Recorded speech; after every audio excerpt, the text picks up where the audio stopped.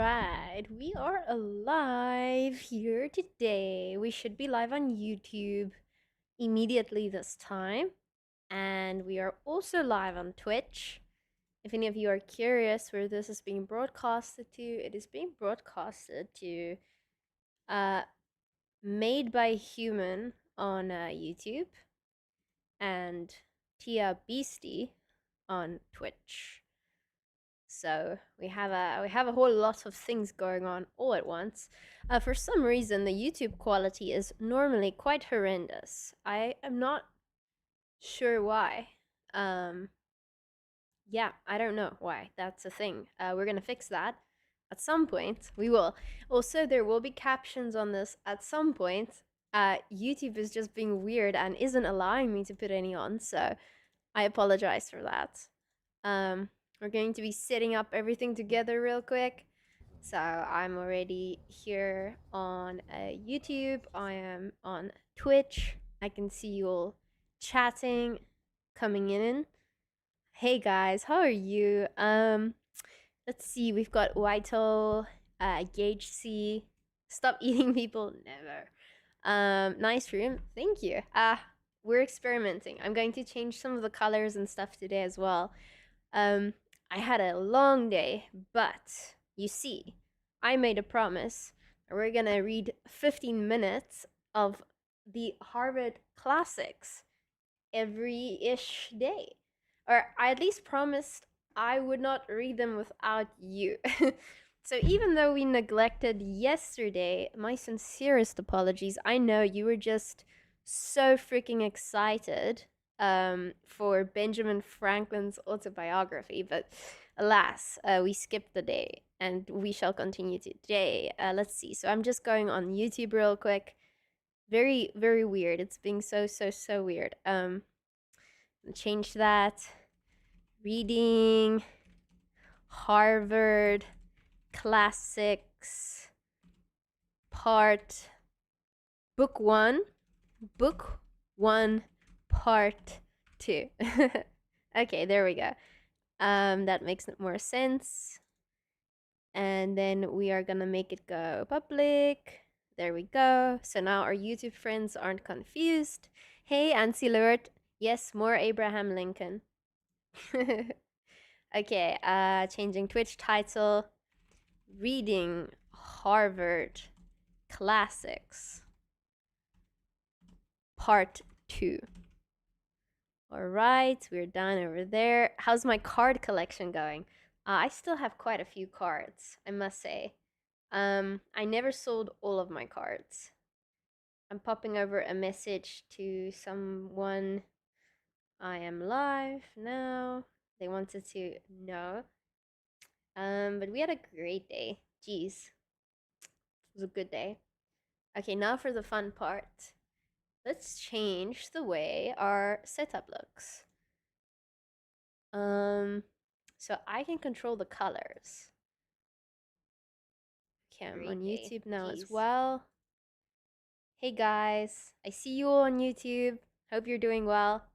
Again, I don't know why the quality is so poopy. I apologize for that. That is YouTube's fault, maybe. Hi, Alfie.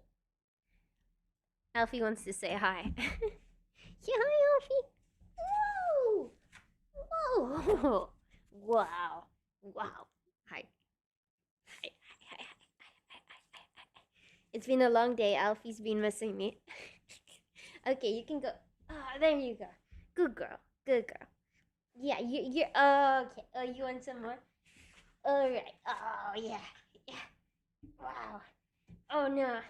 It's WrestleMania. Oh no. Oh no. Oh no, Alfie. Attack. Attack. They have like full-blown wrestling fights. Like the white one literally will bite the black one's neck and like throw her onto the ground. It is cray cray. You might see it in the background. I know. I love you too. I love you too. Go play. Go play. Be good children. Let's see. So, yeah, they're adorable. Um, Alrighty. There they go. Okay, you get to see some WrestleMania in the background. There we go. Okay, so Alfie's in the lead here. Alfie's doing a takedown on Theo. Theo's kicking back hard though. She is putting up a fight. Okay. It's timeout. Timeout. They said timeout. Okay. We're just getting nibbles. Oh, she's going for the pull. That's fighting really dirty. Alfie, that's fighting really dirty. Oh, she's going for the neck. Oh no. Is Theo gonna make a comeback? I think she might. Okay, we're kind of just cuddling at this point. Oh, she's fine. Okay, you know what? They do this every day. I promise they're okay. It's they make it look so brutal. Like what is happening? Okay, we now will put on some music. Music is up next. You know what happened? My previous video already got demonetized. Hey guys, careful. For classical music that is public domain. Of course, some channels are going to try and do that, which is kind of frustrating. So I'm gonna go copyright, free music. Gonna have to go the old-fashioned route. I mean, they're telling me this is supposedly usable music, but then people keep trying to get it. Shall we go for study music?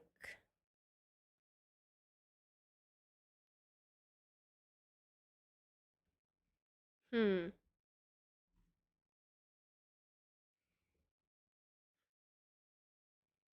Okay, let's see how this sounds. Liftoff of mission 41D, the first flight of the Orbital Discovery, and the shuttle has cleared the tower. So I can't hear anything.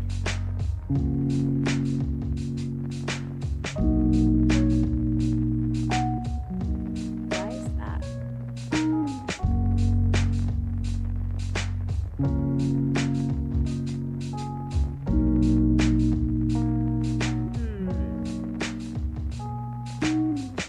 Can you guys hear anything? One of those fake companies who predates on copyright, basically. Yeah. Can we put on Shrek?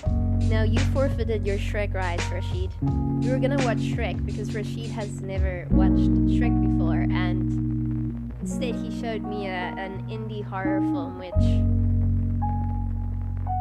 is very bad. I would have preferred Shrek. You can hear it. Okay, good to know. It's just my system that's screwed. Is it very loud? Why can't I hear it? It's a bit loud. How about now?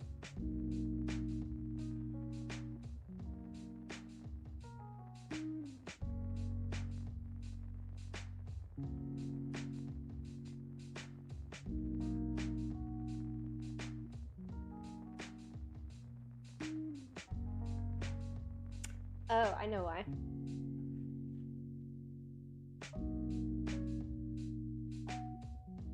Give it 1 second.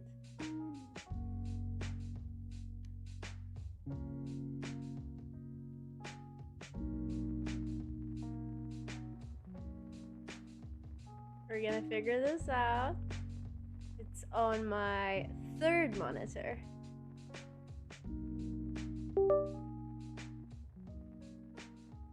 The latest version of the software for your monitor.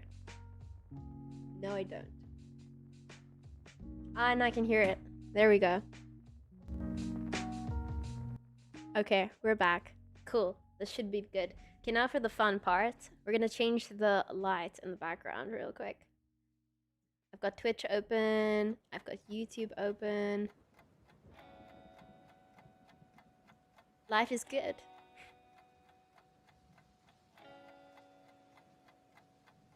Okay, let's see.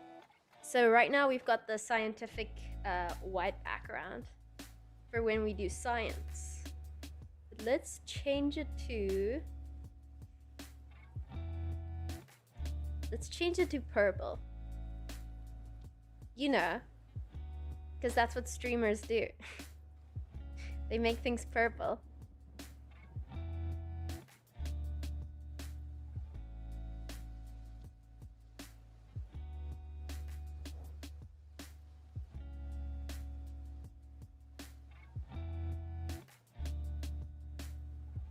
Okay.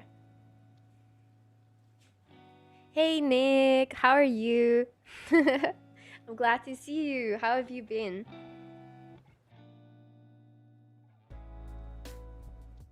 Okay, we're getting there. We're getting there. You might start to see some changes.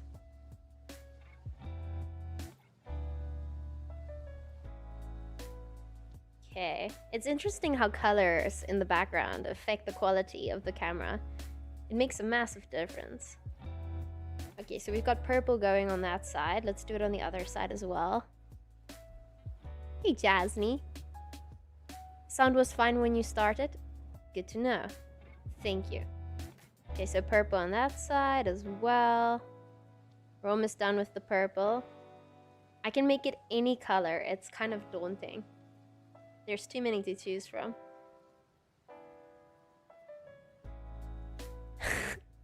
Rashid, you stop that right now. I've been gone far too long. I might make enemies. Okay, so I changed it to purple, but it's showing up as white. Okay, we're going to do the final thing, which is the bookshelves. Let's make that purple as well.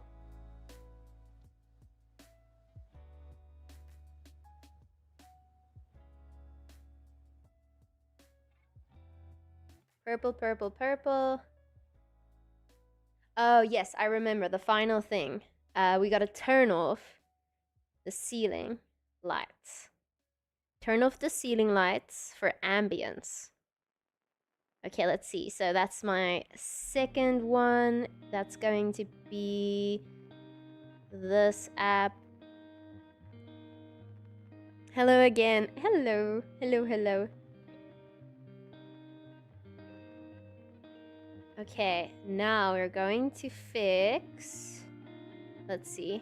We're going to fix this one. Oh, there we go. Look at that. That's kind of cool. Do we want all of them off? I don't know. I think this is fine. I don't really mind it. I think purple could be a good ambience for this one. I think it's good. Yeah, that's neat. We'll keep that. And then last thing I wanted to check out before we start is the streamer cam properties. Does it have any? Output color range. No, it's far too fancy to... Oh, it does. Okay. Okay, before I mess up anything, let's see if I can make it brighter. Contrast. Okay, we're gonna... Okay, I'm so scared. It's at 128 now. Now it's lighter. But that's a crappy light. I'm gonna take it back down a notch. We can make it dark too. 128 seemed to work, honestly. I don't mind it. Okay, now we screwed up. Now it's not changing anymore. Let's redo that real quick. 128. Put it back on default. Hello. Hello, focus. Hi. I'm here. My face is here. Turn back the light, please. Why is it doing that?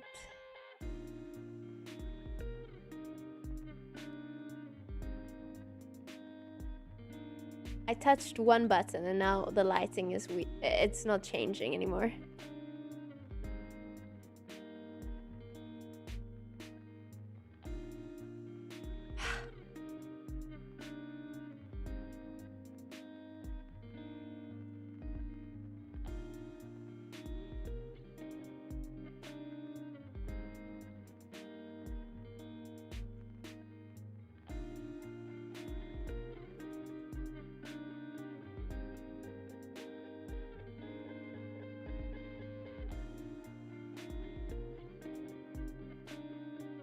See, now it's simply not changing anymore. Nothing I do changes the quality of the lighting. That kind of sucks. Aw.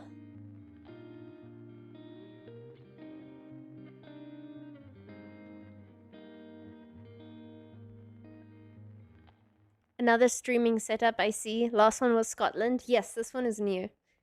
This is in North Carolina.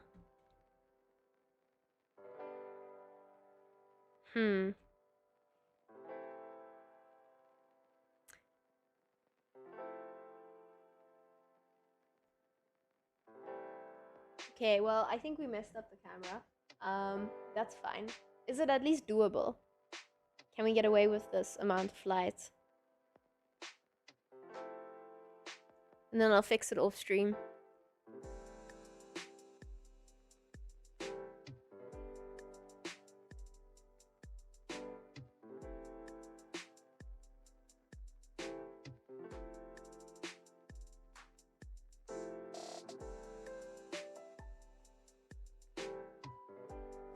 Cold but cozy. I mean, I can always turn back the one light again. I just had a feeling if I started messing with the camera properties, it wouldn't want to go back to normal. Which is what happened.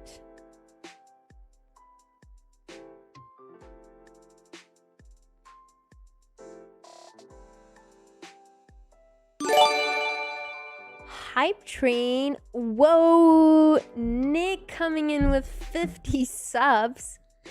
Nick, but why? Why? I have failed so far in my endeavors. I have provided no entertainment whatsoever. Thank you very much. It is so not required, but I really appreciate it. This is not why I invited you on stream, I promise. Okay, you know what? I'm gonna put Twitch on light mode. That's gonna fix it. Back to the good old days. Thank you incredibly much, and everybody who has a sub, say thank you to Nick for giving those out. I'll have to update some of my sub emotes because I think it's been a very long time. I think we have to update the evolution of the little wolfie. For those of you on YouTube, we are on Twitch as well, so we have some emotes here. That's what I'm referring to. Hi, Alfie. I don't ever provide entertainment. I mean, I know Rashid. This is why I'm perplexed. I don't understand. Oh no, she's trying to wrestle me. Have mercy. No. Oh no. She's got my hand. No. Oh no.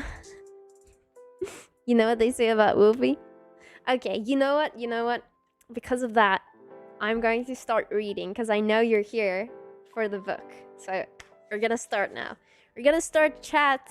We're gonna start. Okay, so for those of you who are not aware, this right here is in fact the Harvard collection of 50 shelf books.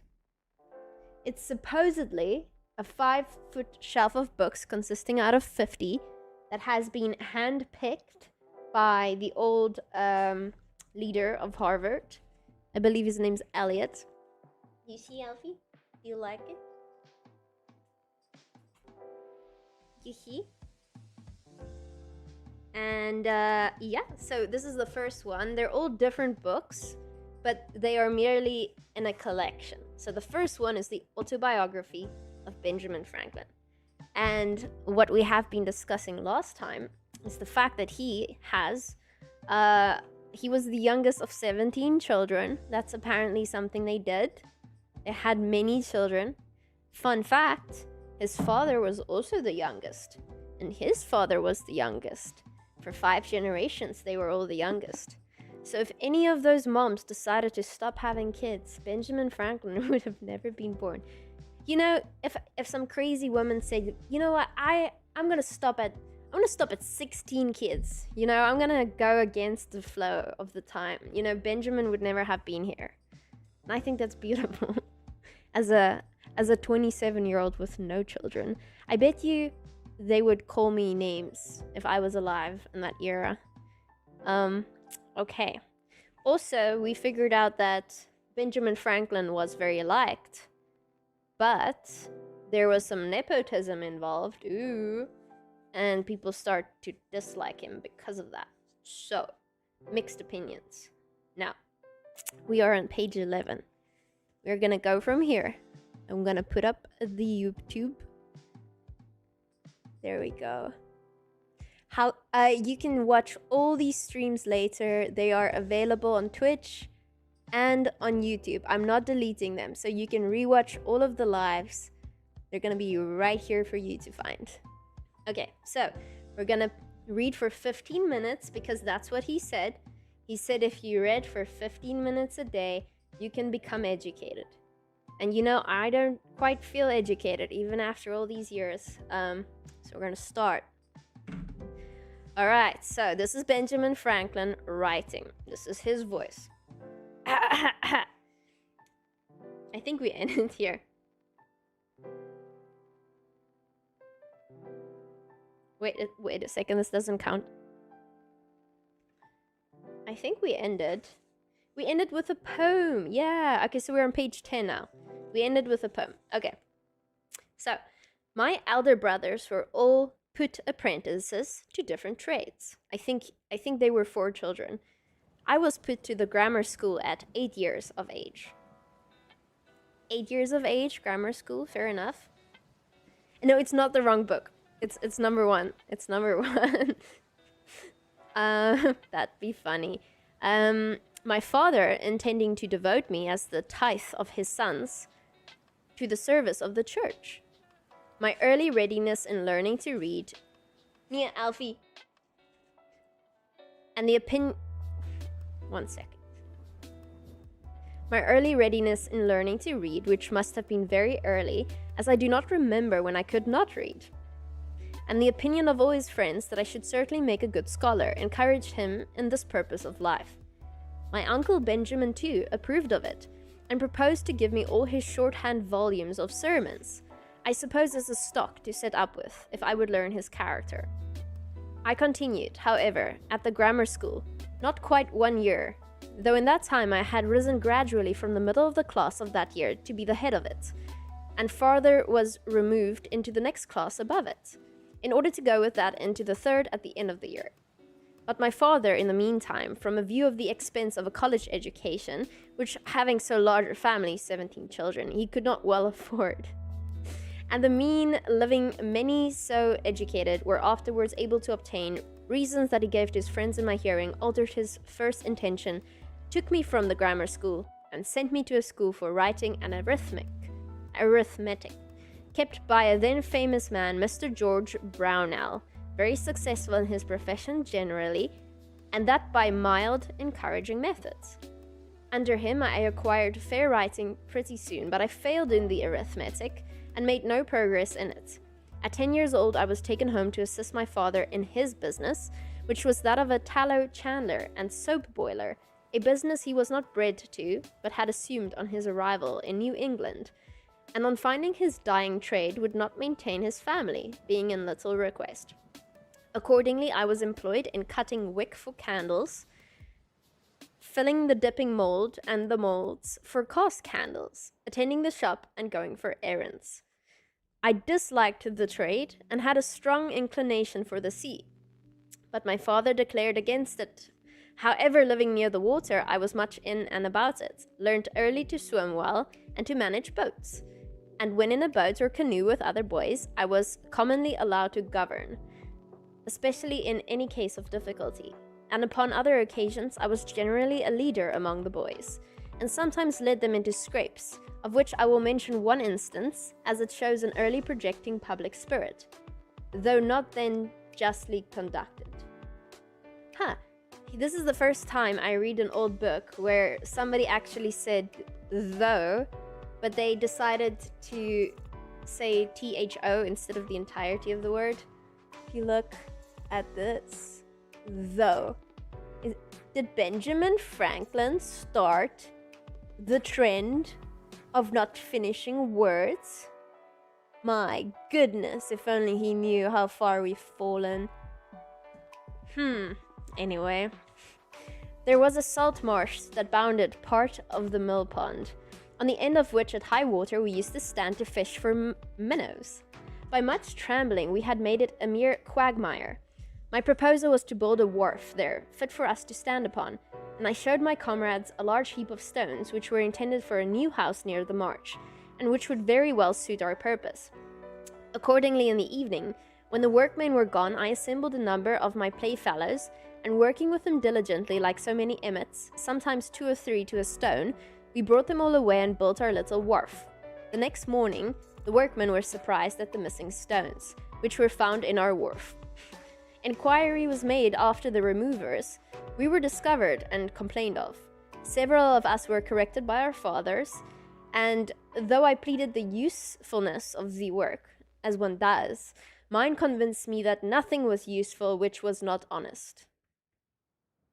Okay. Good dad. Good dad. Nothing was useful which was not honest. I think you may like to know something of his person and character. He had an excellent constitution of body, was of middle stature, but well set, and very strong. He was ingenious, could draw prettily, I like that, but was skilled a little in music, and had a clear, pleasing voice, so that when he played psalm tunes on his violin and sung withal, as he sometimes did in an evening after the business of the day was over, it was extremely agreeable to hear. He had a mechanical genius too. It was extremely agreeable to, and on occasion was very handy in the use of other tradesmen's tools. But his great excellence lay in a sound understanding and solid judgment in prudential matters, both in private and public affairs. Here they spell public with a K. So I assumed, remember, this was published like more than 100 years ago, so things interestingly changes, which I like. Here you can see how they spell public with a K. Very edgy. I like it. I'm going to start spelling things the way they do. I'm going to use though in my theses. I'm going to say though with like a little thingy here in the top. And then they can't quite say anything about it because, I mean, Benjamin Franklin is the one who put forth this notion that it's alright to do. In the latter, indeed, he was never employed. The numerous family he had to educate, and the straightness of his circumstances keeping him close to his trade. But I remember well his being frequently visited by leading people, who consulted him for his opinion in affairs of the town or of the church he belonged to, and showed a good deal of respect for his judgment and advice. He was also much consulted by private persons about their affairs when any difficulty occurred, and frequently chosen an arbiter between contending parties. So this man had 17 children, but still had time to remain friends. Let that be a lesson to all of you. At his table, he liked to have, as often as he could, some sensible friend or neighbor to converse with, and always took care to start some ingenious or useful topic for discourse, which might tend to improve the minds of his children. By this means he turned our attention to what was good, just, and prudent in the conduct of life, and little or no notice was ever taken of what related to the victuals on the table, whether it was well or ill dressed, in or out of season, of good or bad flavor, preferable or inferior to this or that other thing of the kind. So that I was brought... Oh, he did it again. The scoundrel. The maniac. He changed things. I'm telling you, this man did it. He did it spitefully. Wait. I'm gonna show you. Oh, he does it here too. Oh my goodness. Which they did at 89. And then here, he brought up. This man decided not to include the G and the H and instead use an apostrophe. I'm gonna say it, he wasn't beaten enough as a child. I'm kidding. Cruelty's wrong.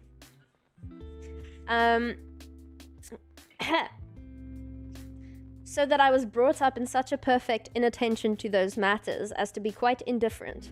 What kind of food was set before me, and so unobservant of it that to this day, if I am asked, I can scarce tell a few hours after dinner what I dined upon. I bet his wife likes that one a lot.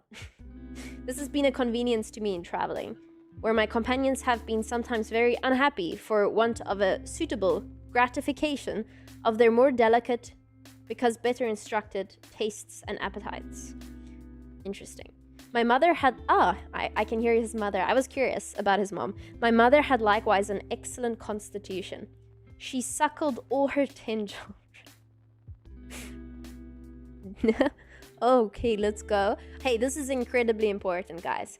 This woman birthed 10 kids. His dad then had another woman, and she birthed more. 17 kids.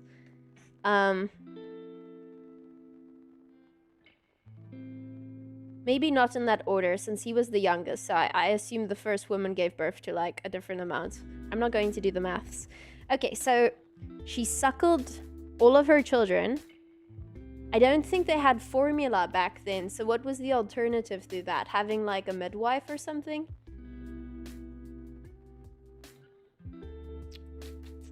She suckled all her 10 children, meaning she breastfed them. I never knew either my father or mother to have any sickness, but that of which they died. He had 89 and she had 85 years of age. So he spelt died.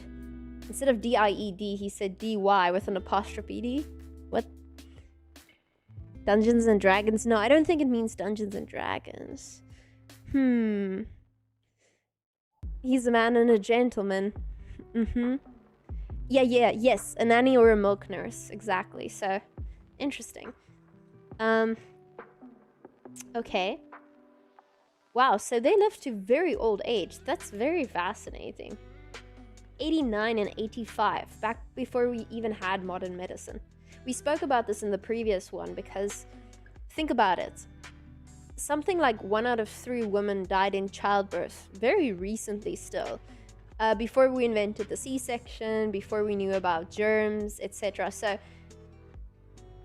I still am of the opinion that this is an outlier and that not all women could successfully give birth, but those who did perhaps were able to do so many times that they could have like 10 children. So that's my theory. So I think she was just very healthy and capable. It's very interesting. Maybe they had access to better resources, I don't know. So they lie buried together at Boston, where I, some years since, placed a marble over their grave with this inscription: Josiah Franklin and Abiah, his wife, lie here interred. They lived lovingly together in wedlock, 55 years. Without an estate or any gainful employment, by constant labor and industry, with God's blessing, they maintained a large family comfortably, and brought up 13 children and 7 grandchildren reputably. From this instance, reader, be encouraged to diligence in thy calling, and distrust not providence. He was a pious and prudent man, she a discreet and virtuous woman. That's my boy. That's my youngest boy. I would love my boy to talk of me like that. She was a virtuous and discreet woman. I don't know if I'm discreet. I talk too much, but virtuous, I like that one. Their youngest son, in filial regard to their memory, placed the stone. Okay, see, so I'm trying to build a character profile of Benjamin Franklin. So, in our first reading of the first 9 pages, he mentions that some would call him vain. And he says he thinks vanity actually did help him in life. And if he could change any of the sins, he would have God call vanity rather something that one should have as a blessing almost. So he's a bit vain, he says himself. Now, I thought it was really, nice that out of all the children, he's the one who placed this marble upon the grave. But he does end it off. This is what it said, right? But then he ends it off. Their youngest son placed the stone. He's like, I did place the stone, by the way. It was me, the youngest. I did that. That's kind of funny. That's a very interesting personality type. But anyway, I'm not mocking him. I'm just having fun. Let's see. By my rambling digressions, I perceive myself to be grown old. I used to write more methodically. But one does not dress for private company as for a public ball. Yeah, look here at the writing again. Tell me if I need to stop showing you the book, but I find it quite interesting. Here. Used, there's an apostrophe there, so no E was used for some reason. And then again, public was spelled with a K. So K fell away over the years. Very interesting. We're laughing with him, yes. What book is this? This is the first book in the Harvard Classics. There are 50 of them.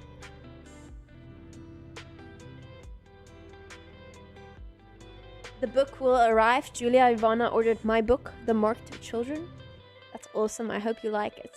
Get past the first 4 chapters and it gets good, I promise. Okay.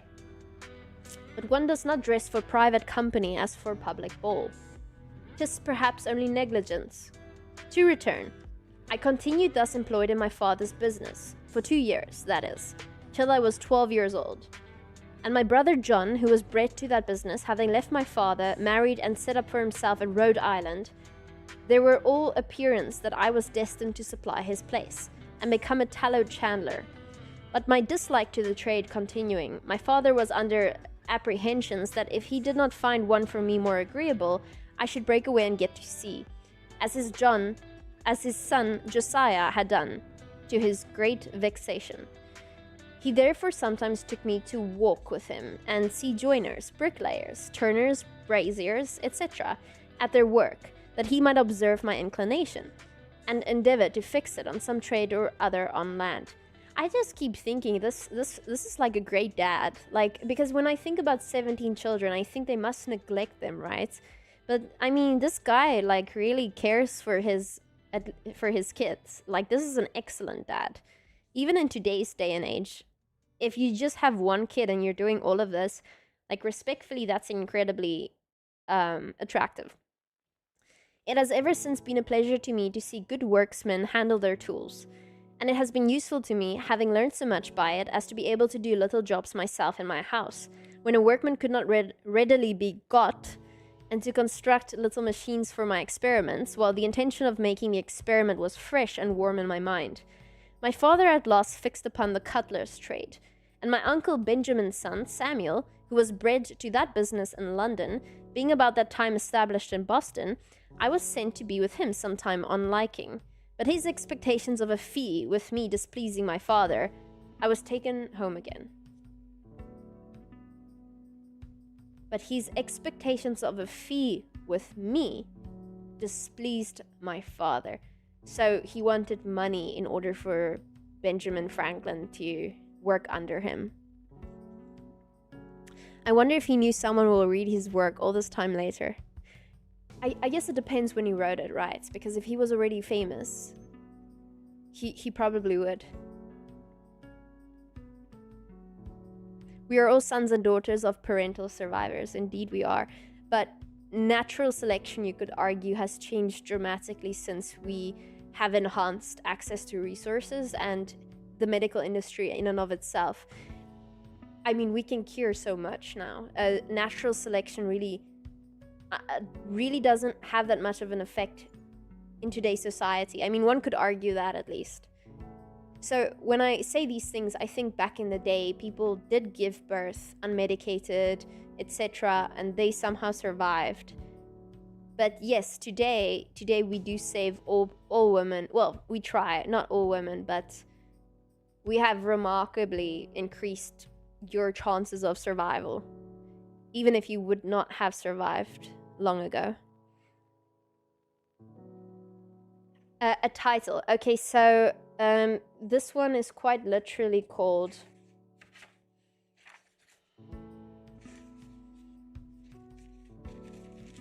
See, it's a compilation of books. So the title is quite literally The Harvard Classics #1.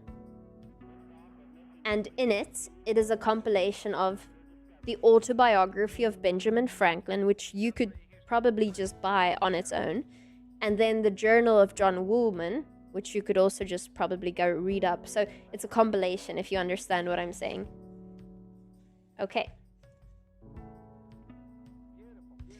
From a child, I was fond of reading, and all the little money that came into my hands was ever laid out in books.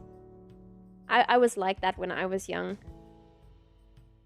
Pleased with the Pilgrim's Progress, my first collection was of John Bunyan's work, in separate little volumes. I afterwards sold them to enable me to buy R. Burton's historical collections. They were small chapmen's books, and cheap, 40 or 50 in all. My father's little library consisted chiefly of books in polemic divinity, or polemic, perhaps, I'm not sure how to pronounce it, most of which I read, and have since often regretted that, at a time when I had such a thirst for knowledge, more proper books had not fallen in my way, since it was now resolved I should not be a clergyman. Plutarch's Lives. There was in which I read abundantly, that's the name of the book, Plutarch's Lives. And I still think that time spent to a great advantage. There was also a book of Defoe's, called An Essay on Projects, and another of Dr. Mather's, called Essays to Do Good, which perhaps gave me a turn of thinking that had an influence on some of the principal future events of my life.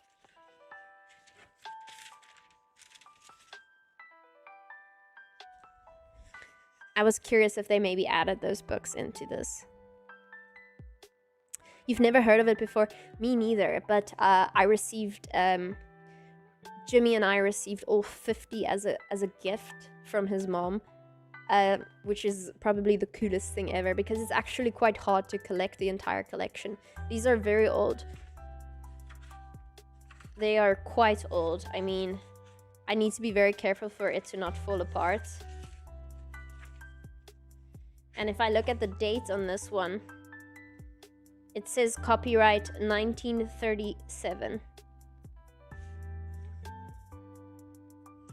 Okay, we are now at, well, we are at 20 minutes. But you know what? Since we didn't read yesterday, I guess we should read another 15 minutes, right? 15 minutes a day. That's what they said. If you read 15 minutes a day and you read all 50 of these books, you should be educated. I'm going to test that theory. Yes, we're just getting into it. Have you read Guns, Germs, and Steel: The Fates of Human Societies? I haven't. Would you recommend it? You're going to have to rewatch it later. Oh, of course. Don't you worry. I know it's incredibly late. I wish I could get to these things sooner, but I am so incredibly busy these days.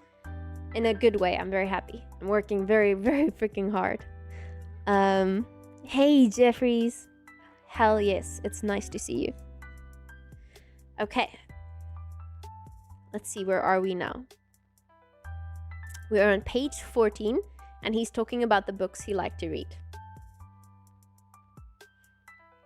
Okay, so he read Essays to Do Good, which perhaps gave him a turn of thinking that had an influence on some of the principal future events of his life. This bookish inclination at length determined my father to make me a printer, though he had already one son, James, of that profession.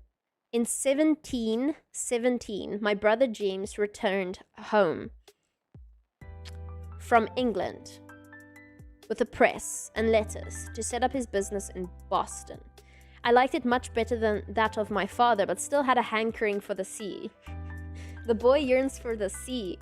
To prevent the apprehended effect of such an inclination, my father was impatient to have me bound to my brother. It's so funny. No boy of mine will be an ocean man. No, no.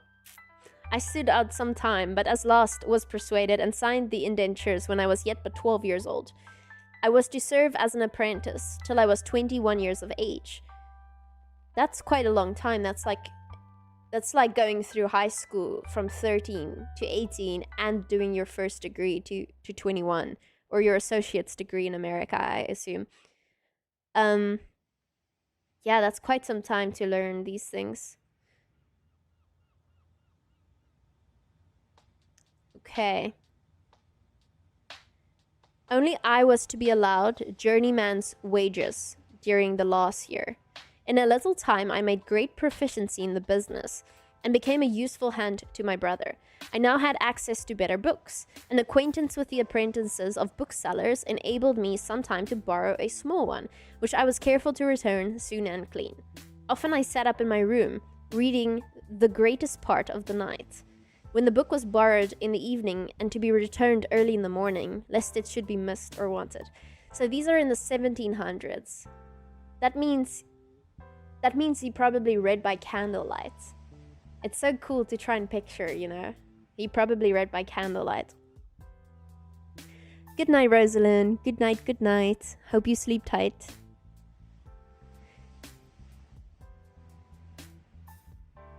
Alpha Gator, thank you for that recommendation. I'll check it out.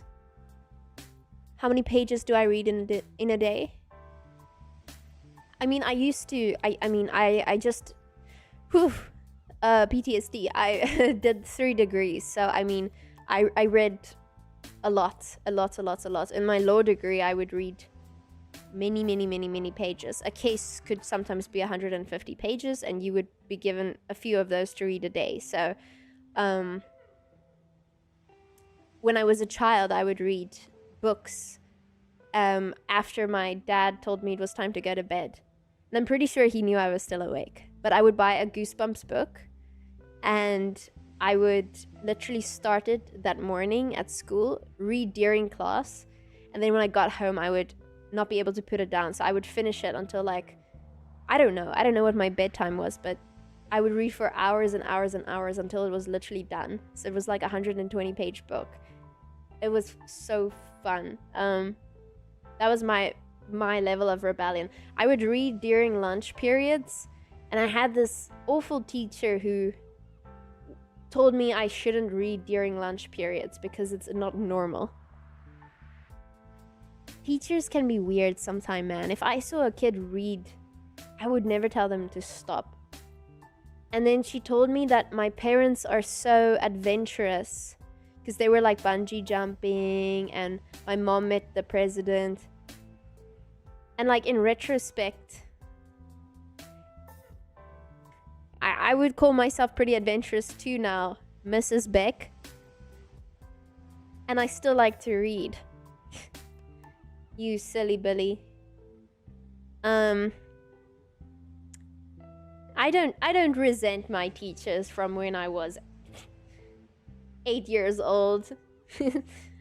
Don't look too deeply into it. I mean, to be fair, she also sent me out of the class to go sit in other classes and treated me badly, but that's a story for a different day. I'm good now. I still read books though. It's kind of more fun when you're told not to. Let's see. So, we're reading books all throughout the night. We're reading books. He would read throughout the night, borrow the book, return it. Yeah, Mrs. Beck, how dare you? She was my 4th grade teacher. And after some time, an ingenious tradesman, Mr. Matthew Adams, who had a pretty collection of books and who frequented our printing house, took notice of me, invited me to his library, and very kindly lent me such books as I chose to read. I now took a fancy to poetry, and made some little pieces. My brother, thinking it my turn to account, encouraged me, and put me on composing occasional ballads. One was called The Lighthouse Tragedy, and contained an account of the drowning of Captain Worthelake with his 2 daughters. The other was a sailor's song on the taking of Teach, or Blackbeard, the pirate. They were Richard stuff in the Grub Street ballad style, and when they were printed, he sent me about the town to sell them. The first sold wonderfully, the event being recent, having made a great noise. This flattered my vanity, there we go, vanity. But my father discouraged me by ridiculing my performances and telling me verse makers were generally beggars. So I escaped being a poet, most probably a very bad one, but as prose, writing had been of great use to me in the course of my life, and was a principal means of my advancement. I shall tell you how, in such a situation, I acquired what little ability I have in that way. I mean, yeah, reading should always be encouraged. I think it's one of the most important things you could possibly do. Being able to thoughtfully put out what you want to say in a manner that is precise. I think that can get one very far in life in areas where it matters. Hey Phantom, this is the Literature Club. We are currently on book 1 of Harvard's collection, 50 books, 49 to go after this one. Hey Sabuli, welcome. Hey AMG, this is what's actually normal. I promise people are the ones who aren't normal, believe me. I mean, we only very recently switched over to phones. You can't really blame kids for struggling really hard to focus these days. But I do like audiobooks. I do think it is a nice alternative. I still think you should read literature with your eyes to develop that part of your brain when you're growing up. But when you're older, sure, audiobooks can sometimes get the information across even faster. Or I can listen to it while I'm driving, which I wouldn't have been able to read a book. So I'm able to do more of that than I would have, which is pretty neat. Okay, so we're now talking about his vanity and then how his dad basically says if you write poetry, you'll become a beggar, which either means that it isn't seen as something great or he thinks he is doing it so poorly he won't make any money. There was another bookish lad in the town, John Collins by name, with whom I was intimately acquainted. We sometimes disputed, and very fond we were of argument, and very desirous of confuting one another, which disputatious turn, by the way, is apt to become a very bad habit, making people often extremely disagreeable in company by the contradiction that is necessary to bring it into practice. That's one of the most complicated sentences I've ever heard. I have never heard a person say something like that in one breath. That's very impressive. And thence, besides, souring and spoiling the conversation is productive of disgusts and perhaps enmities, where you may have occasion for friendship. I want to tweet this tomorrow and not quote anybody and see what people say. As if I came up with... that would be such a fun social experiment. Persons of good... I had caught it by reading my father's books of dispute about religion. Persons of good sense, I have since observed, seldom fall into it, except lawyers, university men, and men of all sorts that have been bred at Edinburgh. How interesting. How very interesting. I studied in Edinburgh. Concise speech is an incredible skill, I agree.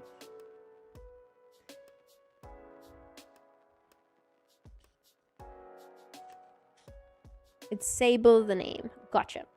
A question was once, somehow or other, started between Collins and me, of the propriety of educating the female sex in learning and their ability for study. He was of opinion that it was improper and that they were naturally unequal to it. I took the contrary side, perhaps a little for dispute's sake. He was naturally more eloquent, had already plenty of words, and sometimes, as I thought, bore me down more by his fluency than by the strength of his reasons. This is exactly what I was talking about regarding being able to talk properly. As we parted without settling the point, and were not to see one another again for some time, I sat down to put my arguments in writing, which I copied fair and sent to him. He answered, and I replied.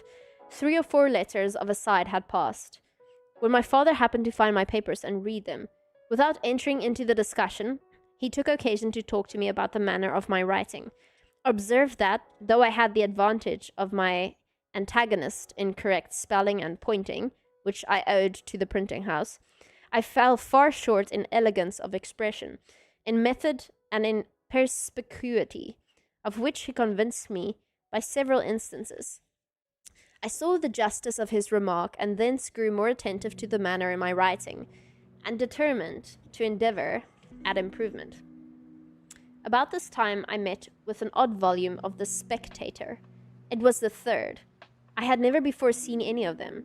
I bought it, read it over and over, and was much delighted with it. I thought the writing excellent, and wished, if possible, to imitate it. With this view I took some of the papers, and making short hints of the sentiment in each sentence, laid them by a few days, and then, without looking at the book, tried to complete the papers again by expressing each hint, sentiment at length, and as fully as it has been expressed before in any suitable words that should come to hand. Then I compared my Spectator with the original, discovered some of my faults and corrected them. But I found I wanted a stock of words, or a readiness in recollecting and using them, which I thought I should have acquired before that time if I had gone on making verses, since the continual occasion for words of the same import but of different length, to suit the measure, or of different sound for the rhyme, would have laid me under a constant necessity for searching for variety, and also have tended to fix that variety in my mind, and make me a master of it. Therefore I took some of the tales and turned them into verse, and after a time, when I had pretty well forgotten the prose, turned them back again. I also sometimes jumbled my collections of hints into confusion, and after some weeks endeavored to reduce them into the best order before I began to form the full sentences and complete the paper. This was to teach me method in the arrangement of thoughts. By comparing my work afterwards with the original, I discovered many faults and amended them, but I sometimes had the pleasure of fancying that, in certain particulars of small import, I had been lucky enough to improve the method or the language, and this encouraged me to think I might possibly in time come to be a tolerable English writer, of which I was extremely ambitious. My time for these exercises and for reading was at night, after work or before it began in the morning, or on Sundays, when I contrived to be in the printing house alone, evading as much as I could the common attendance on public worship, which my father used to exact on me when I was under his care, and which indeed I still thought a duty, though I could not, as it seemed to me, afford time to practice it. Interesting. So, they're obviously big Christians, and he died being a Christian still. When about 16 years of age, I happened to meet with a book written by one Tryon, recommending a vegetable diet. I determined to go into it. My brother, being yet unmarried, did not keep house, but boarded himself and his apprentices in another family.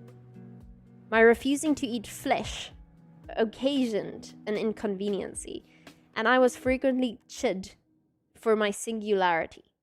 I made myself acquainted with Tryon's manner of preparing some of his dishes, such as boiling potatoes or rice, making hasty pudding, and a few others, and then proposed to my brother that if he would give me, weekly, half the money he paid for my board, I would board myself. He instantly agreed to it, and I presently found that I could save half what he paid me. This was an additional fund for buying books, but I had another advantage in it. My brother and the rest going from the printing house to their meals, I remained there alone, and dispatching presently my light repast, which often was no more than a biscuit or a slice of bread, a handful of raisins or a tart from the pastry cook's, and a glass of water, had the rest of the time till their return for study, in which I made the greater progress from that greater clearness of head and quicker apprehension which usually attend temperance in eating and drinking.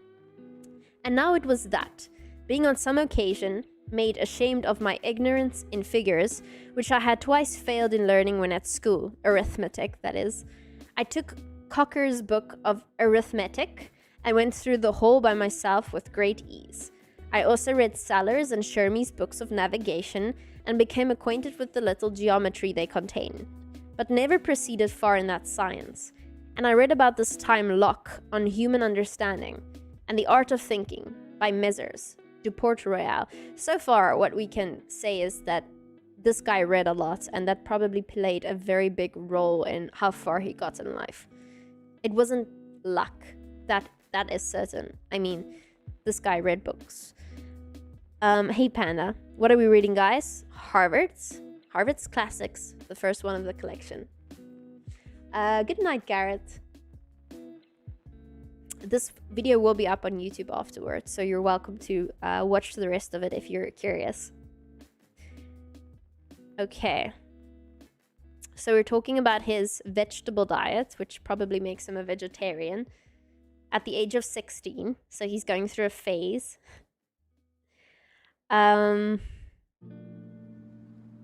He read some more. And while I was intent on improving my language, I met with an English grammar. I think it was Greenwood's, at the end of which there were 2 little sketches of the arts of rhetoric and logic, the latter finishing with a specimen of a dispute in the Socratic method. And soon after I procured Xenophon's Memorable Things of Socrates. Okay, so Socrates is one of the things he started reading, wherein there are many instances of the same method, the Socratic method. I'm going to make a note of that. I would love to look that up myself, actually. It's on my list of things, reading the great philosophers, but I bet some of them might even be in this collection, so we shan't jump ahead. I'm also reading Carl Jung at the moment, but I'm not doing that on stream. I'm doing that while I'm in the shower on an audiobook. And so far, Carl Jung is telling me how he disagrees with Freud sexualizing the child and calling it polymorphic sexual dysfunction. I remembered that word. I was wondering if I should write it down. Polymorphic sexual dysfunction. And Carl Jung agreed, but said it wasn't the sex arousal thing. It was more a precursor to developing sexual desire in the child, and he called it libido. Interesting. Freud thought it was the same as an adult being sexually aroused in some way.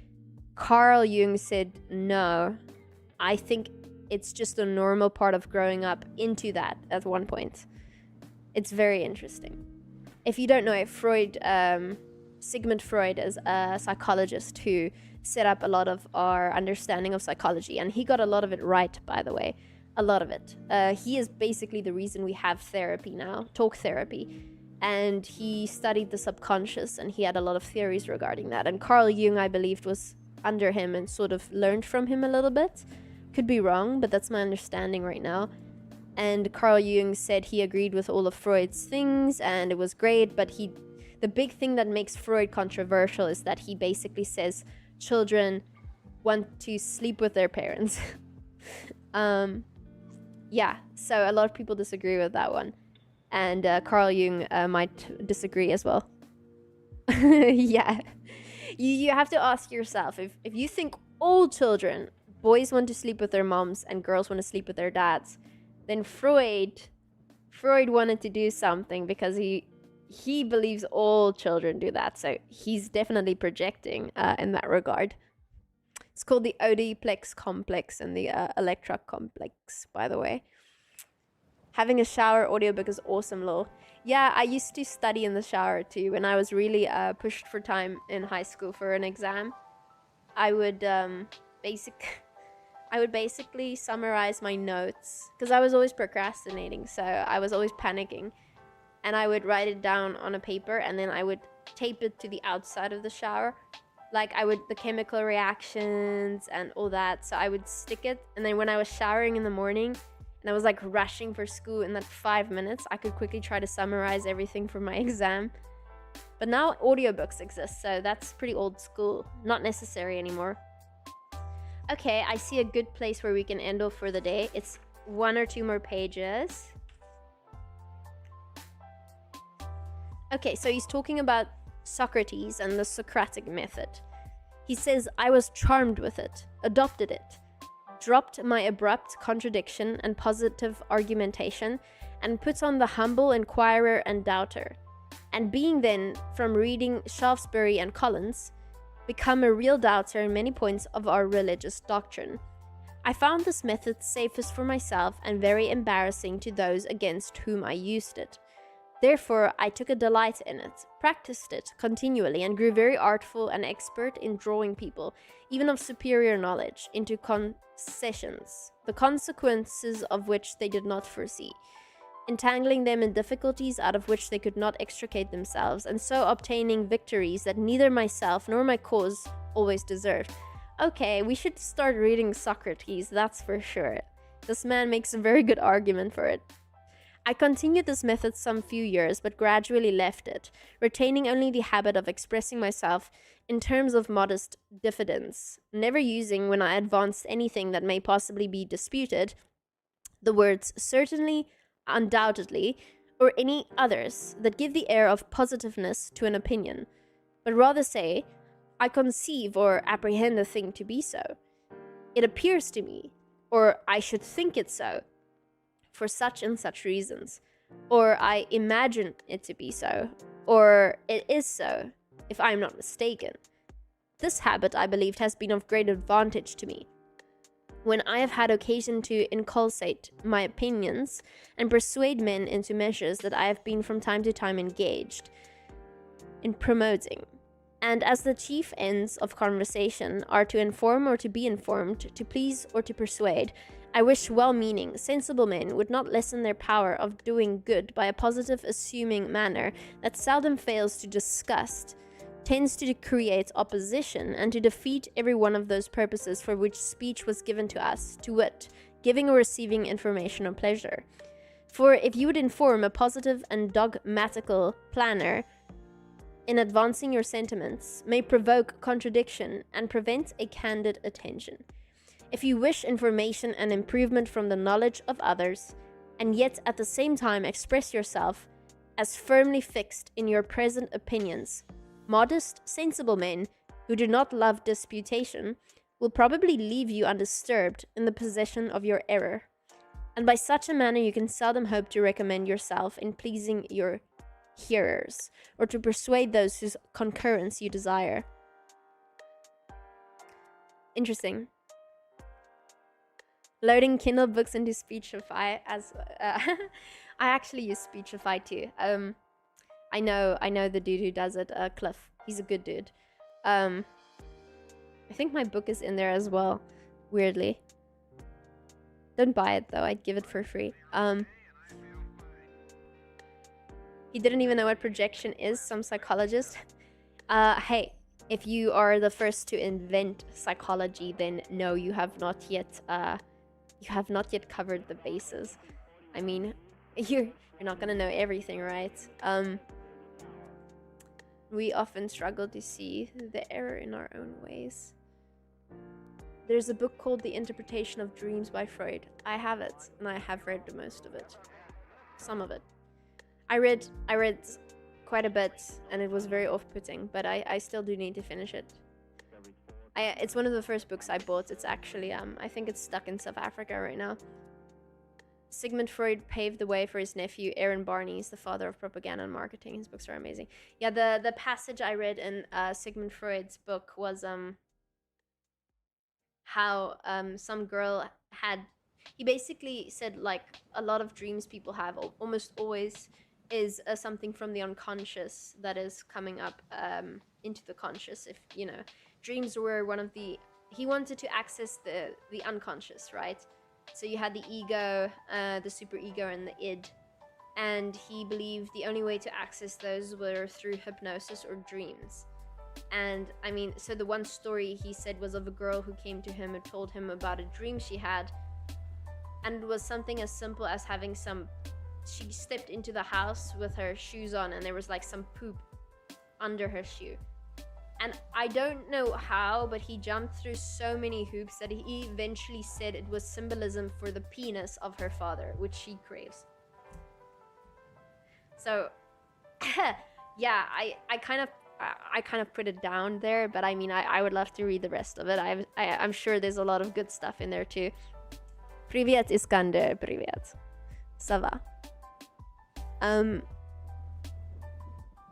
Again, you can have some wrong things and opinions, but yeah, he had a lot of right stuff too, so he's still somebody who should be studied. There's a lot of, like, psychoanalysis was one of the most difficult subjects I actually had in university. When I reached an honors level degree, it was incredibly difficult, actually. Psychoanalyzing a person is trying to actually get deep into what's happening there, right? It can take years to actually psychoanalyze a person. there are so many methods to do it. It is quite something. Far-fetched, to be honest. That specific one, I agree. It's a little bit far-fetched, one might say. I don't think all dreams have meaning, personally. I do think a lot of them do. Like, I mean, there's obviously patterns. Like, some people dream about the same thing all the time. Like, when I was in high school, I kept dreaming of being in awkward situations with friends or teachers. Obviously, I was socially anxious, and that's what my dreams were trying to play out. So it's understandable that there is a lot of things going on there in the subconscious that we are not quite aware of. Okay, so the final part I will lead you with. He says how one should not say I am right, but I think this thing is, he's basically saying don't confront people in a manner that comes off as argumentative, but rather make a statement that seems neutral about something you believe to potentially be true. I quite like that. I mean, that is something I think hopefully I would have done already. It really depends what your goal is. If your goal is to actually argue in an argumentative manner, then you wouldn't talk that way. But if your goal is to actually come to an understanding and have a discussion with a person, then yes, that's probably how you should approach it. I understand. So he says here, in whatever book it was, men should be taught as if you taught them not, and things unknown proposed as things forgot. Father recommending to us, he said, to speak though sure with seeming diffidence. And he might have coupled with this line that which he has coupled with another, I think less properly, for want of modesty is want of sense. If you ask why less properly, I must repeat the lines. He says, immodest words admit of no defense. For want of modesty is want of sense. That's a banger tweet right there. I just laugh at it because I bet nobody has ever heard that before. Benjamin Franklin. Anyway. Now, is not want of sense, where a man is so unfortunate as to want it, some apology for his want of modesty? And would not the line stand more justly thus? So Benjamin says he thinks it should be this. Immodest words admit but this defense, that want of modesty is want of sense. This, however, I should submit to better judgments, he says.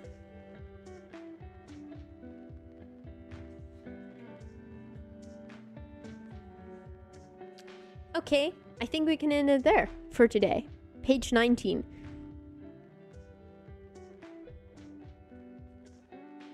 Page 19. Lest we forget.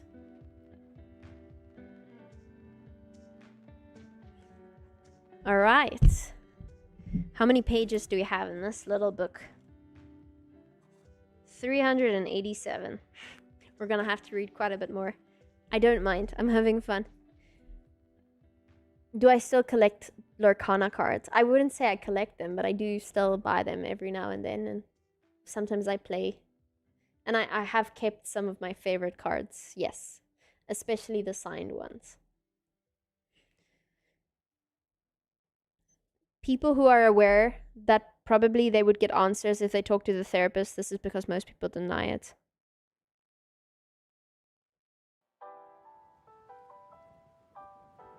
Tia, serious question. How would you analyze a person who knows that talking therapy is actually good for themselves? I mean, people who are aware that probably they would get answers if they talk to the therapist, because most people deny it. I mean, that's fine. It's not supposed to be a secret, right?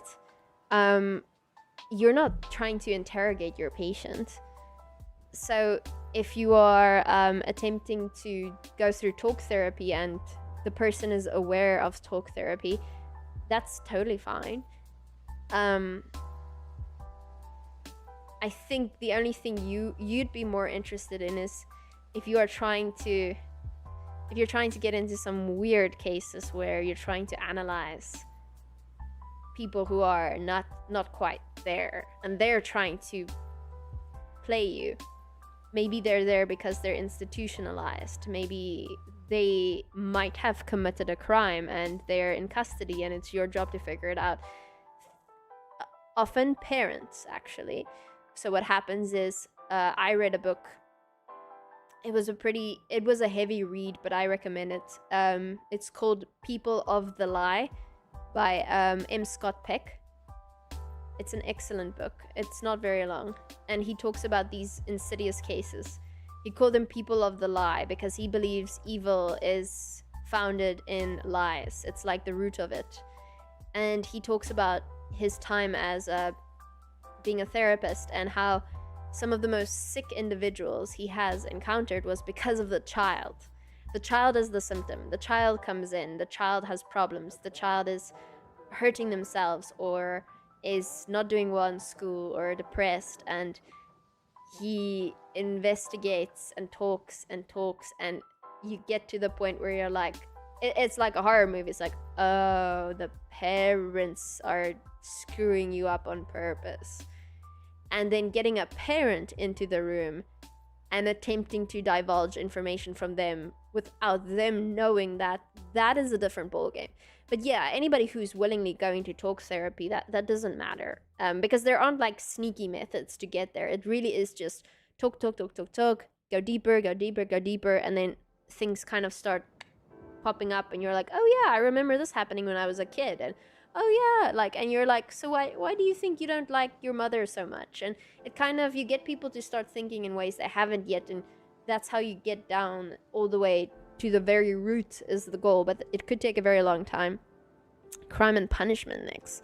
I had the notion that they think therapy doesn't work, or that they don't believe in therapy. I'm very interested. Yes, you should read it. It's one of my mom's favorite books too. You like the new space? Thank you. I'm glad. I wonder if a great liar could get away after several therapy sessions. Yeah, 100%. I mean, it's not a movie, right? You're not dealing with the best therapist in the world, but yeah, there are certain telltale signs that dangerous personality types give off. But I mean, you could fool. So here's the thing, right? The people who need therapy most are often the ones who will never go to therapy, because why would they? You know, a narcissist will not want to go to therapy. It's like a sociopath or a psychopath. Why would you find them in a therapist's office? You know, so unless they're forced to be there, in which case they're just going to pretend to be normal. It's pretty easy to fake. Like, again, it's not a movie. Like, you would really need many sessions with a person like that, and you would need to see them in action in real life, and you would need like a whole case built against them. But if they're completely oblivious, like if they have never studied psychology and they just happen to be a narcissist, or they happen to be a psychopath or a sociopath, then no, then they're definitely gonna get caught out, because if they haven't studied it as deeply as they should, they won't know the telltale signs that they're giving off. That's extremely problematic, and that's something a therapist might be able to pick up immediately. You know, it's very interesting. Like, when I talk with people, like, there are certain things that you can do or say that immediately raises a flag as abnormal behavior. Like, it doesn't, you can't just diagnose somebody off of that, which is what people on the internet freaking love to do. They just love to diagnose people after seeing like an interview or something with them, which is not enough. But yeah, there are definitely certain things a person could say that immediately is like, whoa, uh-oh. I never got people saying I don't believe in therapy. I think it's just the ego talking, really. It's just an ego thing. It's not, it's having to admit that you need help. and that some person can help you. And sometimes that person's often a woman, and you can see how that plays out, right? People are very manly and masculine, and they don't necessarily want to. It's very vulnerable going to therapy, so you can imagine the previous generations might put up a fight. A lot of people say it really helps. I feel like I have enough internal dialogue already. Is there a time every day you do a stream? I wish. I absolutely wish. I wish, but I have such a heavy schedule. In the perfect world, I would do it much earlier. But for now, I'd rather do it late than not at all. I feel a normal person, but I fear they tell me something like you're an abomination. Dark triad people won't ever take accountability, and I find that so depressing. Low. Yeah, I can tell you some fun things, like if you're interested. So, okay, so there is this one YouTube video which is very interesting of I believe it's a psychopath. So there's a difference. A sociopath will probably actively go out of their way to cause bad things, right? A psychopath, I see almost from my point of view being more like robotic. Like they don't do human emotion. So yeah, a psychopath is higher chances to murder a person because they don't really, to them it's not like, oh no, I can't hurt somebody. But a sociopath will lie and deceive and will go out of their way to cause like serious shit. Excuse my language. But now you call that antisocial personality disorder, by the way, if you want to look it up. In the DSM-5, you don't call it a sociopath.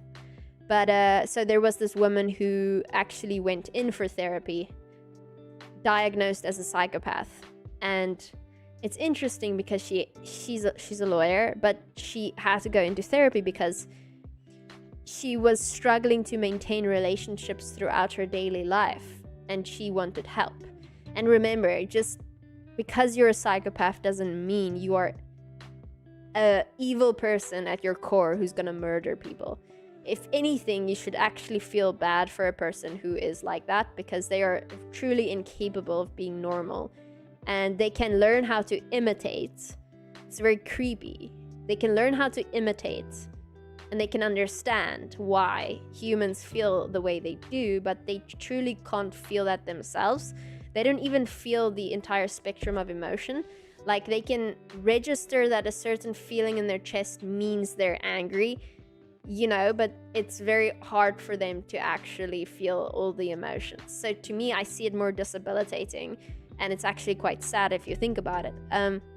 But yeah, this woman came in for help because she struggled to maintain relationships, and the therapist had to help teach her how to not be really not a nice person to other people, because obviously you're going to struggle to maintain a relationship.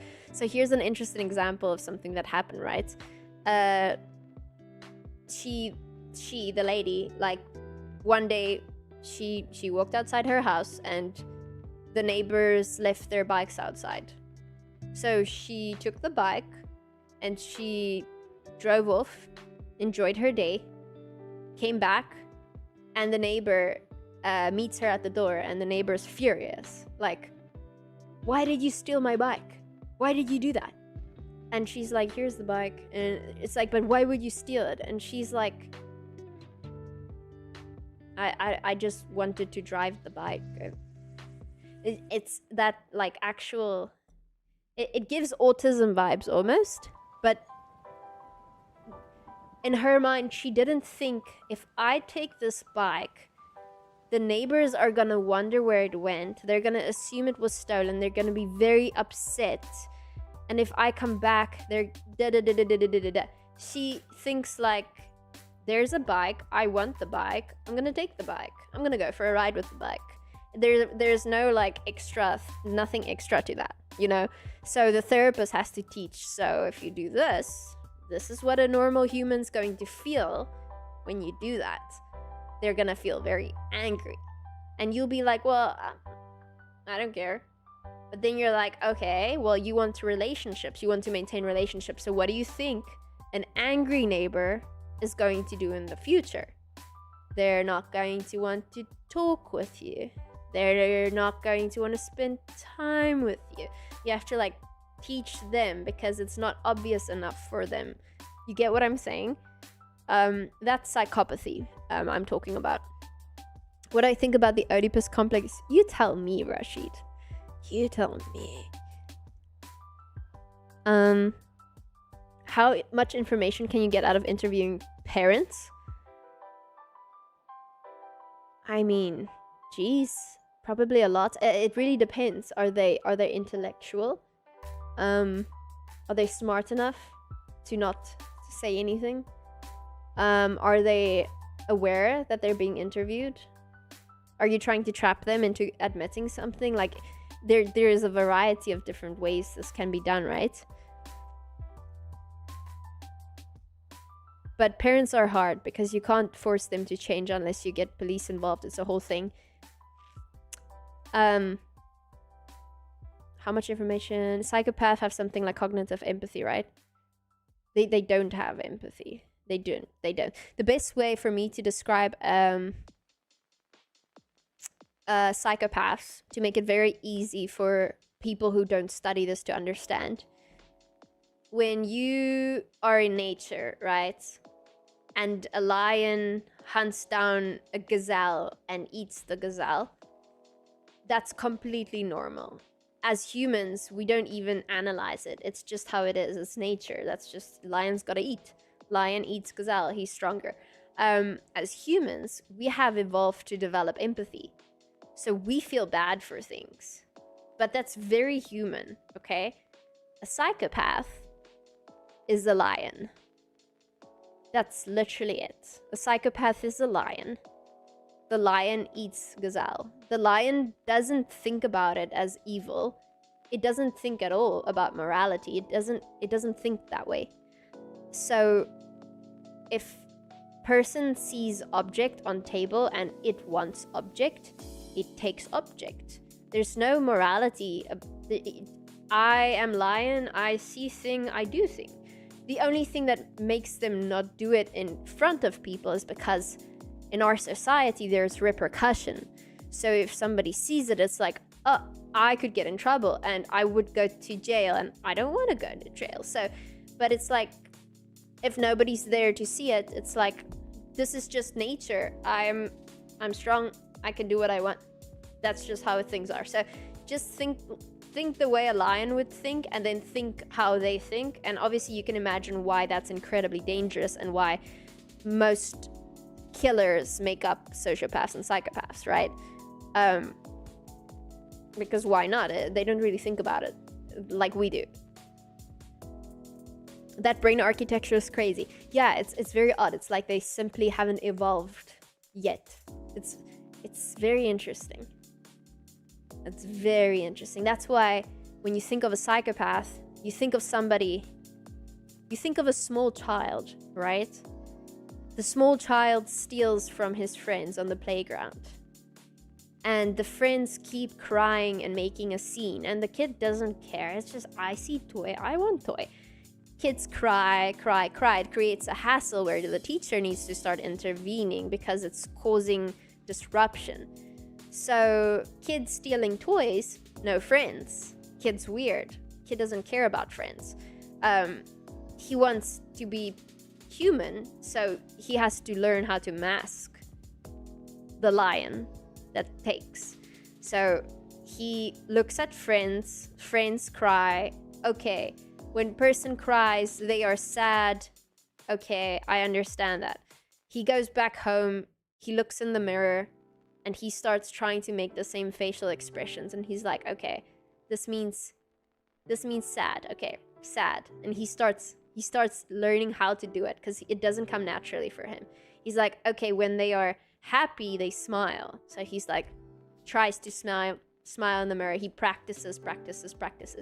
Basically what we all do to fit in socially, but from a very different point of view, very different. Like, normal people probably are like, girls are wearing their hair up, so I'm gonna wear my hair up because that's very cool right now. But for them, they have to learn how to fit in, because if they don't fit in, there's consequences to that. So Yes, the psychopath will smile. The evolved psychopath who is older will get further, but yeah, they're not master manipulators per se. You can catch them if you look enough. They it's like they're humans in disguise. It's a very very ominous. The sociopath doesn't give a damn about your emotions either, but the sociopath wreaks havoc on purpose. Unlike the psychopath, the sociopath is a master manipulator. The sociopath smiles, charismatic. The sociopath will kill you.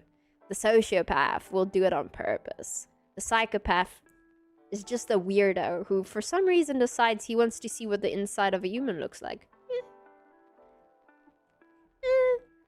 Like, kills animals at a young age, you know? Because why not? They don't develop like normal kids who are like, no, bunny. They're just like, oh, I wonder what happens if I drop bunny from moving car.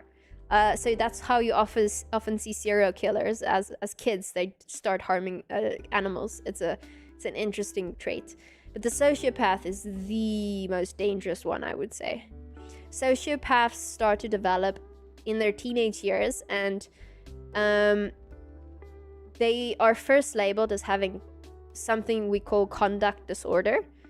It's when teenagers and kids start to do things like they start fights on purpose, they start illegal things, they steal, they set burnings on fire. It's conduct disorder.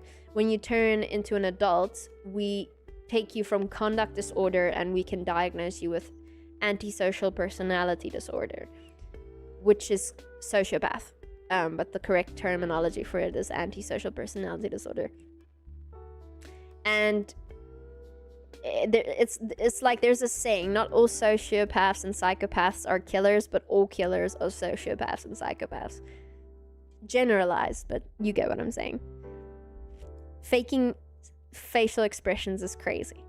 Yeah, because they just want to fit in.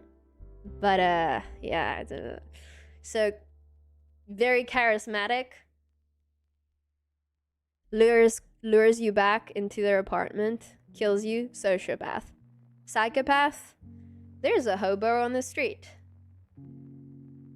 I wonder what would happen if I drag the hobo into a bush and stab him. Does it. Police takes him into custody. They're like, why did you do it? He's like, I don't know. I just, That's a psychopath. Sociopath, manipulating, cunning, charismatic. Yeah, anyway. I smile because I like creepy stuff like this. It's very interesting when you start to analyze it. But yeah, and then you have the narcissist, and narcissist is an entirely different thing. Narcissists are just crappy people all around. That's about it. Crappy people. Am I live on Twitch? I am. It's like a disability. It is. A lot of personality disorders are like disabilities. I mean, they are by definition a disorder, right? It's crazy that, because I mean, we just make up things, right? It's not like, I can't necessarily biologically find in your brain that you're a narcissist, right? But it's like, we all have personalities. And the DSM-5 is written by humans, right? And it has evolved from the DSM-1, 2, 3, 4 to 5. And it's the manual we use to diagnose people in medicine. And we have chosen, 16 personality disorders, I think? We have picked 16 or so types of personalities. Let me just double check. I believe it's 16. I don't want to make something up right now. I know all of them, but I'm not going to count them. Personality disorders. 10? Am I mistaketh? I mean, I know there's cluster A, cluster B, and cluster C. Where does 16 come from? Why am I thinking of 16? What am I confusing this with? Because this is very, very specific. Is 16 the amount of... Is that the Myers-Briggs test or something?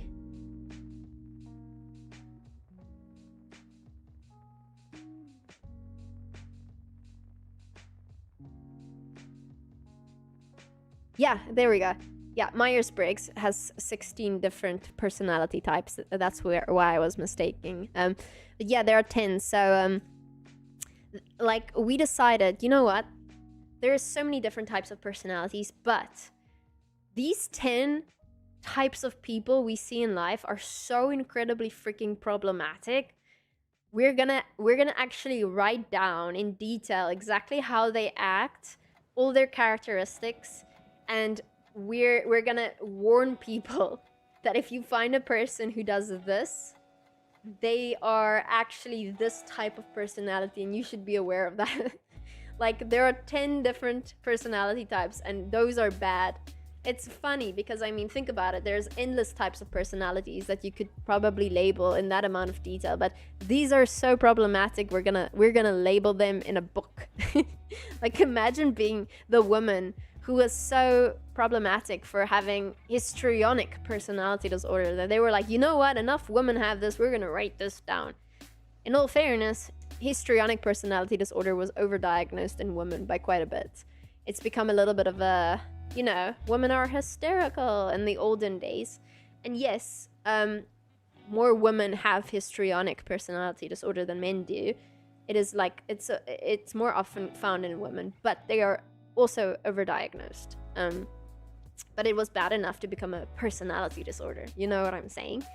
Like imagine if we're like, you know what, men are too masculine and that's a problem, and we like made that a whole like thing. Like the Chad bro who goes to gym, he does this religiously, it's a routine. If he doesn't go to the gym, he gets upset. He alters his diet for the main purpose of building a physical physique. He does this and that, and we call it like a personality disorder. You know, like it's just so funny to me how that works. We always have to criticize the DSM-5 itself as well, because really all these things are human made, but it's good to be able to label something. It's very important, because once you're able to label something, you can start to alter it or work on it or fix it or whatever. Like it's very eye-opening if somebody can get a, like if somebody has anxiety and it's so extreme that they finally get help, and it's like, well no, here actually the amount of anxiety you get is far above the threshold of normal, and you have an anxiety disorder. Like that label can help people, because people want to know what's normal. And I mean, again, normality changes like every few years. Normal isn't always a good thing, but normal means the general population act a certain way, and we can objectively tell you that because you're way too sad actually. Like actually normal people don't think about um getting hit by a car. You're like, oh whoopsie. It's like, yeah, no, actually that's really bad. Sometimes it helps having a label to say, hey, you have ideation of certain things. I don't want to talk about everything on here because there's probably restrictions on these things, but it's like you can't, you have ideation of doing bad things, or maybe you cry 3-4 times a week and maybe you don't feel anything anymore. It's nice to have a label and exact instructions of what we categorize as abnormal. So it's nice to know, hey, if you actually do this for this amount of time, this many times a week, blah blah blah, you're not, this isn't a normal human thing. Normal humans aren't this sad. We're gonna help you. This is like depressive disorder, you know. It's very good for us to help people at the end of the day. Labels help us. It's we're obviously, I'm not saying we should wear our labels in public and get scrutinized and blah blah blah, but it's nice to be able to label. And yeah, it's like I see the DSM-5 as like a compilation of human, like I feel like if you look at it in 10,000 years from now, you know, you're gonna have a whole different manual with different things. But it's like a very interesting like view into the human psyche. And it's very interesting how there's so many people who have had that specific thing that we have a whole little textbook about it. Like we can tell you what works for most of them. Like we can get help. We can tell you most of these people who have these things respond well to this and that and this, and it's nice to be able to have that type of database. And of course we also use it when people are dangerous, like I said, like Munchausen by proxy. Munchausen by proxy. Here's a fun one. You guys asked me about analyzing parents. So Munchausen syndrome, Munchausen by proxy, it's basically if you want to make yourself a victim constantly because you need attention. So I believe that's just Munchausen. Munchausen by proxy is when you harm someone else and make them sick so you can get attention, which normally happens when a mother makes their child sick on purpose so they can go to the hospital, so they can get attention from other parents. So that's an interesting one. Like there's a, if you ever saw the movie the Sixth Sense, the boy who says I see dead people, there's a scene where this one girl was in that type of situation where the mother was basically poisoning her food every day because, again, you get a lot of attention. That girl, by the way, what's her name? You guys know this. That girl who killed her mother, actually, and she came out of jail recently. She killed her mother for doing it to her all those years. I'm sure one of you know her. She... No. It's not a spoiler alert. I promise, Succulenter. It's not. Okay, maybe it's a teeny tiny one. Come on. Do you guys know what her name is? I'm sure you do. She has little glasses on, and she was always in a wheelchair.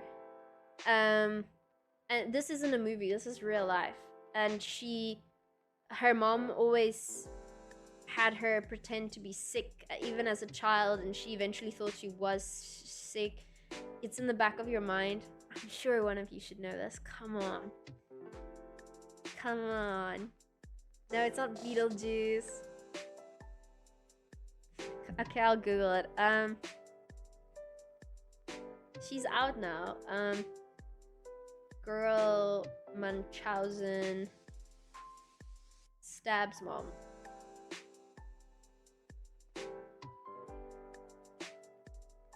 Gypsy Rose. There you go. Gypsy Rose. You can Google her. So, Gypsy Rose was, as a child, consistently made to think she was sick. She was in a wheelchair. She was always getting IVs. Her mother, literally, just everywhere she went, her mother was like, she grew up. Even as a teenager, she was still in a wheelchair. She didn't know any better. She thought she was sick and dying. And eventually she got a boyfriend, and she and the boyfriend conspired, and they went in and they killed the mother. And so Gypsy went to jail for that, prison. And she was recently released. I don't know. I'm very on the fence about this. I'm not going to make my opinions clear, but if you put yourself in her position, truly, what option do you have?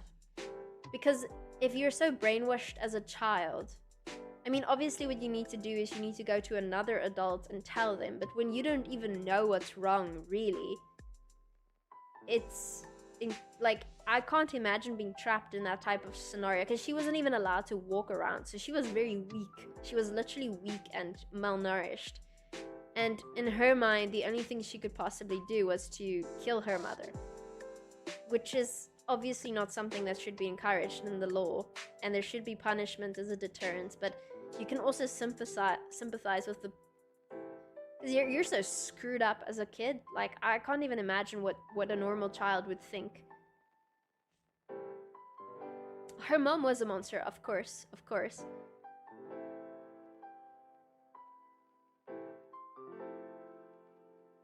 Yeah, no, it's crazy. It's just like I always try to put myself in that position, and I'm like, what would I do? Like, you're not old enough to be able to reason, oh, of course, I should just call the police.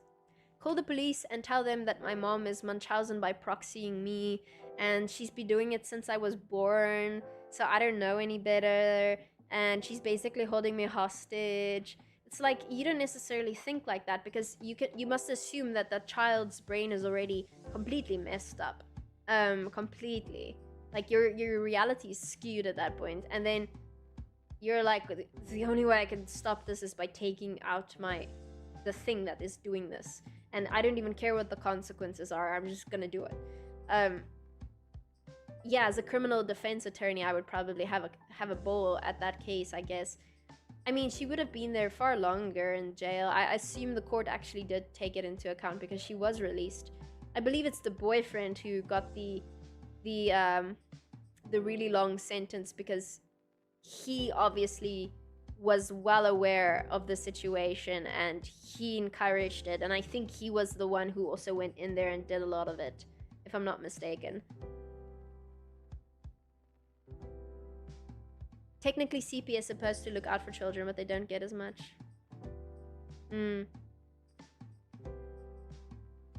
You're so influenced from your parents, they have such an impact on you. The fact that she got away, sadly, by being forced to do a horrible thing is an incredible story. Yeah, there are a lot of those stories. It's very sad, actually. Her name is... I already forgot it again. Her name is Gypsy Rose, and her mom was Dee Dee.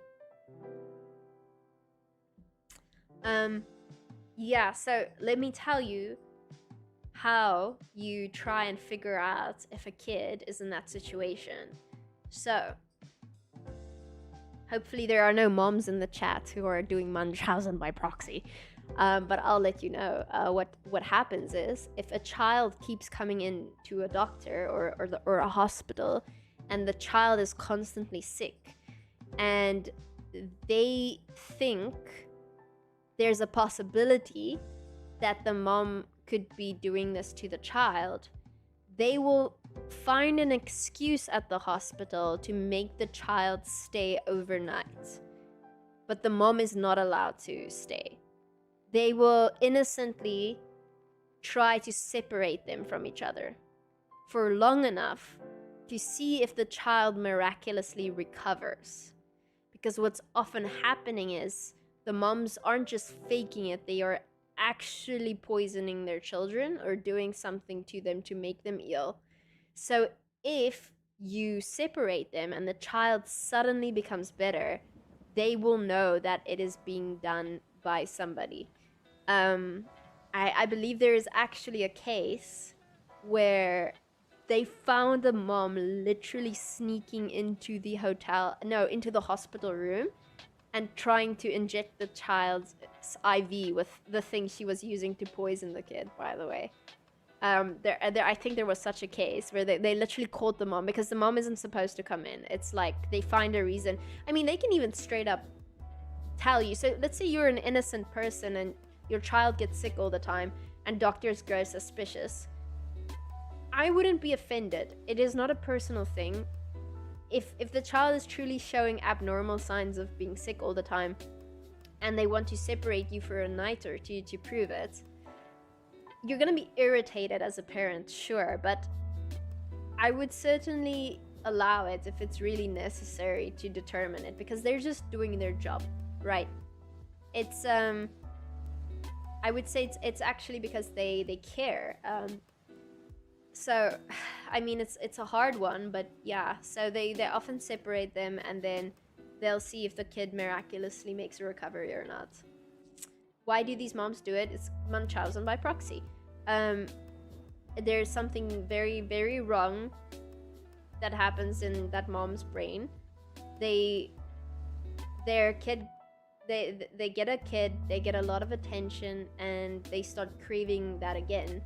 And they find that they get attention when the kid gets sick, because when the kid is sick, everybody's like, oh, how's the kid doing? Oh, you're such a good mom, you must be suffering so much. Can I help? What can I do for you? Like, that becomes like an addiction to them. They want that attention. Like, they will do anything for more, and so they will purposely start making their child sick all the time. Oh, my kid has cancer, my kid has cancer. Like, that mom is gonna get so much support from other people. They're gonna get so much help. like sometimes even donations, that happens. Sometimes they use it for donations, which is what happened with this case with Dee Dee and Gypsy Rose. I can't care enough to remember her name. It's Gypsy Rose. So that mom was taking a lot of donations, actually, using it, because the kid didn't really need anything, so she would just use it on herself. Yeah, so Munchausen by proxy is another one in the DSM-5. But but you can do it to yourself too. Like some people will fake being sick all the time for attention. I mean, you can see how easy that is to translate over to making my child sick because I'm mentally depraved, you know. Like I'm sure some of you know some people who are always. I feel like a lot of the time, sadly, it's older people.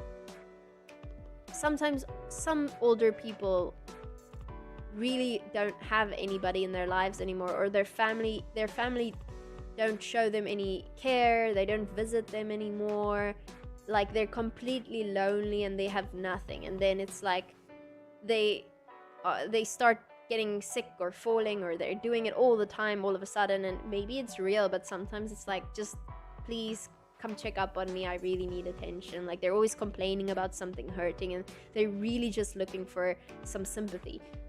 So you can always kind of see where it stems from, but then there's a too much where it becomes a disorder, right? Actually, that is correct. He did most of it, her boyfriend, and they said that she was in the bathroom and that he would stop the mother and he would do. It's insane. I've never seen people ever talk about the sick people do the things like, what was wrong with. Yeah, exactly. I mean, it's not just moms who do it, by the way. I see some comments here. It's Munchausen by proxy is not a woman-only thing. It's just very easy for a woman to do it because women do the childbearing. So, I mean, it's much easier because a mom is going to be very close with her young child. It's going to be something that she is very much involved in, so it just makes sense that it naturally extends to women more, being in a position where they're capable of doing that. What if the kid does get better after separation, but it's due to environment and not nurturing? Yeah, that can happen. There are cases where that happens, and that's very troubling because then they'll probably have CPS get involved, and they'll start doing more checkups and taking more. I mean, this is America. I didn't study here, so I'm not sure what Americans are legally allowed to do. But yeah, that is probably a horrific situation to be in if you are a mother and you're not doing anything, because you're going to find yourself in a position where you're going to have to fight to retain rights over your child. Like, I'm actually thinking now of a case where something very similar to that happened where, yeah, I remember it was brutal. The severe hospital neglect, actually, where the kid was suffering so much and they didn't take the kid seriously at all. And they separated the kid from the mother forcefully. And this kid was like 12 or something, and she was... Wow, yeah, I don't even want to talk about it. It makes me so mad. But yeah, basically, they allowed that kid to suffer. They didn't treat the kid. They kept blaming the mom. The mom wasn't allowed to see the kid. She was forcefully separated. And I hope it had a good ending. I pray to God it had a good ending, because I remember such a case. But it wasn't a systemic issue. It was like those nurses were effed up. There was malicious, evil stuff happening there, and they were allowed to legally separate mom from child. If I was that mom, I would come running in on a horseback. I would be like the Witcher, and I would... Oh, you would not be able to stop me from... That's the thing. It's always like, it's there to help the kid, but then again, if it was my kid... Oh my goodness, you would not stop me from getting to my child if you were harming my child. Yeah, the Witcher, basically. I would sue them to bits after I get my child. Thank you for the bits. Thank you for the bits. I appreciate it. Thank you, Mr. McNoface. Yeah, I'm not going to say anything that makes me legally liable in this stream, but let's just say don't mess with my kid. I don't have one, but my future kid. Don't no. No. I think you can get attention from anything, stressing your kids. How do you deal with the existential crisis of knowing this thing about human nature? Yeah, I mean, if you look at some psychologists talking, I mean, it's far worse if you're actually practicing as a psychologist, which I am not. I went into neuroscience, but you actually have to deal with these things, and you can kind of see it. You can see it in their eyes. You can see it. It definitely takes a very special person to be able to do that every day and not like want to quit. But knowing the bad things, knowing what to look out for, that helps you. I mean, that helps you spot it from a mile away. I would say most people need to be taught these things because it absolutely empowers you. Actually, it becomes more clear what to look out for.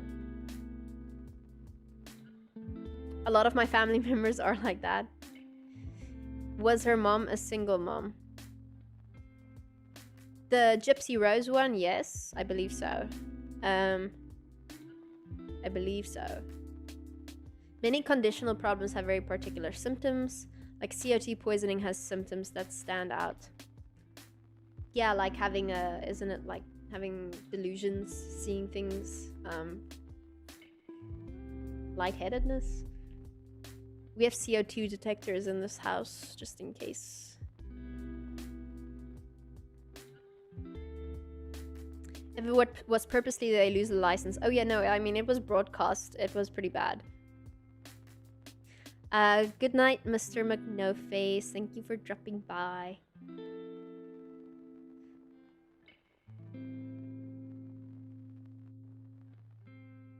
On a slightly lighter off-topic note, when are you gonna play some Gwent again? At some point we'll have to play some games on stream. I'm just so incredibly busy right now. Not too busy for you. I'm just so busy I don't get to everything I want to do. So I really wanted to, for instance, start reading my collection. And I was like, hey, I can do this on stream. And so we hit two birds with one stone, right? So if I have time to actually play games, then I can do that on stream. At the moment, I will admit, I am guilty of this. I am playing PlayStation in bed at night. But I'm doing it because I'm so tired I can't work anymore. And when I reach that point of tired, there is no way I can stream sitting up. I'm talking like laying back with... It's very dangerous because this is very fun to do. Like, I lay in my warm bed. I'm waiting for, like, Jimmy to come home. It's like 2 a.m. in the morning. So I have like a weighted blanket on me. I have my cats sitting on my chest, my dogs next to me. And I just power up the PlayStation and I play God of War Ragnarok. So I've never played God of War. So I finished God of War the other day, and now I switched over to God of War Ragnarok, and wow, it's so good so far. My gosh, the storytelling. The first part of Ragnarok, I was actually immediately so sad that I wasn't streaming it, because my literal reaction for a minute long, I was like, as cringy as it sounds, I'm just gonna say it was when Kratos was fighting a massive bear. That's all I'm gonna say. So if any of you have played the game, after that scene, I was like, no way, what a story. Because I also don't know all of the mythology surrounding these characters, so I purposely don't look it up. But every time I hear something like, they call Atreus the boy meme, they call him Loki, and I'm like, oh, Loki? Like Loki? And I'm like, whoa, I wonder what this entails. And it's just so cool. And I'm like, oh, Freya is the ex of Odin? Whoa, that's drama. Like, I learned so much. So it comes as a surprise, even when basic things happen. But that's how I like it.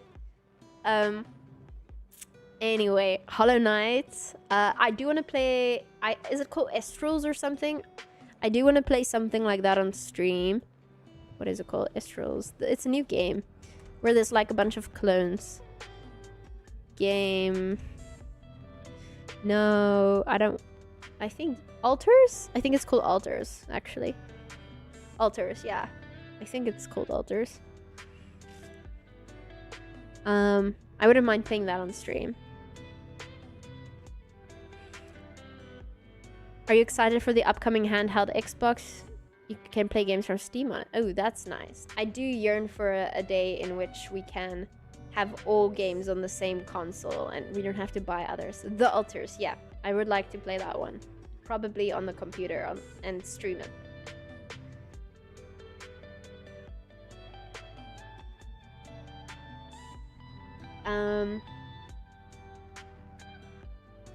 Let's see. You can do faceless streaming from PlayStation 5 by default. Ah, that would be no fun. I haven't played the Witcher DLCs. I played a little bit of it. And then I just watched a lot of it on YouTube instead. This has been an interesting stream. I appreciate it. Wait until you go against Thor.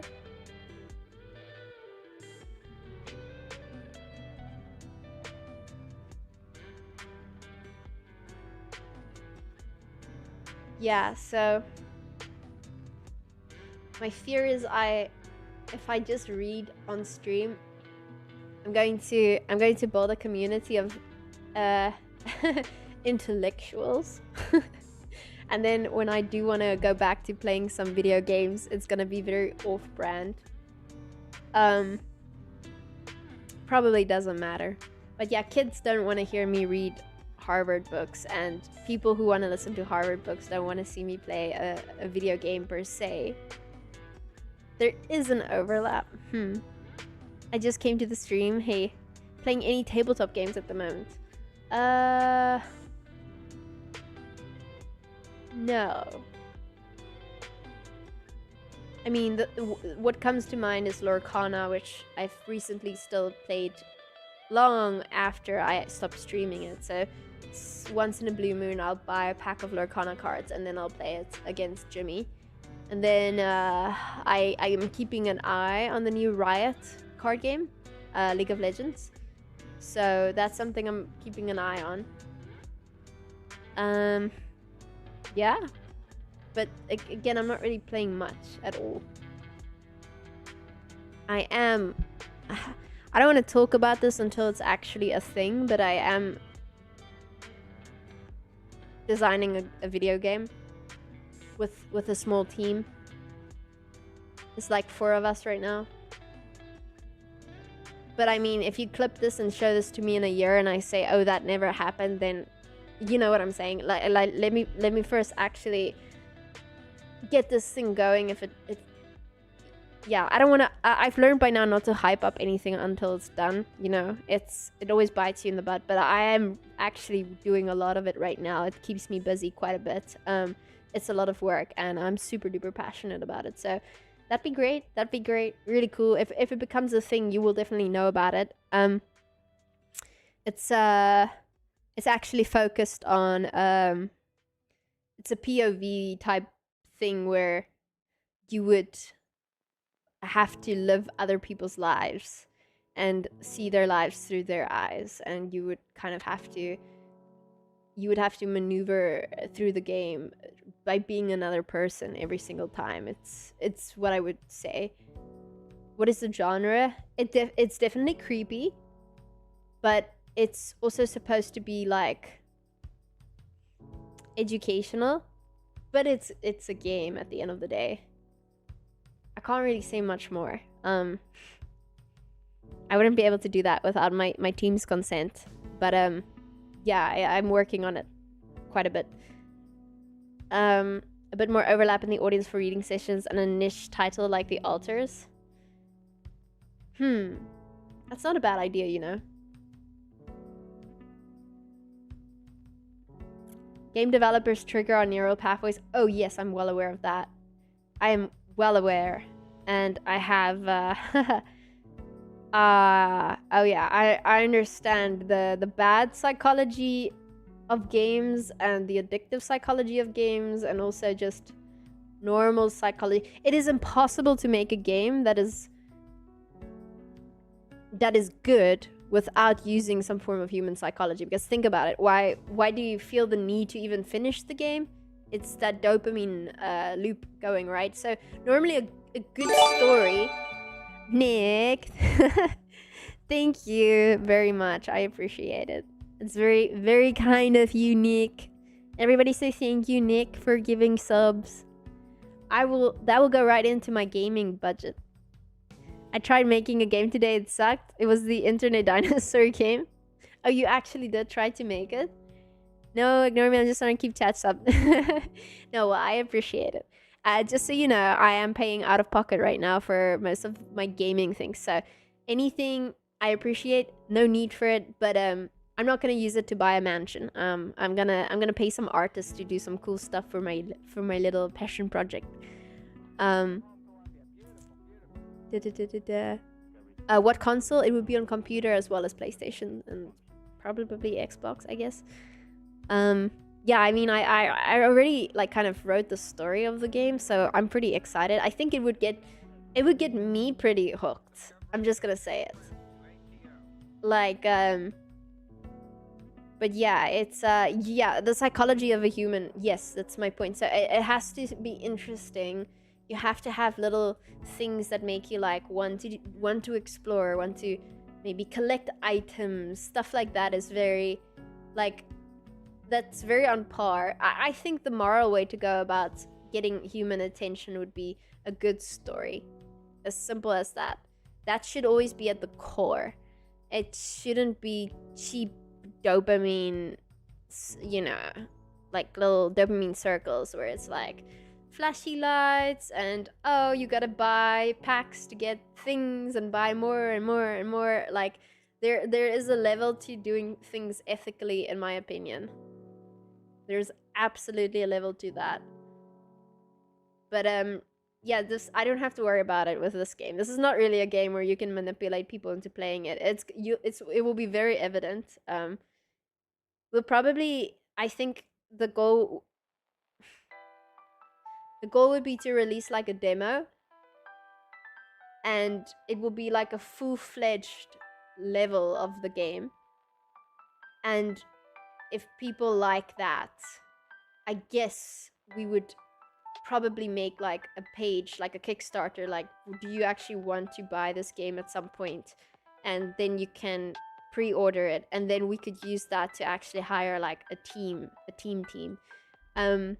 But the demo would tell you exactly what's gonna happen. You would play the exact thing scripted out, everything would work, it would be playable, but it would just be the start of the game. And if that works, I guess then you would take it from there and be like, yo, let's go. Hiring more people, throwing more money into it. With more money, it's like more art, more music, more cool stuff. It looks pretty. We have more help programming it. A lot of cool potential. But yeah, we'll see how it goes over. That's just one of the things I'm doing. But yeah, if I stop talking about this in a year from now, then it's like, don't bring it up. Pay to win is what we're in games. Oh yeah, I feel the same way, but about everything. Like, don't make me pay a monthly subscription to use software I bought. What poop is that? Why is that normalized? Like, hello? Why do I have to pay monthly for every single thing now? Like, that's like sadistic. That is objectively something that should be outlawed in society at some point. If I was president, you would buy software and you would be given the option to get the upgraded version if you pay for that. But you will not make me pay monthly to use something forever. Like, that's crazy. It's one thing if it's like a Netflix subscription thing where they continuously do things, but it's like, what do you mean I have to pay like monthly just to use Microsoft Word? What do you mean? You don't deserve, by the time I'm 50 years old, you don't deserve thousands of dollars for Microsoft Word from me. I should be able to pay for it, and now it's mine. It's as simple as that. It's silly. I hate that. I hate that so much. And you know what? What should be outlawed? Absolutely, it should be illegal. You can't charge me money to end my subscription, because they do that. Some of them do that.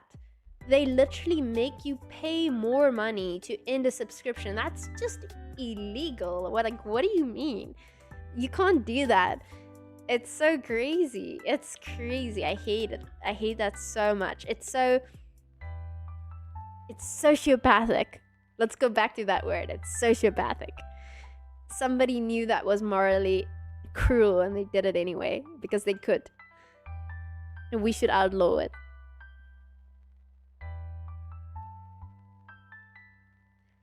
Every software has a non-sub option at least. Ooh, there are plenty that I'm not allowed to use unless I am on the system. And they always force you to give your credit card even if you want to use the free version too, which is very sus. Have you tried using AI to build your game? No.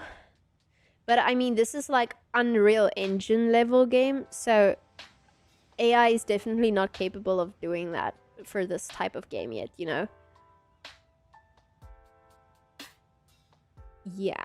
I remember when I pitched a game idea for a studio, came in second. I went with your idea with no compensation. Yeah. I mean, I wouldn't... Yeah, okay, I would mind if people made my game. But my game is kind of... my team and my game that we're trying to do is supposed to have a good effect. It's supposed to be a net good for society. I'm not going to tell you what it's about. But anyway, give me the tea. Okay, no, wait. Okay, I'll tell you later. I'll tell you, Nick. I'll tell you later. What's crazy is I bought a game and I still had to pay subscription because the game was online. Yes. That. Yes. Or like PlayStation. It wasn't always that way that I had to pay to be online. I remember as a kid, I could do things. Now it's like I need several subscriptions just to play Minecraft. What? Stop it. Stop. Naughty. Adobe is the worst. Oh, absolutely it is. Don't sue me, Adobe. Sue me and I'll sue back harder. If you are reading Harvard books, did you study at Harvard? No. I studied at Stellenbosch and then the University of Edinburgh. Prototyping is interesting now. Have you considered going back to old school gaming console style?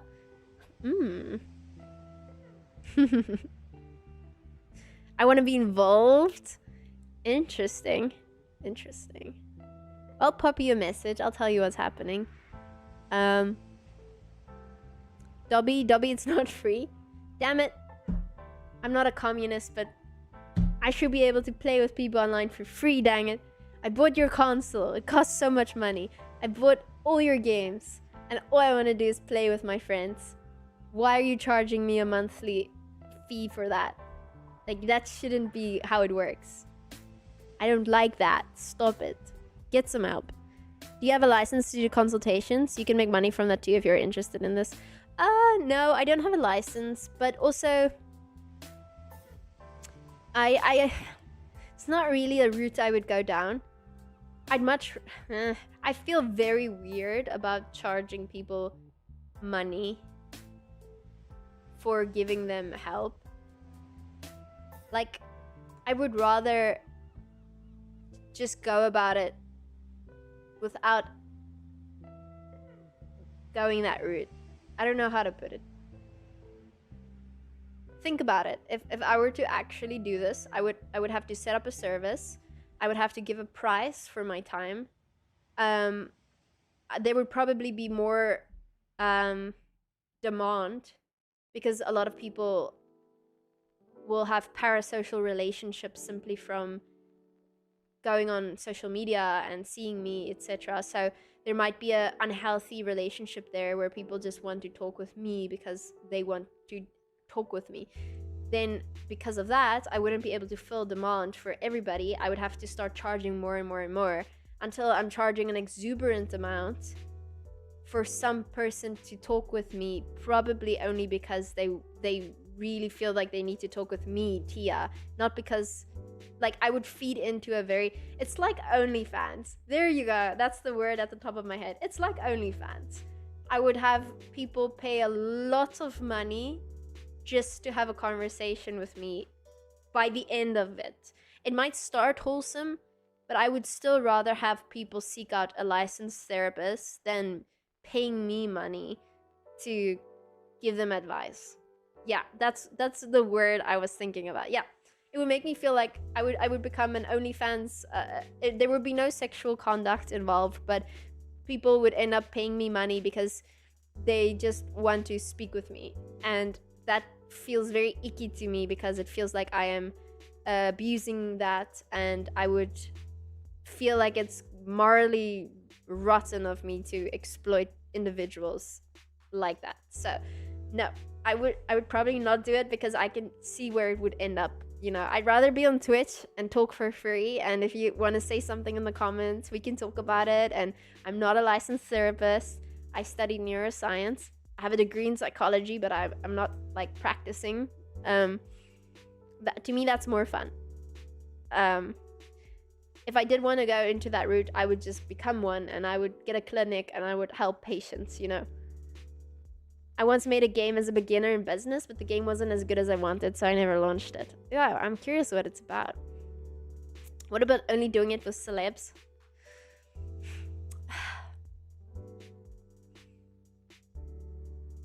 Celebs wouldn't seek out a celeb as their psychologist. Because if I'm well known, I have the capability of exposing things if I wanted to in our circles, right? So they wouldn't do it that way. No, a celebrity wouldn't seek out a celebrity. Also, I would much rather have people get the best help they could possibly get, and if it's a celebrity and they have the resources to do so, I would rather have them pay for the best available psychologist on the market who specializes in what they do and do it 24/7, you know?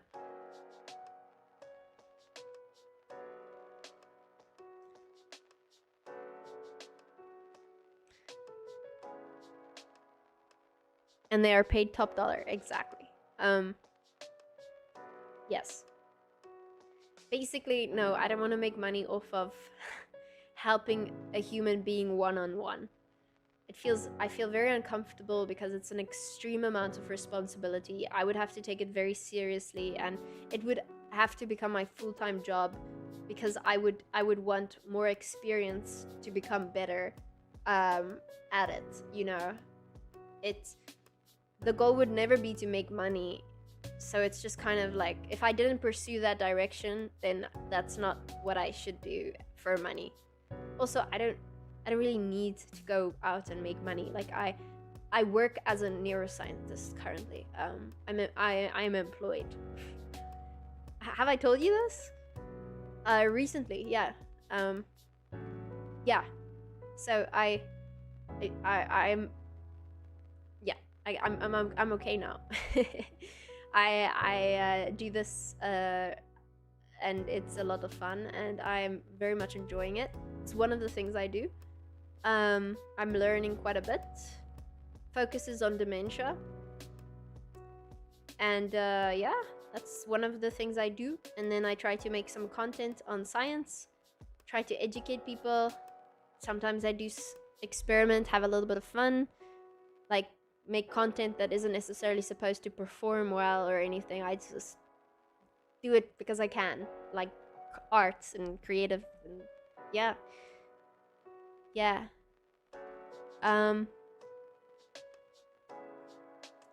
Really awesome room. I like that you like it. Thank you. Hey Crash. How long did I have to go to school? 5 years. It wasn't 5 on the dot. It was longer because COVID happened, and I always took sort of a year off between degrees. So I started when I was 19 and I ended when I was 25.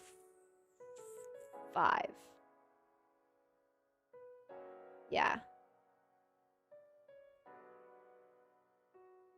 Twitch streamer with a salary. Yeah, I was streaming on Twitch when I started university back in 2017. So some people, if you look at their sub badges, have been here for like years. It's just I had to stream a little bit less when I was pursuing higher education and a lot of traveling because I'm originally from South Africa. I'm sort of immigrating to America more, trying to get a green card. But yeah, when I'm streaming, I'm doing it purely for the purpose of having some social interaction with you guys, talking about random stuff I find interesting. And I mean, we used to play a lot of video games, so I wouldn't mind playing some video games again. I just have to make more time for it. Like me, I've been here since Crichton. Yes, Rashid is one of the olden time people, the time before. I just discovered this channel. Welcome. I hope you like it here. It gets weird sometimes. I don't recall if you went to Scotland before or after the lockdown. I went to Scotland after. So 2019 was the lockdown in South Africa, which is when I did the second phase of my psychology degree. No, that's untrue. No, that was the year between my law degree and me getting accepted into my psychology program. So in 2019, I was streaming full time and doing some modules in my university to increase my chances to get accepted into the next program, which I did. And I believe I did that in 2020, my psychology degree in South Africa. And then in 2021, I think I finished it. I can't remember the exact time. I just know I applied to study in the University of Edinburgh, and then 2022 came. Classes start at the end of the year. I couldn't get it because they didn't give me a visa in time. I instead met Jimmy, came to America, spent a year here, reapplied, got accepted a second time at my dream university in Scotland, waited until the end of the year once again. Then in 2023, I went off to Scotland, did my master's, graduated in the end of 2024, and now it's 2025. There we go. I feel like an old person when I have to go through my schooling years. But yeah, I remember 2019 was the lockdown. Half of all laptops in 2012 were watching Twitch plays Pokemon. That's crazy. I didn't even know Twitch existed until somebody in my high school told me about it once. And I was very curious how you could make money by playing games, which was crazy to me because I was just playing games. I'm like, what? I'm doing this all wrong? Anyway, I mean, the goal wasn't exactly to make money because that's not even really a thing you can think about in the very beginning. It's because especially I started with YouTube a little bit. Money will be like $2 maybe. You know, you can't even get money. You have to apply to become an affiliate, and then you have to apply to become a partner. So it's a whole thing. But yeah, that somehow became a thing because I really like playing games. And so while I was studying, I streamed more and more and more. And then I started making some money here. I got employed to cast games at CDPR, and that paid for my college basically, my university degree, my master's. So that paid for my master's, which I told my mom I would pay for because she paid for my university up until then. But studying abroad, that is a luxury, and even she did not have that luxury growing up. So I deemed it fit that I should pay for it. And yeah, I saved up and was able to do that. Yeah. it was a little thing I wanted to be able to be old one day and say I did this thing. It was very important for me to do, so I got that out of the way. Very glad I did it. Drained my bank account. But yeah, I think it was worth it.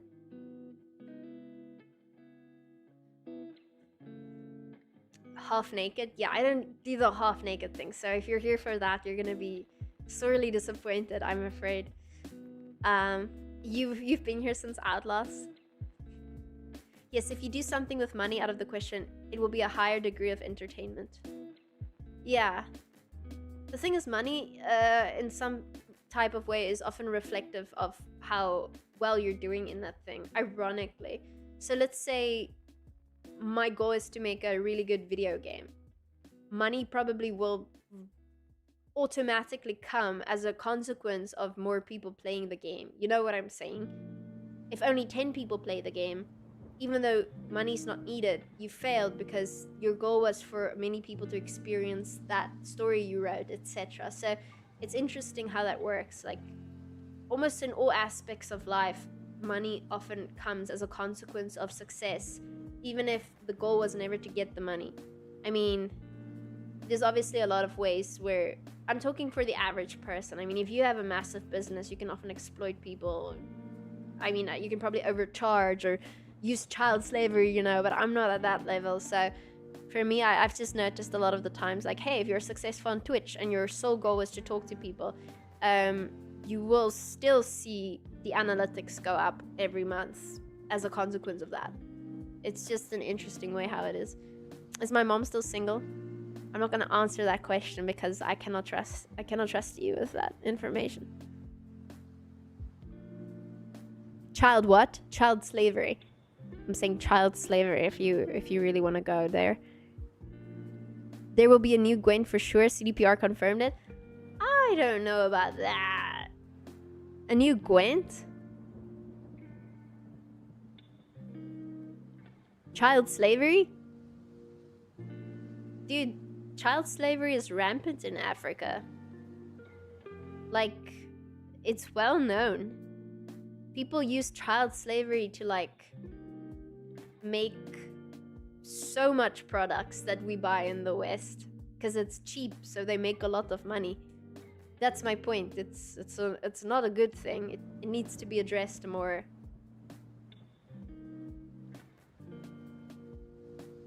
I am white, so what does that have to do with the fact that there is child slavery in Africa? What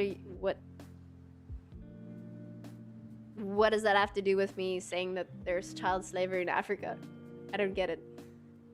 In The Witcher 4, you think there's going to be a Gwent?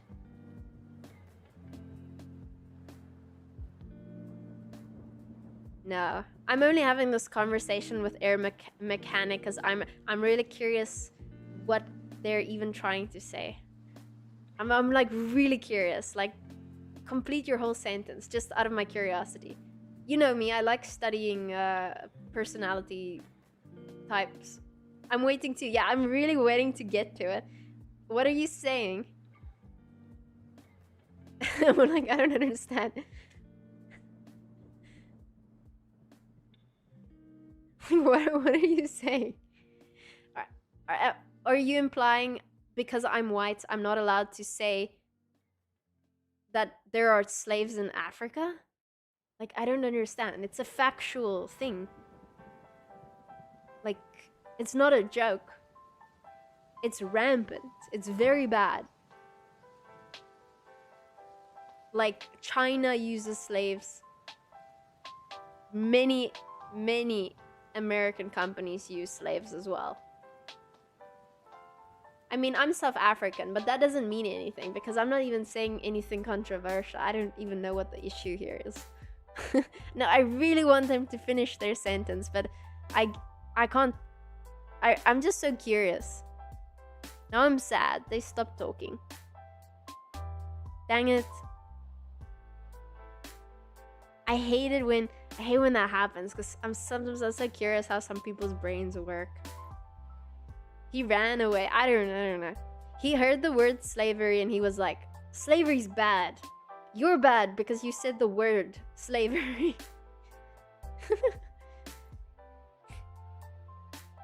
You know what's also bad? No, I'm not. No, I'm gonna shut up, actually. Yes, heck yeah, we got it. No, not at all. Because you are white, you will be looked down on, even though those poor girls need someone like you to say something. Oh. Okay, so you aren't pointing a finger at me. Okay, I respect that. But you're saying that people who are a certain color can't comment on problems in Africa because it looks like they're like giving a lecture. I get where you're coming from. I get people are weird these days. It's just it's such an it has nothing to do with race. It's like, to me, it literally happens. North Africa, there's literally locations near certain areas where there are literally like slaves like held there working in factories and plantations. Like they're literally right there. And like I feel like it's not even like a racial issue. It's like objectively all humans agree on this one thing, and that's that thing is a bad thing, you know? It's not like a cultural thing. It's like objectively we still have slaves that are trapped in certain locations. It's not a good thing, you know what I'm saying? Nick giving out 20 more subs. Yay, Nick. I'm a simple man. I see non-sub chatter. I need to stop myself from making jokes. Nick be liking this conversation. But yes, it's not even. Geez, I can say so many controversial things. I hold myself to a higher standard than that when I'm streaming. Like I can get really deep on inherent issues, but I mean that's just like an objective thing. It's like saying, hey, you know, we're cutting down a lot of trees sometimes. That's not always a great thing, you know what I'm saying? Like, you know, it's just like duh. I am from South Africa, yeah. I do be from South Africa, so I actually care even a little bit more, because it is. I don't want to bring anything weird into this, but I do feel very bad. It feels like there's, you know, I don't think South Africa has slavery, but I mean, I care a lot about everybody back home, and I do want there to be less suffering in the world, you know. So yeah, I do care a lot about the continent itself, and I would love to help. But I'm not gonna virtue signal or talk about charity or anything like that here. Hopefully we can make a difference at some point in the future. But yeah, it do be a thing. We all know it'd be a thing, though. I make sure there's a slave labor in my company, so I'm in the clear. Yeah, I'm just a girl. I don't own a company yet. I actually might have one registered soon. I did have a company, but my company, I don't employ people. It's just when you start, you do have to register. You go from individual to business, you know, tax. It's how it works. So, yeah, I'm thinking of registering it up again and starting like a holding company and expanding a little bit. But I do not employ people with salaries, so I don't have any influence right now. CDPR opened a studio here, so maybe I can get a job there without learning Polish. Yeah, I saw they did open a studio. Yeah, that's pretty cool.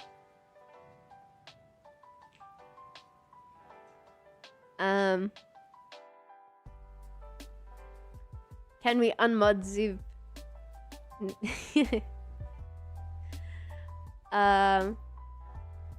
Rashid.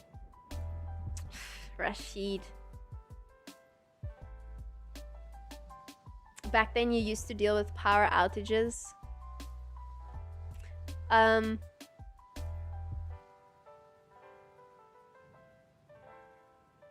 Do you feel privileged? I mean, privilege is probably used here in the political sense, I assume. I mean, I've always felt privileged from a religious perspective. Like when I grew up, I we would pray and thank God for the privilege he gives us of being alive and stuff like that. If you're talking about socioeconomic privilege in South Africa, I I grew up middle class. My dad died when I was 11. I had a single mom who's a doctor. She grew up incredibly poor. She had to work her way up. She still works all the time. And she had to take care of me and my little sister. So, I mean, you can call that privilege, but my mom grew up very poor and she studied herself to death to get where she was, and she provided for us solely. So, yeah, call that what you want to. I started with $0 in my bank account, and literally every penny I have now I self made. So I even paid for my own degree in Edinburgh by saving up. So, it quite literally was not handed to me. Anything else is extra. Right now, yeah, you can say I'm privileged. But again, when you use socioeconomic terms, because here in America everything's politicized, they normally mean privileged as in everything's handed to you, but quite literally nothing was handed to me. Oh no. I would still be in. Yeah. Like this now, yeah, this to me, this is all extra. Like, it's insane. It's obviously now you could call me privileged, but I mean, even my fiance worked his ass off to get where he was, and he also grew up incredibly poor. So, by definition, in the biblical sense, yes, I'm a Christian, and I'll pray at night, and I will thank God for the privilege of everything I own. But in terms of socioeconomic standards, I worked my ass off to get every single thing I have, and so did my fiance. And yeah. Anyway, we're getting into weird territory now. My gosh. How much do I know about slavery in the Bible? Jeez. Getting even more weird here. I actually studied slavery when I was studying law, because a lot of law was based on Latin concepts, and in the law back in the day, you had legal objects and legal subjects, and slavery fell under objects, as in owned, and they didn't have the same rights as a human. So if you kill a slave, we learned how the law progressed from there on. The same way animals now count as legal objects, legal legal legal objects. Yeah, I confused myself there for a second. And we're legal subjects. So if you kill an animal, you won't go to jail for murder, because they are legally classified as a legal object. A legal subject is a human being. And then you have the whole discussion of when does one become a human being, which is a legal subject. So if you kill a 2-week-old embryo, does that count as a legal subject? So there's a lot of nuance in the law. So you have to study where it came from in order to build upon that and understand why things are the way they are, and then you can make arguments for different things. It's actually very, very fascinating how a lot of terminology came to exist. That's why we still have so much Latin in law. My favorite is dualis eventualis. And the one about the child I was just talking about, whether a child counts as human, is called nasciturus fiction. Nasciturus fiction is when a child is unborn and doesn't yet count as a legal subject in the eyes of the law, but for some reason they will be wildly benefited in that moment as if they are treated as a legal subject. So we grant them the rights of a legal subject retrospectively. Hear this. So in South Africa, the law is, if you were to drink and drive and you crash into a car, and there's a mother in the car and she is pregnant and she gets in the accident because of you and what you did was illegal, if her child is born and is injured and can't function normally because of that, we will grant that child upon birth the right as if he was already alive in the eyes of the law when he was still a fetus. that is called nasciturus fiction. So we'll say, hey, even though you weren't yet a legal subject, we will pretend that you were because it benefits you here. You are injured, and that guy has to pay you and take care of the bills going forth. You also see nasciturus fiction in wills and testaments. So if somebody dies and they say, all my grandchildren will inherit my wealth, split equally. Okay? He has 3 grandchildren, but upon his death, his one daughter is pregnant.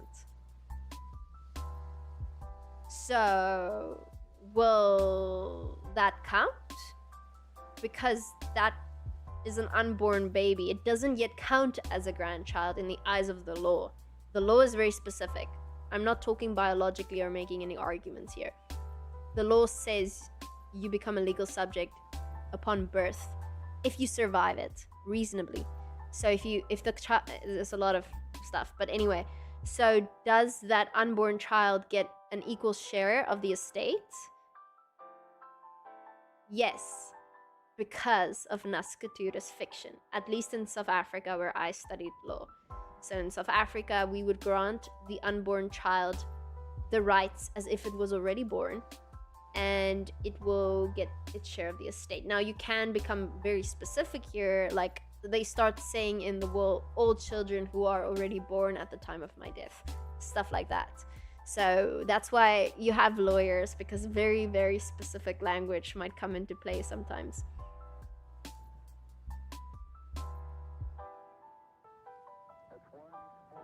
Such a refreshing stream. Oh, I'm glad you like it.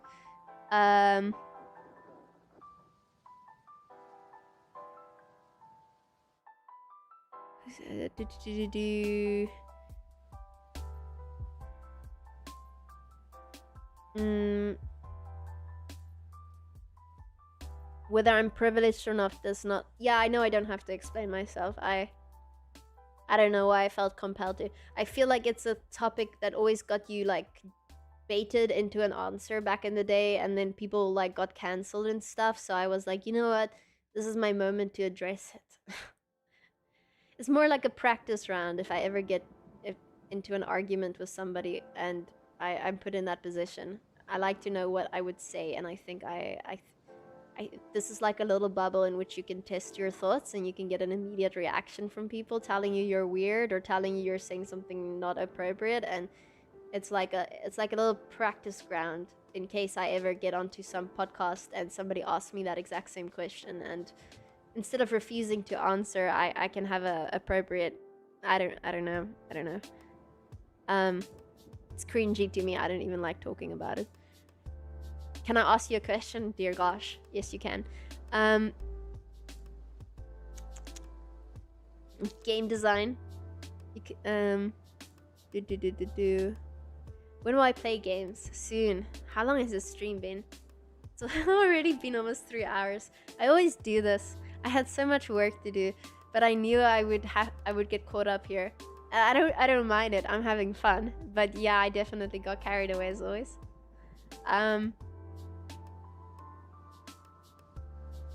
If 1 + 1 is 2, how is 0 + 0 18? I don't know, tell me.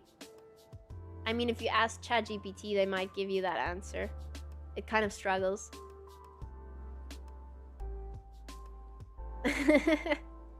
Came from the deepest layer.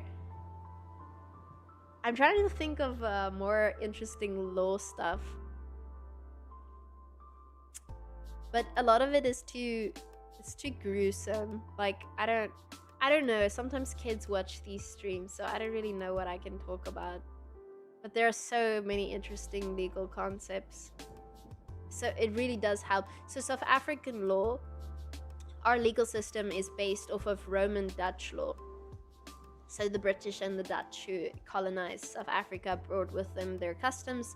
It merged into a legal system, and from there on it evolved. So we study the history of like Roman law, and you'll see the British have very similar legal practices to South Africans. Whereas in America, it's like a completely different ballgame. You have a jury system, you have multiple judges. It's I think you have multiple judges. I don't know, but whatever, it's a very odd system, but it is because they explained to me it's because they're afraid a judge could become corrupt, and a jury makes it more by the people. But in Europe, we're like, why would we want people who are completely uneducated to have any say in a legal case? Because emotion is something you completely need to turn off, and you need to be unbiased and know the legal facts and take it at face value. And that's why the Statue of Liberty doesn't have her eyes open. It's covered up because the law is supposed to be blind, unbiased. So if you get 10 normal people in a room and ask them to make a decision, and you have like a crying mom going crazy arguing her case, it's like, you don't know if they're trained enough to make an actual decision. And that is why American movies are always so dramatic when you have a legal case, because they're quite literally arguing for the jury and putting on a whole show. Whereas in other countries, it's like, no, we just try to elect a judge that isn't corrupt.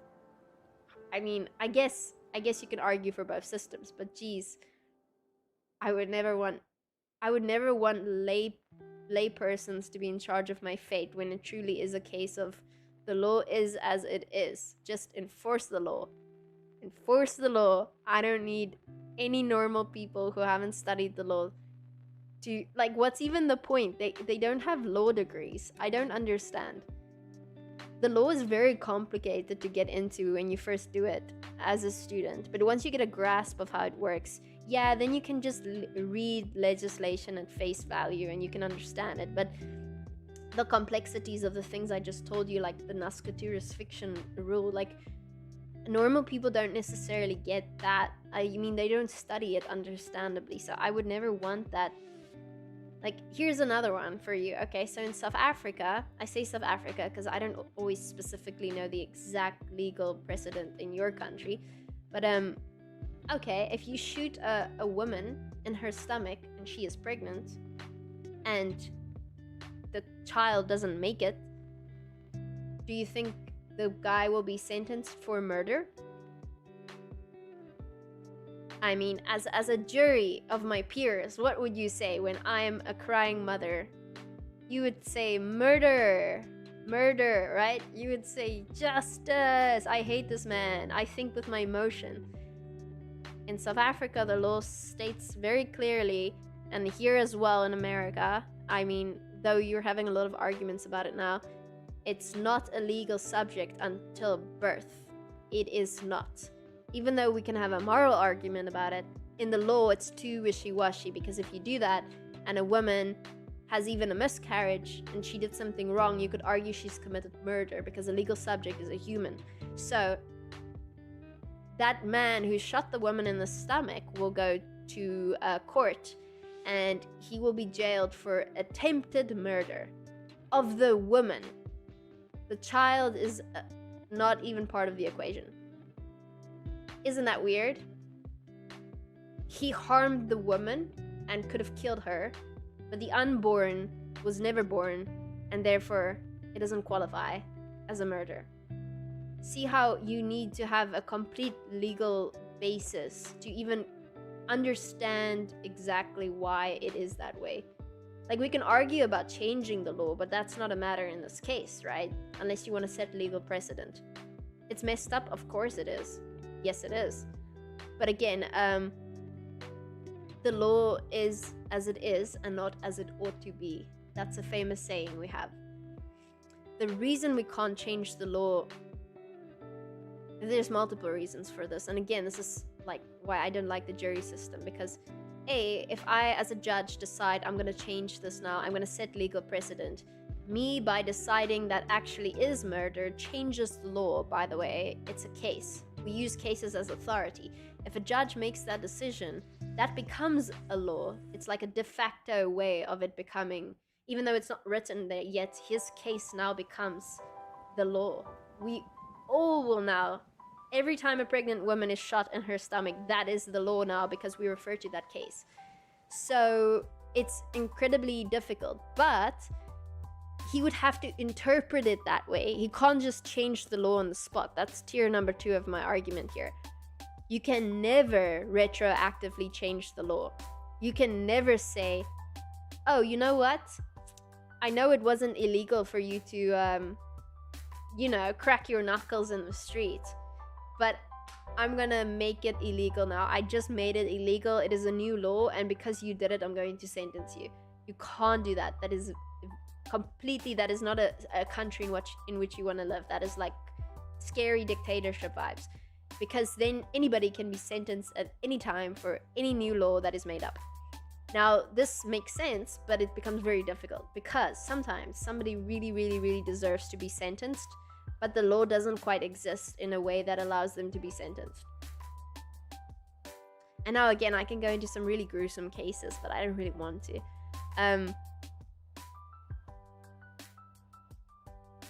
Yeah, like some criminals did some really messed up stuff with people back in the day. And because the legal definition of doing the bad thing to another human against their will meant a very specific biological thing, what they did to the other person didn't count as that, and they got off for assault instead of going to jail for doing the very bad thing. And they couldn't change the law on the spot, even though they really we all know as humans that those people had to be punished for that, but we couldn't. You can't change the law retroactively because you set a precedent and now anybody can do it, and that allows for a horrible dictatorship, communism system, whatever you want to call it, where judges can just throw innocent people in jail whenever they feel like it, you know? Yeah, it's so interesting. It is so interesting. Romanic law? Roman Dutch law. So it won't be exactly the same as yours anymore, but it will follow the same legal principles. The jury shouts nullification. Just enforce the law. What does that mean? It means if piece of paper says this, this, and this, then you do that. You have the instructions. Like, I don't need the opinion of a jury. It says murdering a person is illegal. Okay, I enforce that. It's like, I don't need 10 people to tell me that it's wrong to murder somebody. It's like, it stands here in my book that I studied. It just doesn't make sense. Like, have 10 lawyers there on the stand if you really want to make sure that you don't have like some weird totalitarian government or something. Like, at least have educated legal people look at the case if it's really that nuanced that you need opinions. But yeah, it just doesn't make sense to me at all. It's like, imagine every time a doctor had to make a decision, they had to get like 5 random people into the room and be like, yeah, that does look weirdly like cancer. And then they talk about it, and then they tell the doctor, yeah, we think that looks like cancer. And the doctor's like, okay, anyway, this is what actually, you're having a heart attack. I don't even know why these people came in here. Like, I don't need your opinion. Like, it doesn't make any sense to me at all. It's only America that does this. Also, I'm not pooping on America. I like America. I'm in America. I'm just saying the jury system is a very odd thing that only America practices. I don't believe any other country does. It evolved here on its own. God bless America. Hey, you do you. If your country thinks this is the way it should be done, then the citizens decide. That's how it is. That's completely fair, and that's completely fine.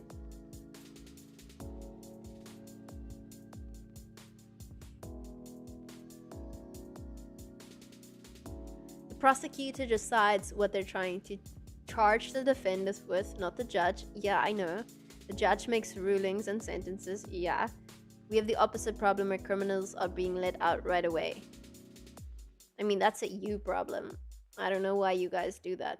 I mean, to be fair with you, that's kind of a reoccurring problem all over the world right now, where people are being let out just like very early. Yeah, like that's a system change. I mean, they need to change actual like legislation. They need to change that. I mean, it's the thing is here in America. Okay, I'm going to point the finger at you again, but you also have this weird system where somebody has to like commit a crime like 3 times before you take it seriously. It's kind of weird. Like a crime is a crime, but here you have this weird like you get you get like 3 chances, and the third time, that's like sometimes you see somebody goes to jail for like 15 years after they like do something silly like steal a pack of cigarettes, and people are like, why, that doesn't make sense. And it's like, well, they had 3 chances, and the third time we go all in. It's just very odd.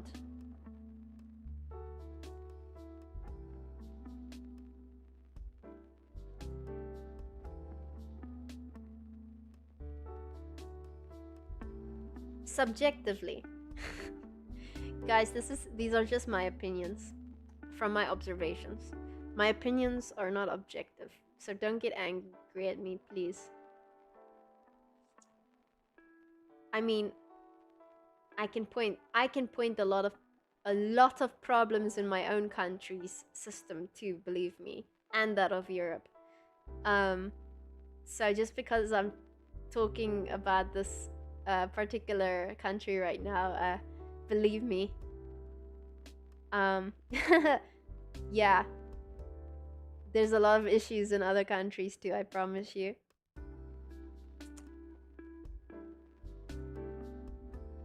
Murdering a person is illegal, but the first step is to examine the evidence and decide the defendant is guilty. Isn't that what the jury for? My opinion stands. Why on earth would the jury be more educated than legal people? Like, why on earth would we have people who never studied a thing in that field come in to decide? Like, why on earth would that be the case? Like, at that point, you should have people who are experts in the field do that. It doesn't make any sense. Deciding if a person is guilty of murdering a person, shouldn't we have like a panel of forensic experts? I know they get called in, but shouldn't people in that very specific field of expertise be called in? Like, why on earth would we have random people do it? It just doesn't make any sense. Tricking a normal person, yeah, of course. That's why they're so emotional. In other courts, we don't have emotions. We don't have this whole thing where we make a scene and we go crazy and we're like, look at the glove, look at the glove, try on the glove. OJ Simpson's case, by the way. Look at it, look at it. It's like, it's so theatrical. It's because you're trying to make the jury decide something. Legal professionals don't care about that because they just look at the legal scripture and they go word by word, like black and white. Obviously there's gray, but emotions don't make a difference. You're not allowed to. If you're affected by emotions, you're a very, very, very bad legal practitioner. You're trained not to have emotions. You cannot be biased. You have to enforce the law as it is. You have to be objectively accurate, almost like a robot. You cannot. Fun fact, back to our discussion about psychopaths and sociopaths, guess where you'll find a lot of them in the legal profession. Why? Because they do better. So certain professions you are objectively going to do better in if you don't have a lot of emotions. Isn't that funny? You're gonna find people gravitate to certain fields. I believe politics would be one of them as well, yeah. But yeah, think about it. You're much better sometimes when you just do your job without having any emotions involved.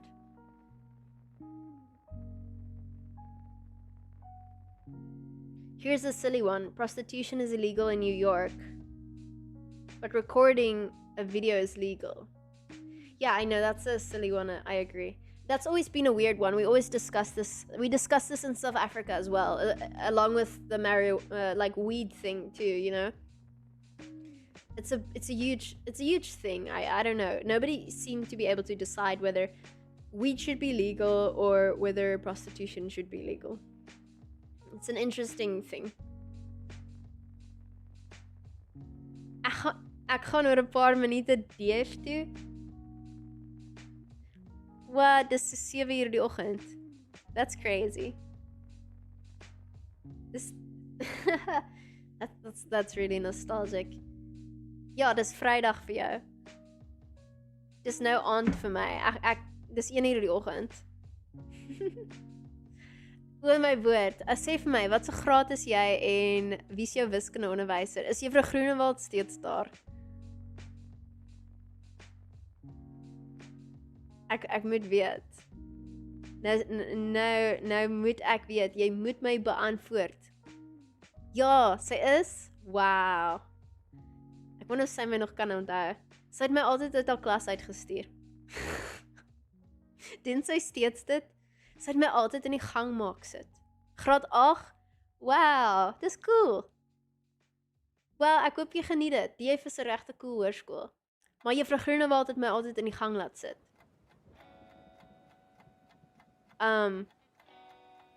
Ja, sy het my altyd in die gang maak sit. Ek sal dit nooit vergeet nie.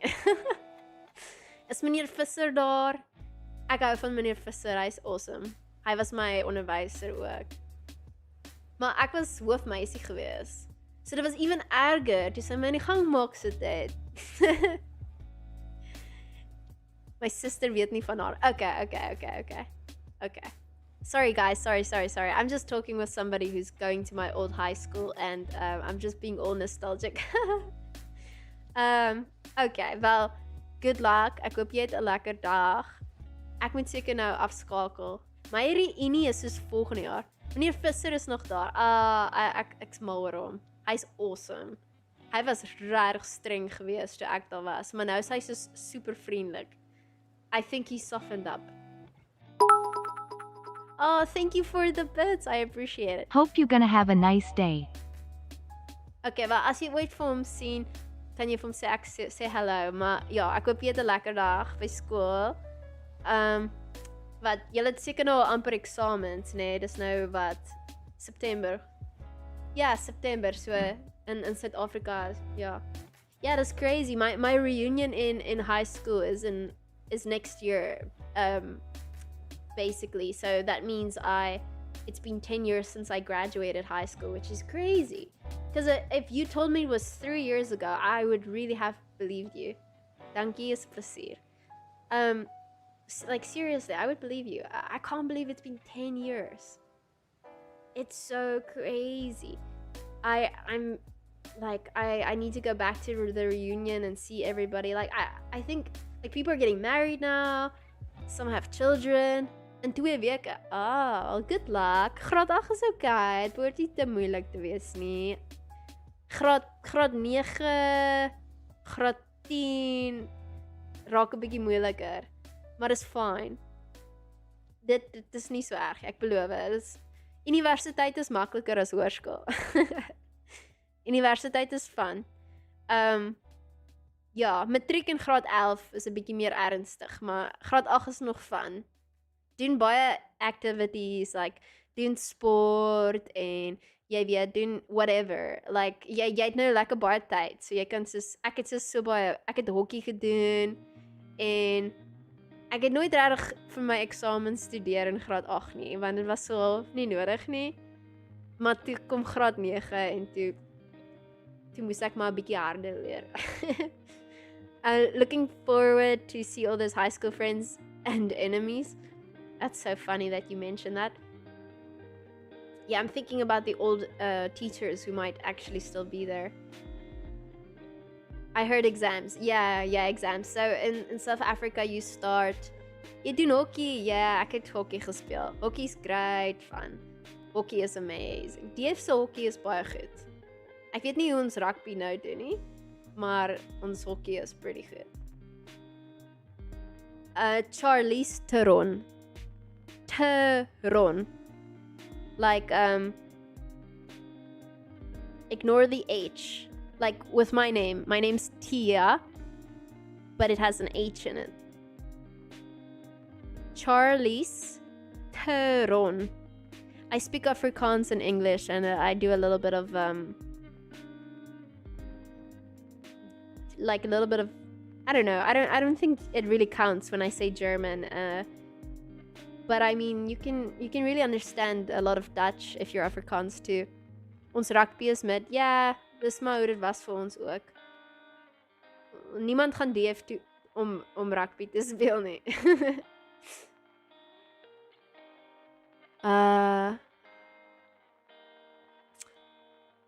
But yeah, in South Africa, we have school from the start of the year to the end of the year, and I know here in America, and in Europe, I do think a lot of you have. You start like in September, and then you start the year. So I quite like the fact that in South Africa we do it from the start to the end. It just makes sense for me. I had a 10-year reunion a few weeks ago as well. It was very weird, really. Yeah, I'm really scared. Gaan tandeborsel. Onthou om te floss. Geniet je dag. Thanks dat je ingekom het. Dit was fun om op te catch met 'n bietjie van 'n DF'er. Anyway.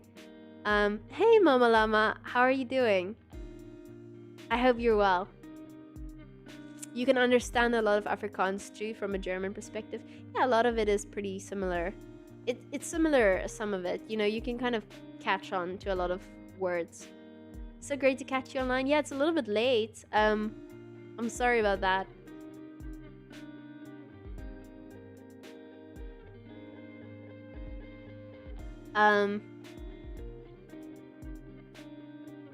Storytelling from a lawyer can be incredibly manipulative, like forcing an expert in expert game. Oh, 100%. Oh, 100%. Which is also why I think we shouldn't have a jury when lawyers are presenting cases to them. But I feel like if you could get lawyers to do jury duty who have absolutely nothing to do with that case, no involvement whatsoever, I feel like lawyers would be able to make the final decisions more accurately. Like a literal jury made of lawyers. That just makes more sense to me. And I mean, there are thousands and thousands of them, you know? And if you argue that they can be bought, so can normal people, you know?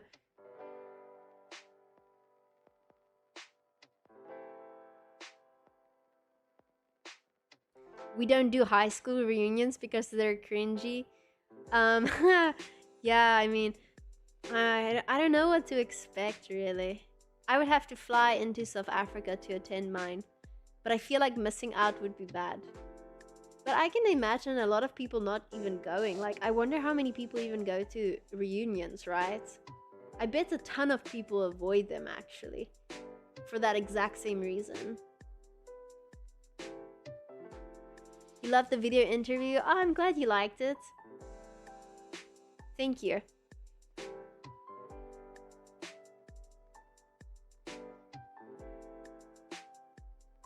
In USA, Supreme Court ruled abortion was a constitutional right. In 2022, they decided it wasn't constitutional. They were trained and got it wrong in 1974. That's completely irrelevant. All of that is a subjective opinion, firstly. But secondly, that is them literally making new law. That is literally like their job. And you can't say it's wrong. Again, the law is as it is, not as it ought to be. They made law, that's it. I mean, you can argue about it. And I mean, obviously, the public will have an influence, but selecting 10 random people might have gotten you the exact same decision in the end. And in 1,000 years from now, they'll make different laws and see the current laws as being weird. But that's just the legal system. I mean, that's... Saying they got it wrong is factually incorrect. Getting it wrong would be sentencing somebody to jail, not following the law, and like breaking the rules. Or, of course, sentencing an innocent person to jail, which does happen, of course. But you do have a jury system, so you can't blame the lawyers for that one on your own. Like, you have a system there, so um, you would have to take a country that doesn't have a jury system to make that point, and then say, well, a jury system would have prevented this person going to jail, blah blah blah blah blah. Um, you hope 1,000 years from now more peace. I think we'd have no choice. I think in 1,000 years from now we would have peace. We would have peace, or we won't have a society at all anymore. Because technology will be so evolved, it would be impossible for there to still be war and conflict, in my opinion. Because at that level, war and conflict would just obliterate an entire nation with like a push of a button. Like, it would be so commonplace that like technology will be so good that I feel like you'll either have an all-out peaceful society where there is no place to even do bad things outright. Like, there can't be war between continents because everybody's technology is so good that you would have had a World War III by then that would have just wiped out everybody, in my opinion. I feel like it's like a litmus test. Like, in 1,000 years, if we still have humanity going, I feel like we would have reached a point where we're all so interconnected across the world that there isn't really place for conflict at that scale anymore, you know? It would probably be very tiny, tiny, tiny, tiny things, like silly little things, like having a discussion about a teeny tiny morality thing, but I don't think it would be grand scale decisions being made anymore. I think we would look back at today as an extremely primal caveman era compared to what society will look like in 1,000 years. We can't comprehend what society will look like in 1,000 years. It's not going to evolve linearly. It will go up exponentially with technology and AI. We literally cannot comprehend what's coming. I mean, geez, quantum computing. We might have the big one, to even give you an idea, would be a superconductor working at room temperature. That is a big invention. If that happens, a superconductor that functions at room temperature, you have magnets and that behave with entirely different laws than the rest of normal properties. It like the normal metals and such behave differently under different temperatures, but if you can have a superconductor working in room temperature, magnets and such start to behave completely weirdly. They will literally float above the ground. You can Google this on YouTube right now and quickly watch a video where they can get that to happen, but they have to decrease the temperature so low that it happens. So right now in MRI machines, we use helium to cool it down all the way in order to get it to do the incredible thing it does. But basically, if you can get a superconductor to work at room temperature, meaning you don't need a massive machine with helium to cool it down, you get weird things happening. Like, you would literally have like an MRI machine in your phone. Like, it would take no electricity at all. You would have endless electricity. You would literally have floating cars, because when at room temperature, that specific substance literally floats. Like, you can't even comprehend the future we will have if we develop these types of technologies. And the reason I know so much about the superconductor is because when I was studying in Edinburgh, the South Korean team of 4 people had an article paper they published where they said they actually got it right. And then they made a second paper where they took out one of the names and made it 3, because if you get a Nobel Prize, you can have 3 people in the article. So they already thought they were going to win the Nobel Prize. And then people talked about it, and it disappeared. So I don't know what happened there. But yeah. There's some really cool stuff that you can just... Sorry.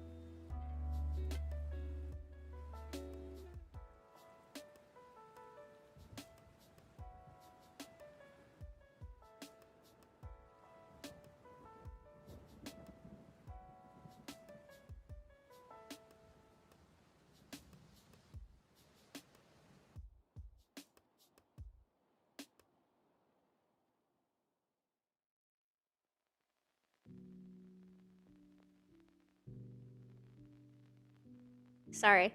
It's just my partner telling me he's finishing work today at about 5 a.m., which is very normal.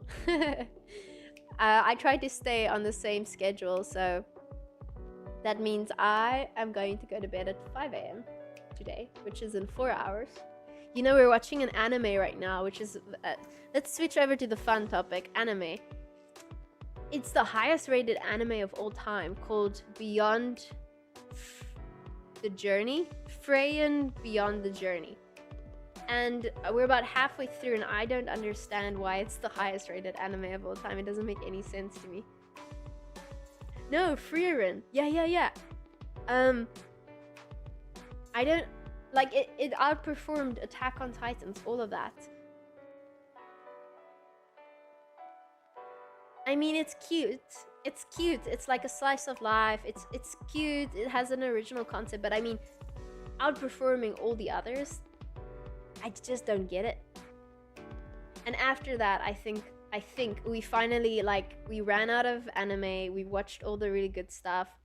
So we're gonna probably start One Piece. It's a big commitment, I know, guys. It's huge. I think we can do it, you know? I think I've got it in me. We probably have to start off with the live action. Then we have to watch One Piece. This is what I've been told. It's a huge commitment. I know, it's like getting a child. It's like getting a child. This is what people are doing today. They don't get children, they start watching One Piece. Who gave Jimmy smartphone business ideas? Oh, that wasn't me. I have no idea what the hell is happening over there. I don't know.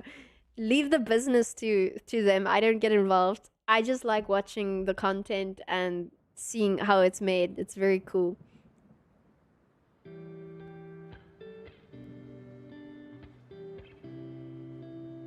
The Constitution in 2022 is identical to 1974. Supreme Court is a jury of judges deciding the fate of many women and unborn babies in the US, and they came to opposite conclusions. How is that a better system to a jury of peers? I mean, isn't that, like, factually a better system? Like, whether it's morally correct or wrong, and whether I agree on it or not. How do you know a jury of randos wouldn't have made the same decision? You realize, like, half the Americans are on opposite sides of the spectrum. It's crazy. Like, do you really think if you were able to get a jury, there's not a chance that half of them or more would have been totally okay with the same ruling? Like, isn't that like a huge political thing you guys have going? Like, how can you be so sure? At least I have to assume the judges used a lot of legal reasoning to interpret the Constitution, but normal people would just have looked at it like a normal person. They would just have looked at it and tried to make a decision on what's morally correct and what's morally incorrect, whereas the judges would have looked at the Constitution as it is written, and they would have tried to interpret it. And assuming it won't change, geez, 1974 all the way to 2022, of course it's going to be interpreted differently. Like, I'm not trying to defend them on that specific decision in the slightest, but do you really think something written that long ago could possibly account for the type of technology we have today? It's like trying to interpret the Bible today. Like, it's very, very clear it was written in a very different era, and you have to start looking at it from a different lens because things are entirely different today than it was then. So yeah, I bet you in 100 years from now, you're gonna have to reinterpret the Constitution again. The right to bear arms, what does that even mean when we have laser beams or something coming out of our Tesla robots that are patrolling our neighborhoods? What does that mean? Is that the right to bear arms? What are arms? I bet we don't even use guns anymore in 100 years from now. I bet we have some really cool technology that just, like, uses Neuralink to, like, paralyze your victim. I don't know if the Constitution allows for that or not, but I would rather have the judges decide on it than random people. I stand by my point. Case closed, Your Honor.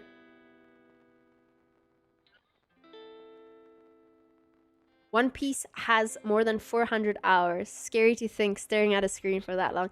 Yeah, I agree, but like I said, so this thing I do, again, this is why I'm not playing games on stream right now, because I would have to take it out of my portion of the day where I would have done work, which is when I'm mentally functioning. So from the moment I wake up, I have a full battery and it depletes until I reach the end of the night and I'm still awake. I don't have that mental. I reach that point where if I work, I'm going to do 20% of the work in an hour that would normally be like 100% if I was awake, you know. So it's almost like a complete waste of time to even try. So at the end of the day, when we're both done working, you know, a couple maybe unwinds and they just want to watch something together in bed. And so that is the perfect opportunity where we've run out of stuff to watch. So One Piece is like, okay, well, whether we watch it or not, every single night you're gonna be in bed for like 30 minutes at least, where you're not sleeping and you're just kind of like you kind of unwind and you just kind of stare at the ceiling, or you look at your phone, or maybe you watch YouTube. So it's just like a nice way to be like, okay, well, let's start doing this. Maybe every night watch 1 or 2 episodes of One Piece, you know. I get what you're saying though, but yeah, my argument still stands. Like, even if it's not one, it's scary when you see the amount of hours you spend on social media, etc. But you would have eventually spent that amount of hours just on something else instead. So at least I know One Piece is supposedly really good, so it's a good investment, and there is hopefully a payoff, instead of just watching junk, you know, on my phone and scrolling Twitter. Jujutsu Kaisen? No, but I mean, I know what it's about, and I've heard a lot of good things about it. Hi, Ima. Watch Naruto and Dr. Stone. See, Naruto was hard for me to get into because of how old it was. I watched like the first 2 seasons, and it was good. It was good, and I get that it's gonna become way better. But I like the more recent ones, like Attack on Titans. Jeez, so good. My favorite. And then Hunter x Hunter. You've got Demon Slayer. It's really hard for me to get into the ones that are older. Don't Munchausen by proxy your One Piece commitment.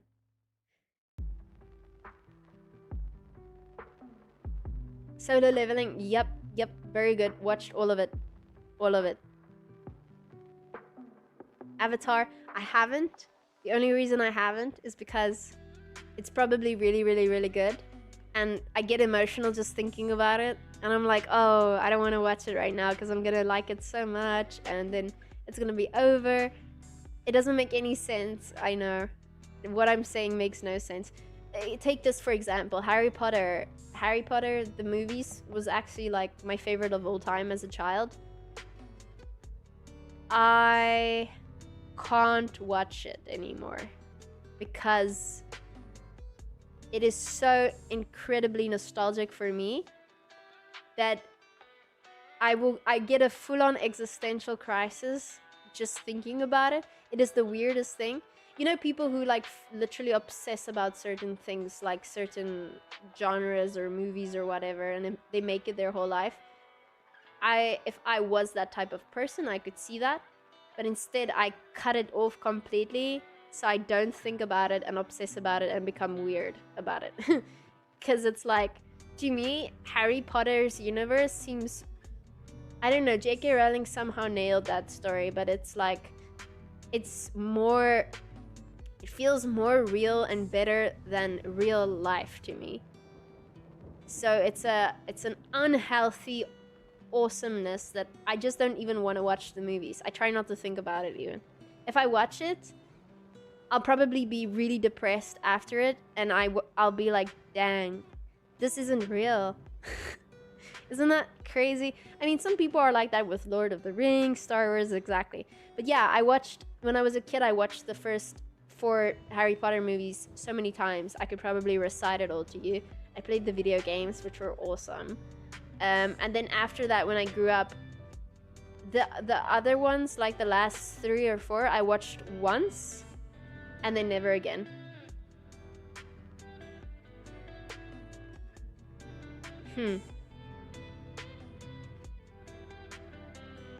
But there's a new series coming out and I'll watch that.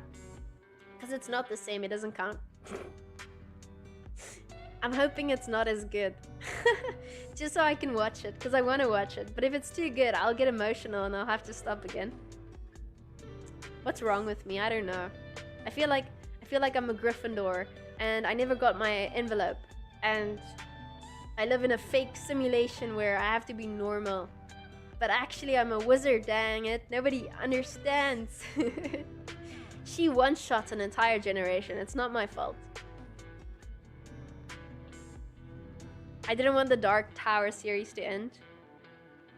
There are some fun parallels with the Harry Potter world. I sometimes avoid the things I expect to like the most. Yes! Oh my goodness, you couldn't put that in better words, but psychologically, did you know some people never go after their dreams because they're afraid they will find that it isn't all it was cut out to be? It's interesting. Some people do this throughout life. They never ever pursue that one thing you know what it is, and you're never doing it. Why? Is it the fear of failure, or is it the fear of actually achieving it? It's an interesting one, but it's a deep-rooted thing. I've had it. I've sabotaged myself. I don't know why. I still have it. Maybe I need psychoanalysis. Maybe I need a therapist to tell me why I'm like this. But it's like whenever I actually studied in high school and I got really good marks and I suddenly became like one of the best because I actually cared. I don't know, something about that just scared me, and I would immediately stop doing my homework and stop studying, and I would allow my grades to go down again. I've done this for every exam ever, even in university. What's wrong with me? Even now, it's like, how can I put this? I'll design a game or I'll start writing a book, and I start thinking about, wow, what if this becomes incredibly successful? And something about it actually becoming that good scares me so much that I would rather stop doing it completely. And I don't know why I do that. It's not the fear of failure. It is, for some reason, it's the fear of success. I need Carl Jung or Freud to tell me what the hell that means. Is it because I suddenly realize I have potential and I'm wasting it? Or I suddenly have a responsibility to actually pursue the arts and crafts, and I have a responsibility towards God to use my talents. Who wrote that poem? Until fame and fortune to nothingness do sink. He was a poet. He wrote poetry. We had to study it in high school. His biggest fear was that he disappointed God by not achieving what he could have. Yeah, I don't know. Whatever. I'm overthinking it. I probably just have procrastination. That's human nature. I mean, I hope so. I'm a human, so surely there are more people out there like me. Dream paradox. Yeah, self-sabotaging. That's why I have so many unfinished projects. I start them off very excited, and then I leave them at 80% completion. What the hell's wrong with me? Because for me, it's not enough not enough info realness for the world. I wish there was more, so I'm not immersed, but I like it.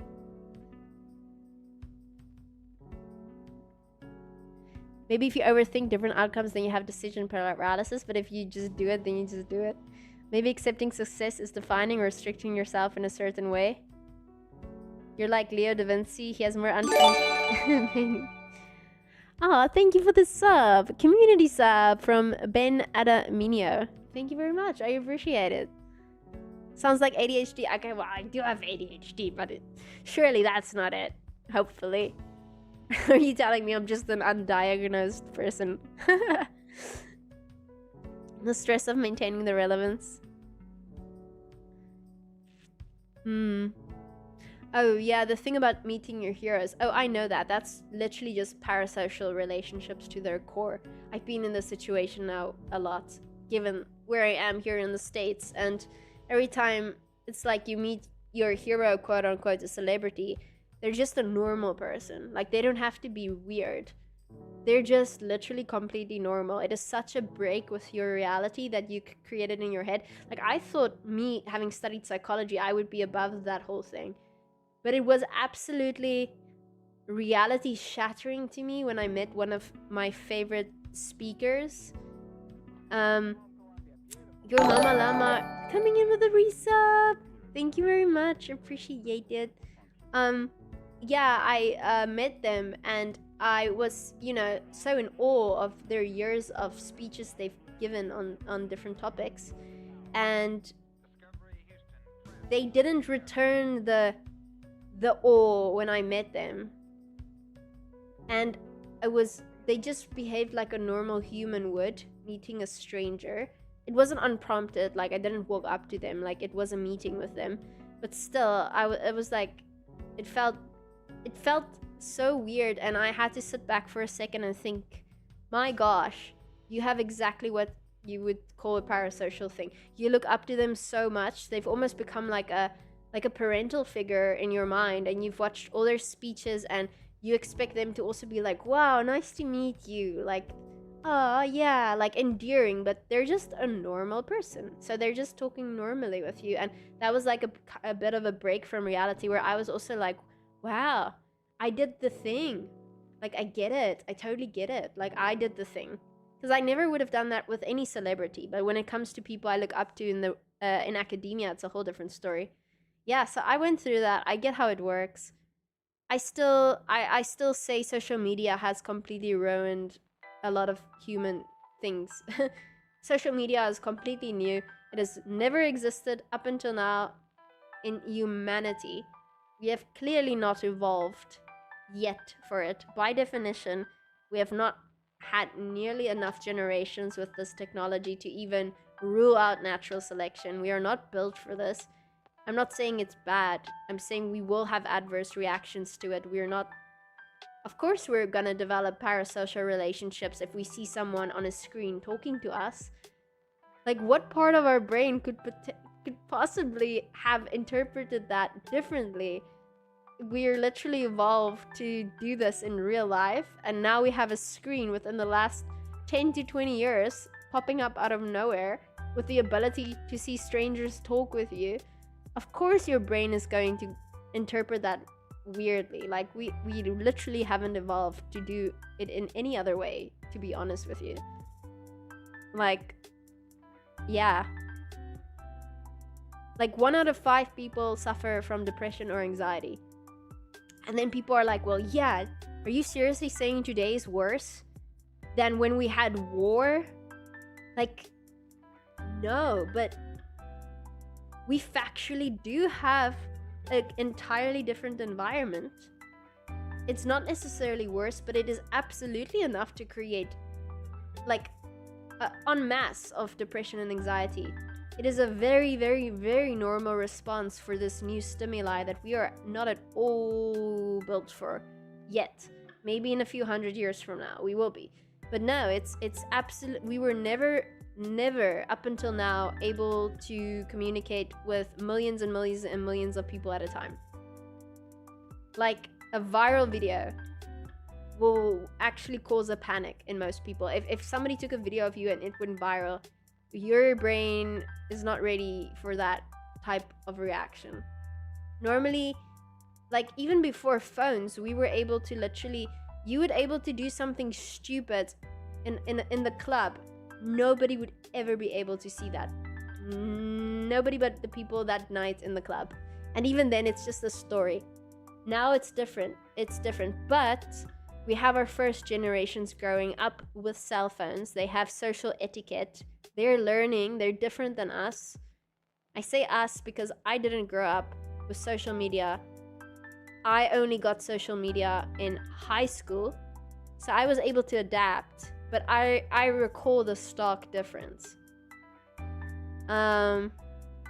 We will be the last generations who recall what that was like. Younger generations will be born into this world wondering why they have anxiety and depression, because it's totally normal to have a phone and to be online 24/7. But we will know that it is actually not normal. It is very new. And we'll see. I would love to see what humans look like in 1,000 years from now. I bet you we will be very different. I mean, you can already see it in the types of people who are now at the top of the hierarchy. Completely different. Look at Elon, Mark Zuckerberg, Jeff Bezos. Those are very, very, very specific personality types. One could say odd, even. Like, they're more situated for an environment where they are online 24/7 working on technology. It suits them. It doesn't cause them the same distress that it does normal. It's just very interesting, the types of people who are now working their way up in our society versus 100 years ago, where it was more looks based, charisma, strength, beauty. We're suddenly starting to value traits. You're good with technology, you're good with building a business, you're good with innovating. They're the types who are starting to accumulate a lot of power. It's very interesting how things are fluctuating, and we are definitely going to develop a different type of society as things progress. Yeah, anyway. People haven't been able to truly catch up to technology at a psychological level, and we won't, because it hasn't stopped yet. It is ever changing. The next thing is basically having a... I'm not even going to talk about it. I don't want to give you guys any ideas. It's going to be very much Black Mirror vibes. Like, anything you can think of will happen. It really isn't that hard to create technology right now. Anything you can think of will be developed. There will be very, very, very, very odd realities. I mean, deepfake is level 1 of alternate reality. You can just imagine what's to come. It's not the creation that's scary, it's the change. We are not suitable for that amount of change in such a short span of time. It's really scary for us to have that amount of uncertainty. Normally, you grew up in a world that kind of stayed the same. You went to university, you knew exactly what your pathway throughout life would look like based on that. You knew the trade, you knew you were gonna get a family, you knew you were gonna have kids, you would eventually die of old age. It's just very specific. Now we have literally no idea what the future will even look like in the next 5 years. We have self-driving cars, and that's just normal now. We have Tesla robots. Haha, funny. Yeah, no, it won't be funny in 2 or 3 years when they actually are completely autonomous. Combine that with AI or AGI. You have autonomous robots who can think like humans. That's very quickly gonna become a thing that you will see outside in the streets. Very quickly. That will become our new norm very quickly. Just start to picture it. I want you to think Detroit become human, and that's just the things we know of. Like, that's almost comically obvious. Like robots, AI. Think further. All the weird things that's gonna happen. It will be the norm, and it's unsettling to us.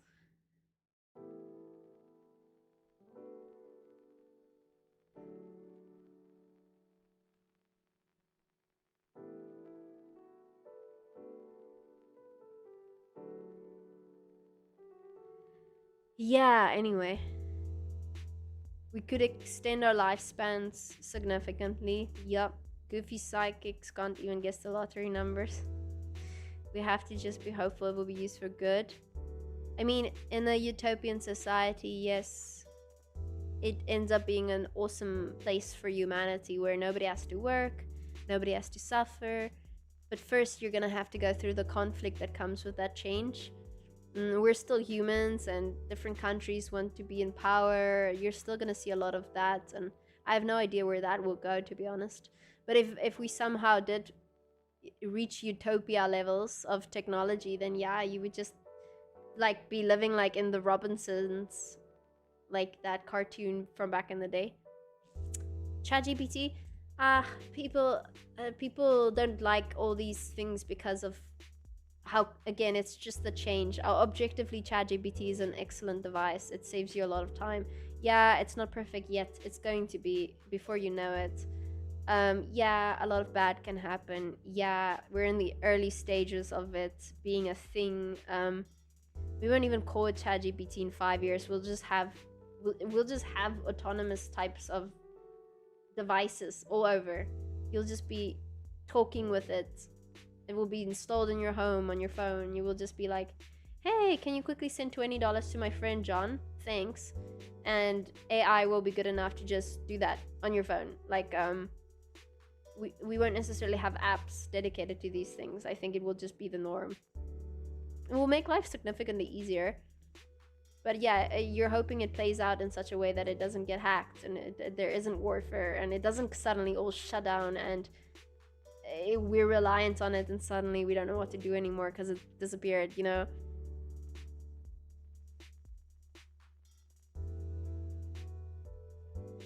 A lot of Johns just made 20 bucks.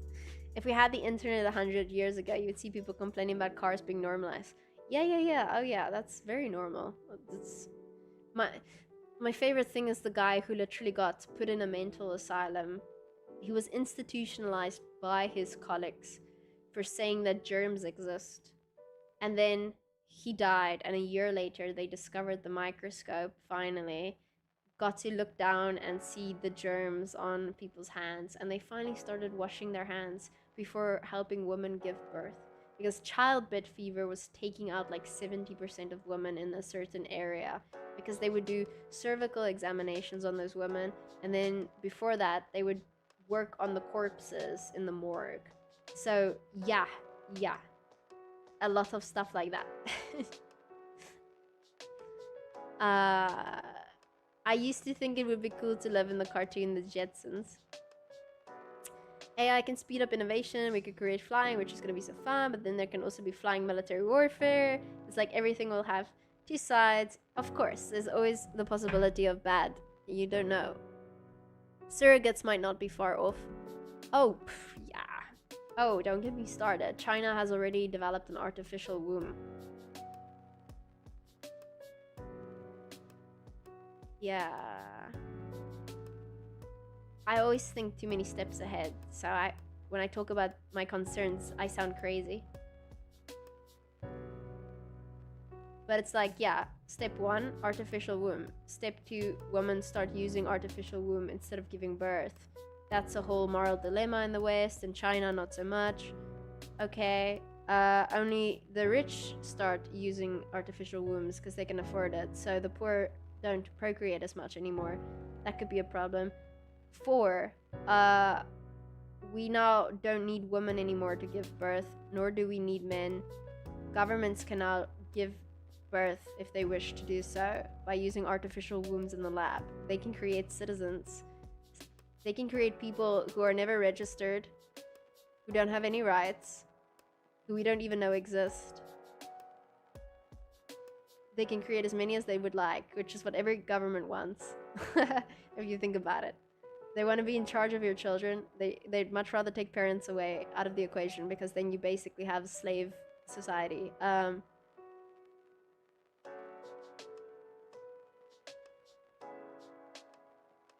Yeah, anyway, there's so much things. Imagine freezing an embryo right now, and then in 10,000 years, when humans look different, scientists get bored and they give birth. They use an artificial womb to give birth to somebody who was frozen in 2025, and that person comes out, and they like put them in a zoo so we can look at how humans looked back in the day, and they do one from every race all over the world. Make that a movie.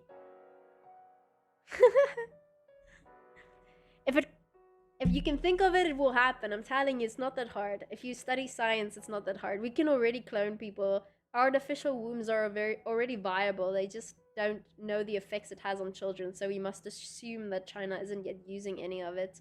But they already have an artificial womb because they use amniotic fluid. They have a fake beating heart. They have everything you need to.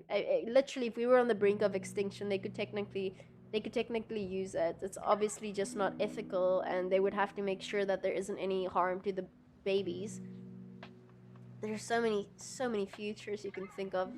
If you take morality out of the mix and you say certain countries don't have the same Western values, anything goes. Just think of anything you can do. Anything. 6 streaming room? Hell yeah. Thank you.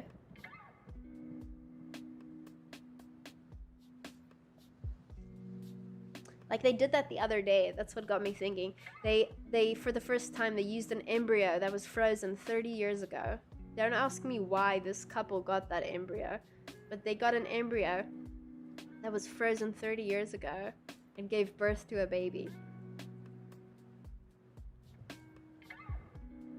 That baby was supposed to be born 30 years ago.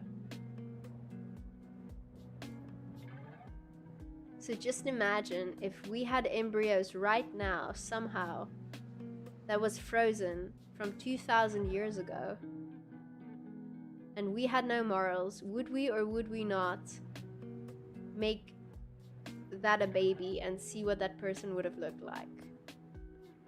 Yes, we would. Yes, we would. Somebody somewhere would do it.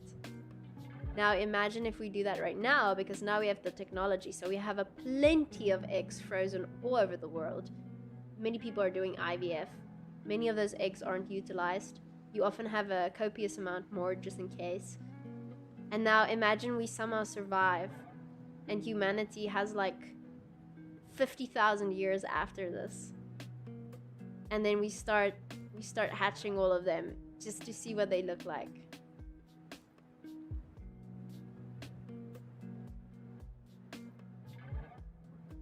Imagine someone rich who can have millions. Yes, that is exactly what I have thought about too. That and the government. The government is the rich guy if you think about it. They are actually the ones who have that type of resources if they really wanted to. Why not just birth their own military? Think about it. Why not? What's stopping you? Morality out of the picture. Why not just give birth to 1 million babies? The babies don't have parents. Babies don't have names. They don't know anything. They don't have rights. They're owned by the government. Military babies. I think, isn't that like Superman? Isn't that the story in Superman where they literally have developed a world where they have all these babies that they're like in the ocean and they are made by like, they're made in pods, and then when they're ready, they like, something goes down to fetch them, but they're literally in Superman's world. They've reached a point where they know the exact genetics you need for each type of person to do each type of job. So if you want somebody to be really good at being like an engineer, they have the exact genetic code, so they make the baby in the pod, and then baby hatches. That's what that person does, and like that's how they did it in like Clark Kent's world, I think. I mean, that's an interesting concept if you think about it. Yeah, frozen eggs for Mars. Yeah. Okay, I didn't want to go there. Because aliens. Okay. What if aliens existed? Would they or would they not take a few of our embryos to their planet and create a zoo where people can look at them? Would we not do the same thing? Ask yourself that. If we knew aliens existed on the world and they were like a subspecies of cavemen, so they're not very smart, would we or would we not take some of them home and put them in a zoo for humans to look at? Yes, we would. You can't tell me otherwise. We would absolutely do that. We would take each species we can find and bring them back so people can look at them. We would ride them like horses. So yeah.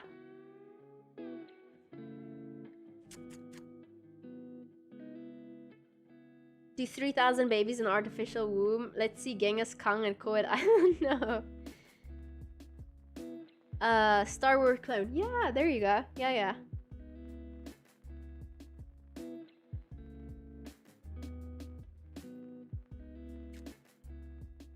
We're already doing it with animals. Yeah, so we already have a company doing exactly that. It's called Colossal? I think it's called Colossal or something. So they are already cloning animals by altering their genes, animals that went extinct. So they're doing the dire wolf. They've successfully done something that is extremely close to a dire wolf. So they have literal dire wolves. They have created mammoth mice. So the mice have mammoth genes too, and you can Google this. The mice literally have like orange mammoth hair. It is the weirdest thing. They want to create the pterodactyl. They want to create the dodo. Like they want to do all of that. So why not? Like, what is the actual argument against it besides the scary factor? Like, imagine an actual Jurassic Park. If we were able to recreate these animals, would we not have that? The only fear would be escaping into our ecosystem, I assume, and somehow altering it and damaging it.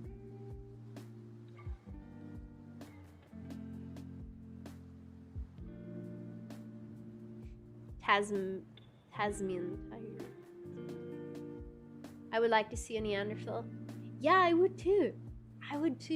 If we were able to make them, we would. But yeah, I would say that's morally probably a little bit fucked up if you think about it. Because imagine you spawning in 10,000 years from now. You're the only kind left. And humans don't even really look like this anymore. Like, we evolve, you know, maybe we don't have hair, maybe we're like elongated, like, I don't know. And you spawn just so people can gawk at you, and you never get to feel what it's like to have two parents. You never get to feel like what it's have to have your own kind. Like, you would be incredibly screwed up. It would be a horrible existence. So if we were to do that to a Neanderthal, it would be the same. Like, this poor thing would be born into a world that is complete alien to it, and it would have a horrible existence. You would have to create a bunch, actually. Yeah, you would have to do a whole bunch at the same time so they can be together, I guess.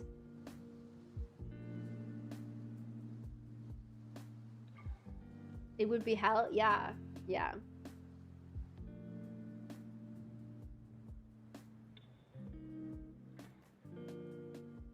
The movie was called Twins. Scientists try to make the perfect man but end up with very different twins. Ooh, interesting. I'm gonna write that down. Twins. Watch. Sounds like my type of movie. Wednesday season 2, is that out? Oh, I'm gonna watch that right now if it's out. Oh, it's so late. I'm hungry. I don't think we have any food. It's too late to order food. It's 2 a.m. in the morning.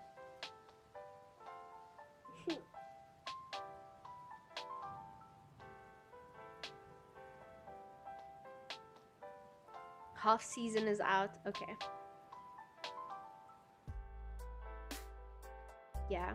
Not to self-promote my book or anything, but the book I wrote called The Marked Children followed this theory that if aliens exist, they for sure abduct humans and keep them somewhere like playthings.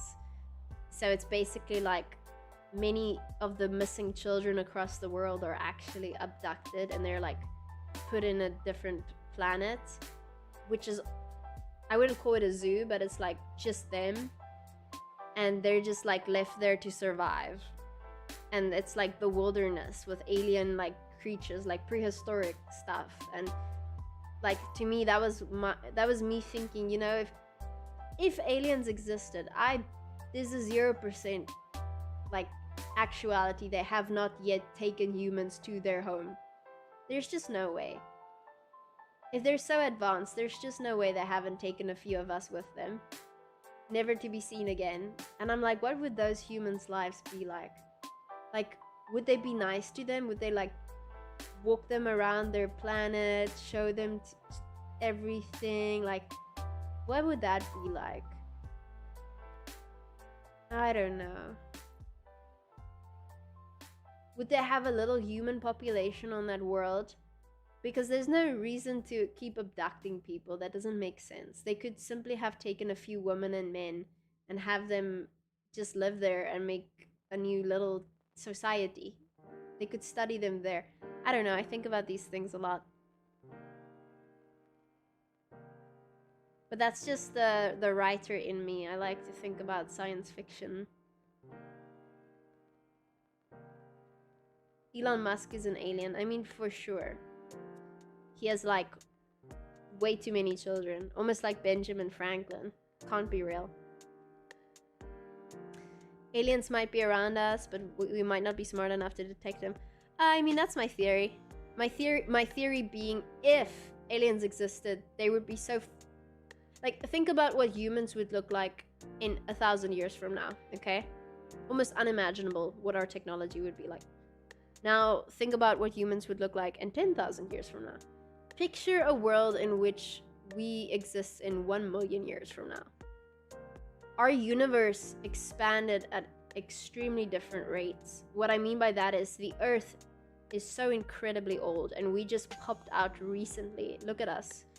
If aliens exist and they're able to travel to us, there's a very good chance they are so involved.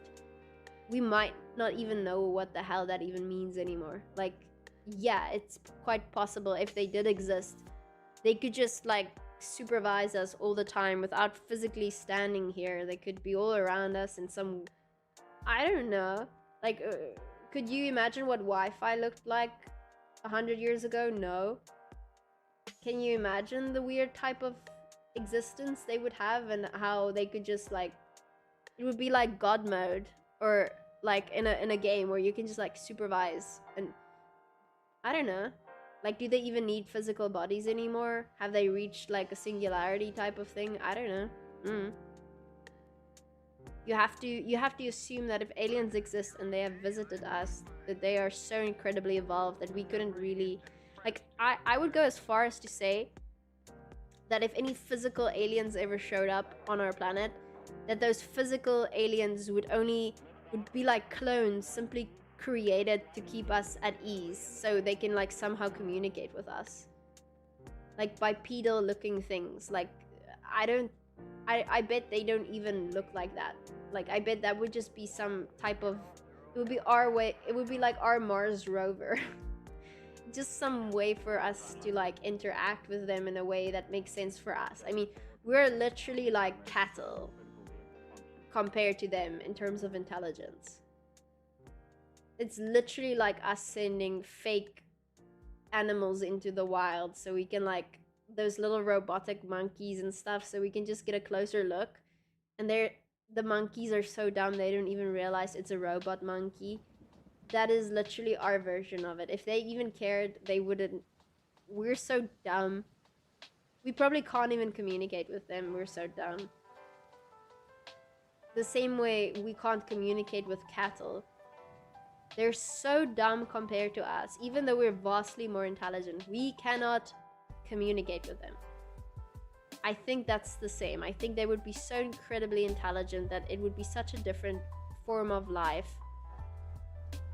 We probably wouldn't even be able to transverse with them.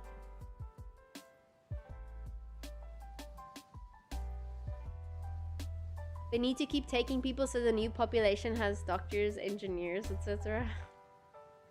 You could be the robot monkey, but yeah, hold on a second. You're a... No answer. No answer. We need our gut, nervous system, and brain attached on service, and we online in physical robotic avatar.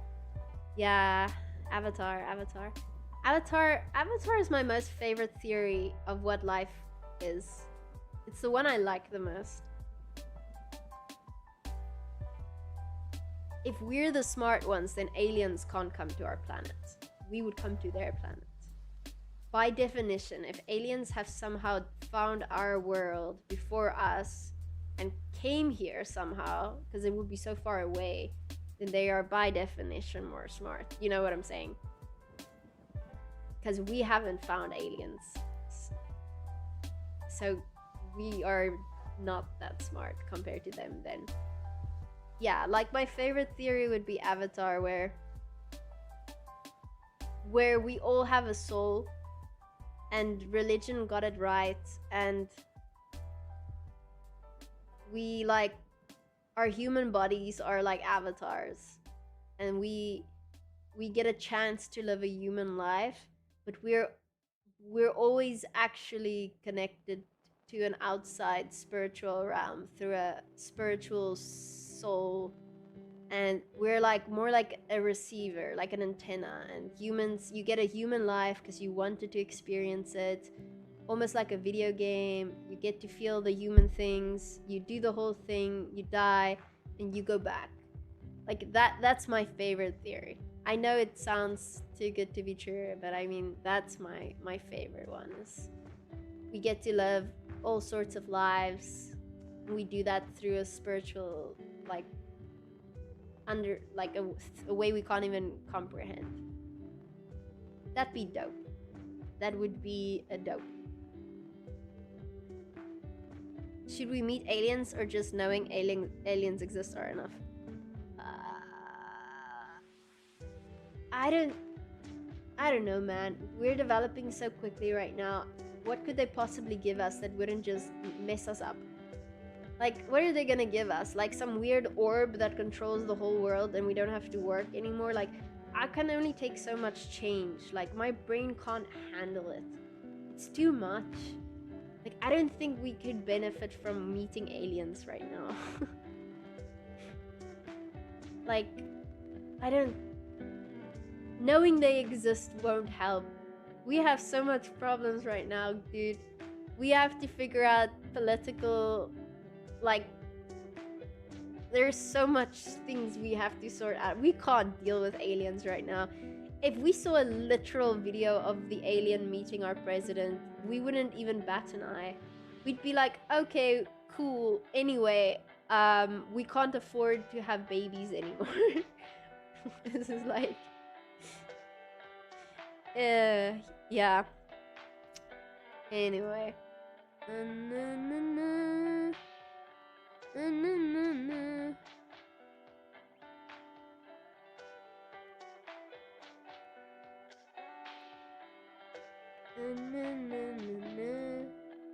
There we go.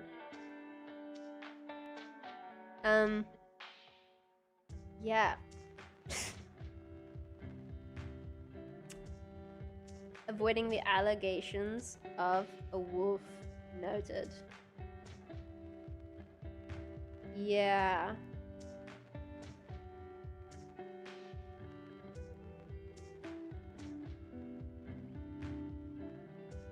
Spiritual beings.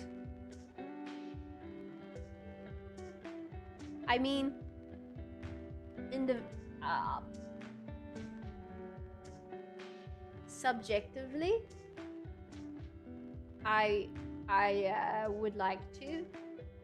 Objectively, in a scientific capacity, it's not proven, but it's not disproven either. And we've invented much weirder things that we can't see with our eyes than that. I mean, it is unscientific to rule it out. I personally like that explanation. I also think we're maybe not supposed to have the answers. If things did work that way, I think knowing it might defeat the purpose of life on Earth. I think if religion has it right, I think somehow knowing for a fact exactly what is going on and what happens after you die ruins the whole purpose of being here. Whether it is to just live a human life and not focus on any of the other things, or whether it is a test or a trial, or whatever. I think it, in retrospect, if religion had it right, you'd wake up on the other side and you'd be like, oh, how silly. I kept thinking about this all the time. I should have just have enjoyed my life on earth. It was really just that simple. I shouldn't have worried that much. Which is ironic because religion keeps saying, don't worry, don't worry, don't worry, don't worry, don't worry. It's not that deep, don't worry, just be a good person, don't worry.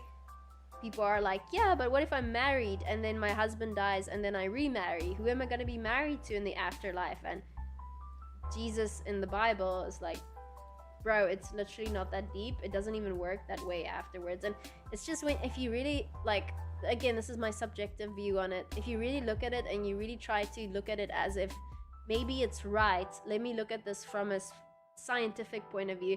The way they talk is awfully specific and actually makes a lot of sense if you think about there potentially being some spiritual form that is nothing like this. It's like, yeah, I mean, obviously you wouldn't have a husband or a wife in that sense. Like you wouldn't have a human body. Like that wouldn't be a thing anymore. Like it would be an entirely different reality to whatever we have right now. And like, I don't know, it's fun to think about, but overthinking doesn't bring you anywhere.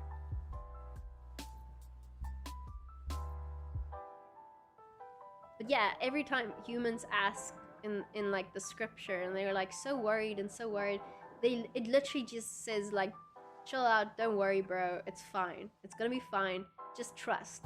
Like I feel like they could have for sure said exactly what it means to be alive, why we are alive, what happens after it, but they didn't. Even in scripture, it's almost like we are literally not supposed to know. It's like it defeats the purpose of our little life here on earth. If you want to theorize that religion has truth to it, you could very well theorize that we really just are not supposed to quite literally know all the answers. There's a whole movie about this, by the way, where a scientist makes a portal that proves the afterlife exists. It literally shows like a glimpse of like, it somehow proves it, and then immediately half the world kills themselves. It is such an interesting movie because I think it's so spot on. The moment he proved factually, it starts off with this guy living in the world where everybody who didn't kill themselves now are, and they're all depressed and all sad, and it's all like, you go about your life and your loved ones, they all killed themselves because they immediately wanted to go to the afterlife. Because it's obviously so much better. And why wouldn't you? It was such an interesting concept. I totally agree. If you really knew for a fact that the afterlife is maybe so much more better, and this is some sort of trial, and you're supposed to go through some suffering, which is literally a lot of what religious scripture even talks about, it's like, well, killing yourself defeats the whole purpose, doesn't it? It's almost like you might get sent right back. And then you start thinking about reincarnation in different religions, and it's like, so many things kind of make sense if you follow a certain theory. But yeah, in that movie then, in the end, he meets up with the scientist who made the portal, and he makes him reactivate it, and he discovers that actually the afterlife was never a good thing. Like people thought, they got the wrong glimpse of it, and actually they all ended up killing themselves and going to like a really bad place. It was a very good twist. But I like the concept of the movie. And also, let's say it is some silly test. Life is a test to see how you treat other people. Knowing that defeats the entire purpose. If you actually knew in the year 2025, factually 100%, that is actually what life's about, you would just have people dedicating their whole life to giving all their money to other people. It wouldn't prove a single thing. It wouldn't be a test if that was why we're here. I don't think it's that simple. But again, it would defeat the entire purpose of being a good person, or the test, or whatever, you know? So there's so many different reasons it could be if you really want to argue and theorize about these things, you know? So no, if you're asking me, as a scientist, I don't rule out the possibility of there being more to what we can see with our eyes. Many scientists are religious. Religion is based on faith. faith says, I don't know, but I choose to believe it, that in and of itself isn't unscientific. Unscientific would be claiming you know it for a fact without being able to prove it. But yeah, in the words of science, absence of proof is not proof of absence. And that's how I'll end that. You went to Benoni High School? I haven't. But South Africa's pretty cool. I hope you enjoyed it.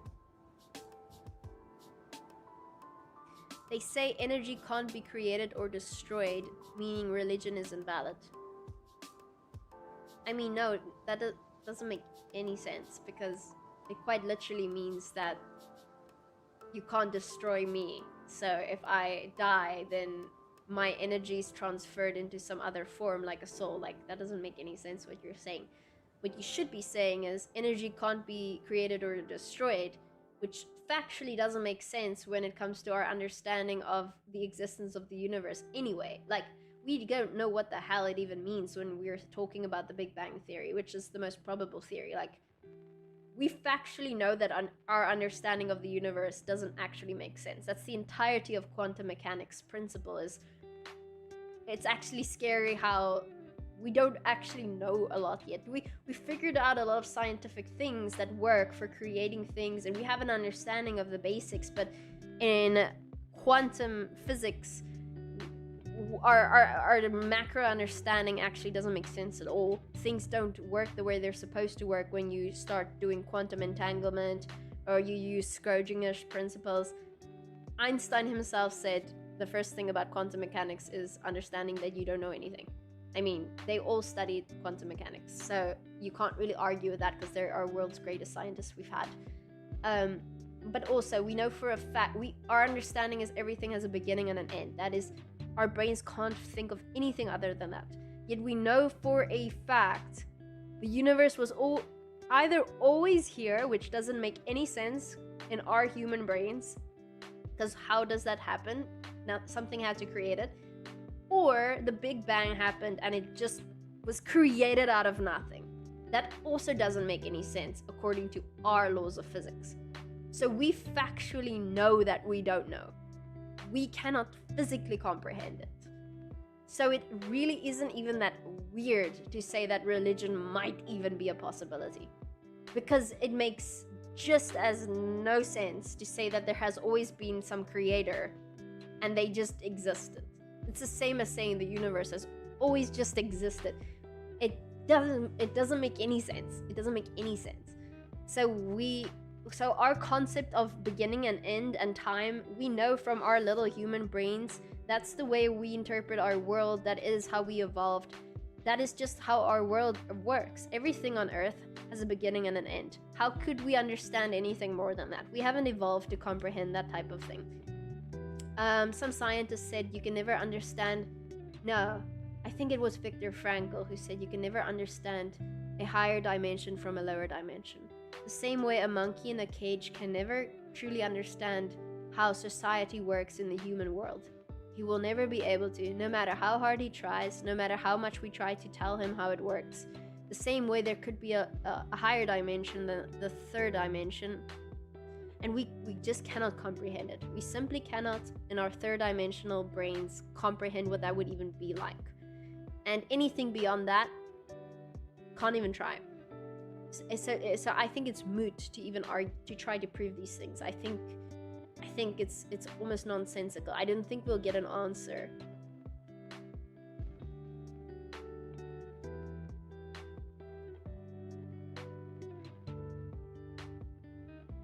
When you think of like time dilation, it becomes easier to believe that there isn't a beginning. If time doesn't even move in some places. I mean, yeah, time is like literally just a word we use. Like it isn't even like we just know humans age. We start and we die, and that's the circle of life, and that's just the way things work. Like we can't comprehend immortality because that's not a thing that exists in our universe. Like we haven't seen that yet. We don't understand that. Everything destroys. Everything will have an end according to us. But yeah, again, it doesn't make any sense. Everything is contradictory. That means we don't actually fully understand it, and that's totally fine. But yeah, it's like trying to explain the code in a video game. And our mathematics and our physics and our chemistry, we figured it out. We're making like huge progress. And in the game, it's helping us do such cool things. We're building everything. But the moment we accidentally come into contact with outside the game, like simulation, like the moment we like get a glimpse of outside, nothing works the same. It's a completely different thing. Like this little video game is like nothing like the real world. And suddenly our calculations and things don't make any sense. It's like, ooh, but in the game we must be born and die. How can the thing outside the game be different? Like, we can't comprehend that. Our science works here. That's how I see it. Like, we physically cannot comprehend what comes after that. We just can't. We're not supposed to. We were born in a world. We evolved to survive in the wild, procreate and eat. We haven't reached a point where we evolved to get there. Maybe we will one day, who knows? We don't have the upgrade. Yeah, we just don't. We don't. We can theorize, but even our limited way of thinking, we use mumbo jumbo words, you know, like soul and vibes, and it's like we can't actually like even see it. Like, we don't have, we're so dumb compared to what we could be if we really understood from a different, like, it's like, again, I'm trying to explain it like a cow cannot imagine what human life is like. It's right here, but a cow will never understand how we go to work in the mornings. We have lawyers and bankers and accountants. They don't understand that we use their milk and that we do this and we make cheese and at night we watch Netflix. Cows can never understand it. They're incapable. They're just not capable. They weren't built to understand it no matter what. That's how I see us. I feel like we're cows and there is simply no way we can understand certain things. And we are not meant to, and that is okay. We can try and evolve and we can learn more, and we'll learn way more. But maybe we'll never really get to know all of it. Yes, Zub, I did. I called you a cow. We are a cow. I mean, pursue longevity. I mean, why not? We are humans. Humans want to live. Survival is what we want to do. Why not have longevity? I mean, I see no reason not to. You want to be healthy. You want to live long, live life, enjoy it. Why not? I don't think life is meaningless. I think it's hard to know what the meaning is, but I don't think it's meaningless. I think it's precious, and I think living a healthy, long life is something to pursue. Why do aliens keep stealing the cows? I don't know. It's like, leave our cows alone, man. They're ours. Get your own. We're on the line of being parasitic, but also not. Now wait until AI takes over and we are parasitic. My country has a 21-to-1 cow human rate. Dang. If God knows everything and can do everything, the only thing left to know or do would be to create it all from scratch and experience it through fresh, ignorant eyes. I mean, in Christianity, he literally did send himself, who is also his son, to be born in human form, to understand humans and learn, if you think about it. And then it explains the Holy Ghost, which is everywhere and all around. It all sounds just like the theory I proposed. Like, again, they use words we understand as humans, but what else are they supposed to say? You know, if they did exist, what were they supposed to say to make us understand, you know? That's normally my point. Oh yes, the Holy Ghost. It is all around you, and it's also in you, and also you have a soul. Like, what does that even mean? Does that just literally mean there's like some sort of dimension where we actually do have some form of immortality. Like, how else, if that was true, how else are you supposed to say it? Isn't that like the most accurate thing would be to call it something like the Holy Ghost, explain it in that manner?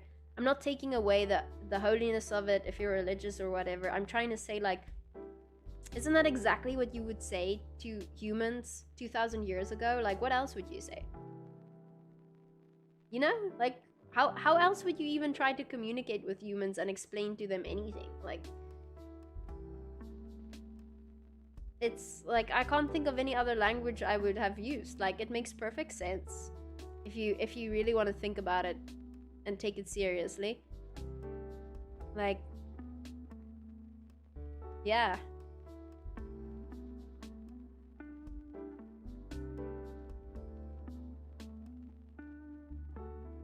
The mystery is why our consciousness organized time in this precise way, if past, present, and future exist simultaneously. I mean, in this life, again, we can't even comprehend like what other life would be like. Yeah, I think Rick and Morty do really good jobs at showing very weird, different types of realities we could have. They get pretty creative, you know?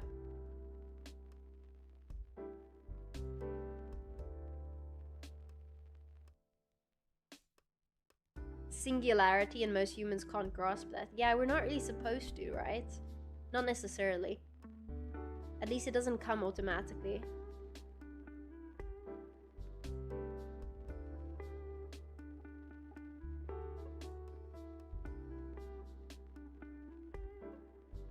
Have you ever had what felt like an original thought about life and someone says, yeah, that's a religion thing, but they all say different religions?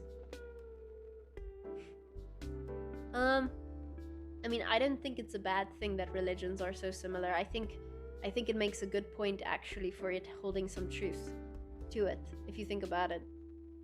Like, if you were to argue that things spread all around the world, you would rather have them say similar things than opposite things.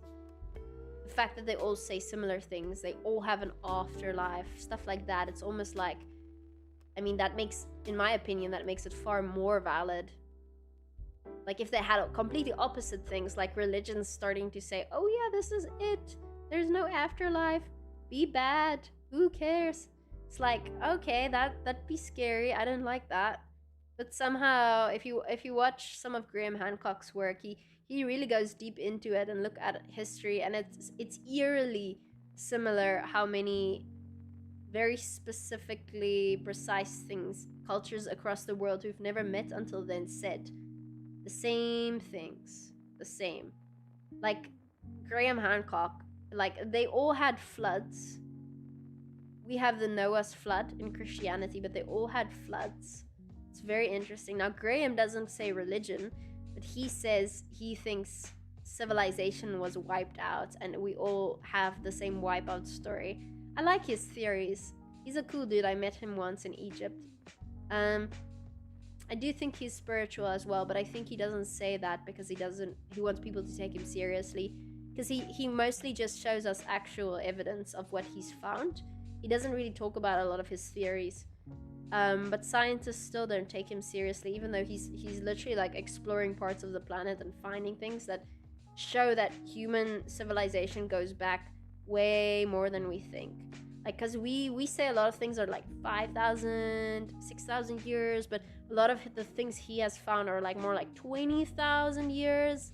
And you're like, whoa, that's a lot of years we have there. Like, we only started documenting our history for like two-ish thousand years. Like, what happened, you know? Why don't we know about all of that? Like, what were humans doing? Do you watch South Park? Yeah, I do.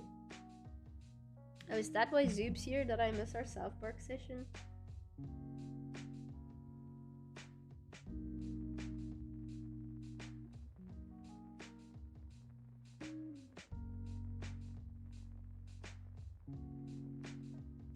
I'm sorry. My time got carried away. I was supposed to be live for only 20 minutes, but I lied to myself. I'm sorry. Um, show going through a hurricane, surviving is wild.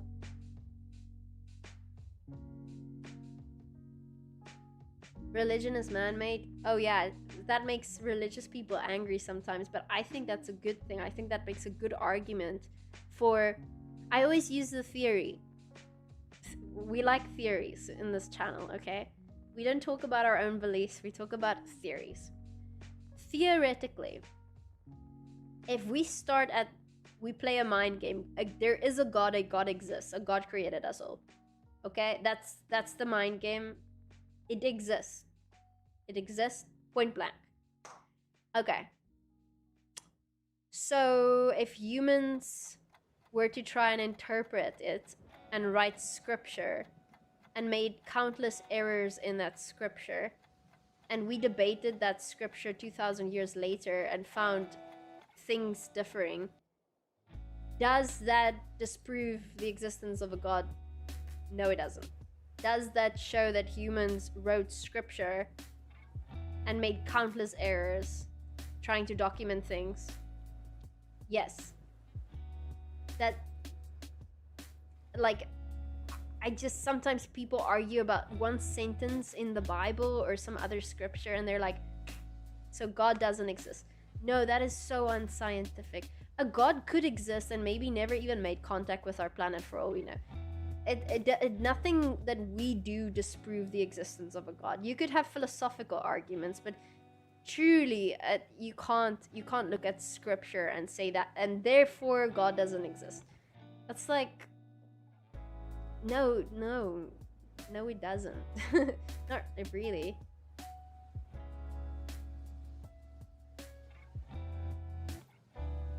I was raised a Christian, so I mean, I don't really compare religions all that much.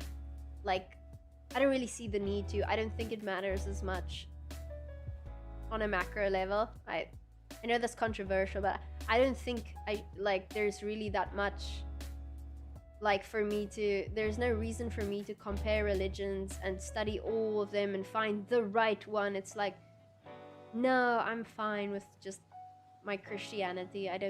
I genuinely don't think if I was born on an island and never read a religious book that I would somehow be sent to hell by an all-loving God. It doesn't make any sense. So I truly think if you are a good person, that should be enough. And maybe there are different ways you get, if you really can only do it by believing in a very specific religion, I feel like you should get the opportunity throughout your life somehow. You should get reincarnated, whatever. There should be a possibility. You can't get sent to hell for something beyond your control. I don't believe that. I think it's not that deep. I think you just literally have to be a good person. Try hard. I mean, maybe there are different rules for people who have been introduced to religion. Like, maybe now that I know about things, I need to take religion seriously from a Christianity point of view. But no, I don't study religions and try to figure out which one is the correct one. I think that's a complete waste of time. It's way more important to try to be a good person, make the world a better place. And if no religions exist and I'm wrong, at least I was a good person and I made the world a better place, you know? That's all that really matters. I'm not looking for some reward at the end of the day. And I think that would defeat the purpose anyway. I think it wouldn't count. It doesn't... If it was supposed to be that, like that. Yeah, anyway. What do you think, scapegoating mechanism? I haven't heard of any of that, actually. Well, okay, mimetic desire sounds familiar. Let me look that up.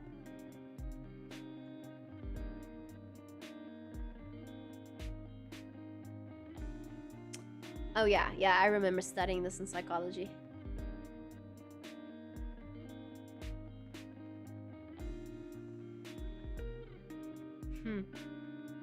Yeah, I mean, it checks out.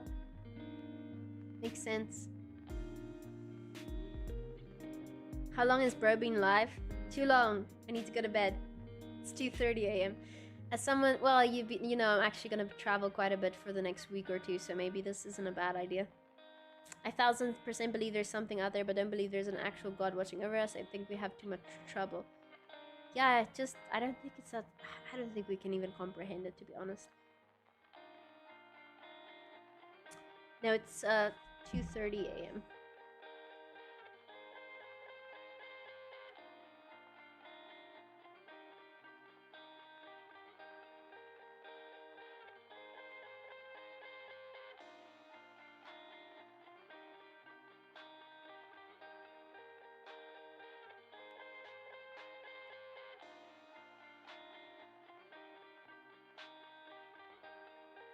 There are a lot of 20 minutes and 4 hours. Yeah, I think on that note, I will end the stream. It was a lot of fun chatting with you guys. Thank you.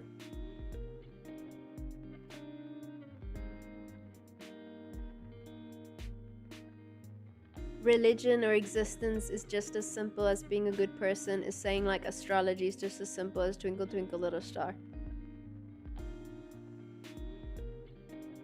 I mean, it kind of is. Dude, if you read the New Testament in the Bible, it's literally a guy called Jesus walking around telling people, yo, please just be a good person.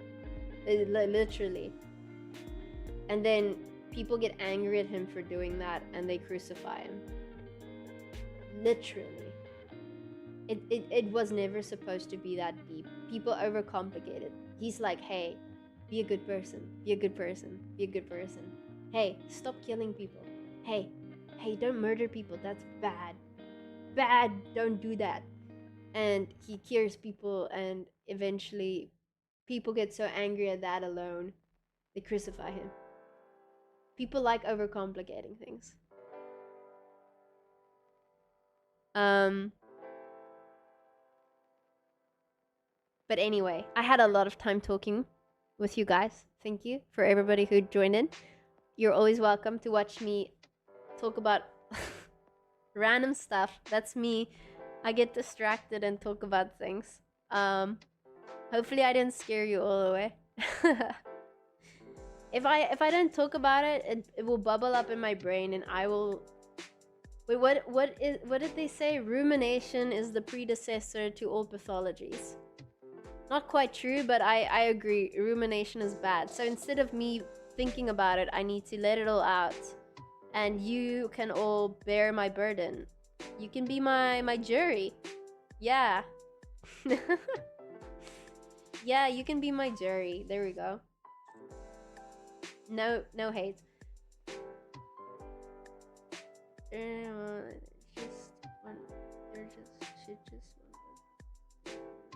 Keep up updated on travels.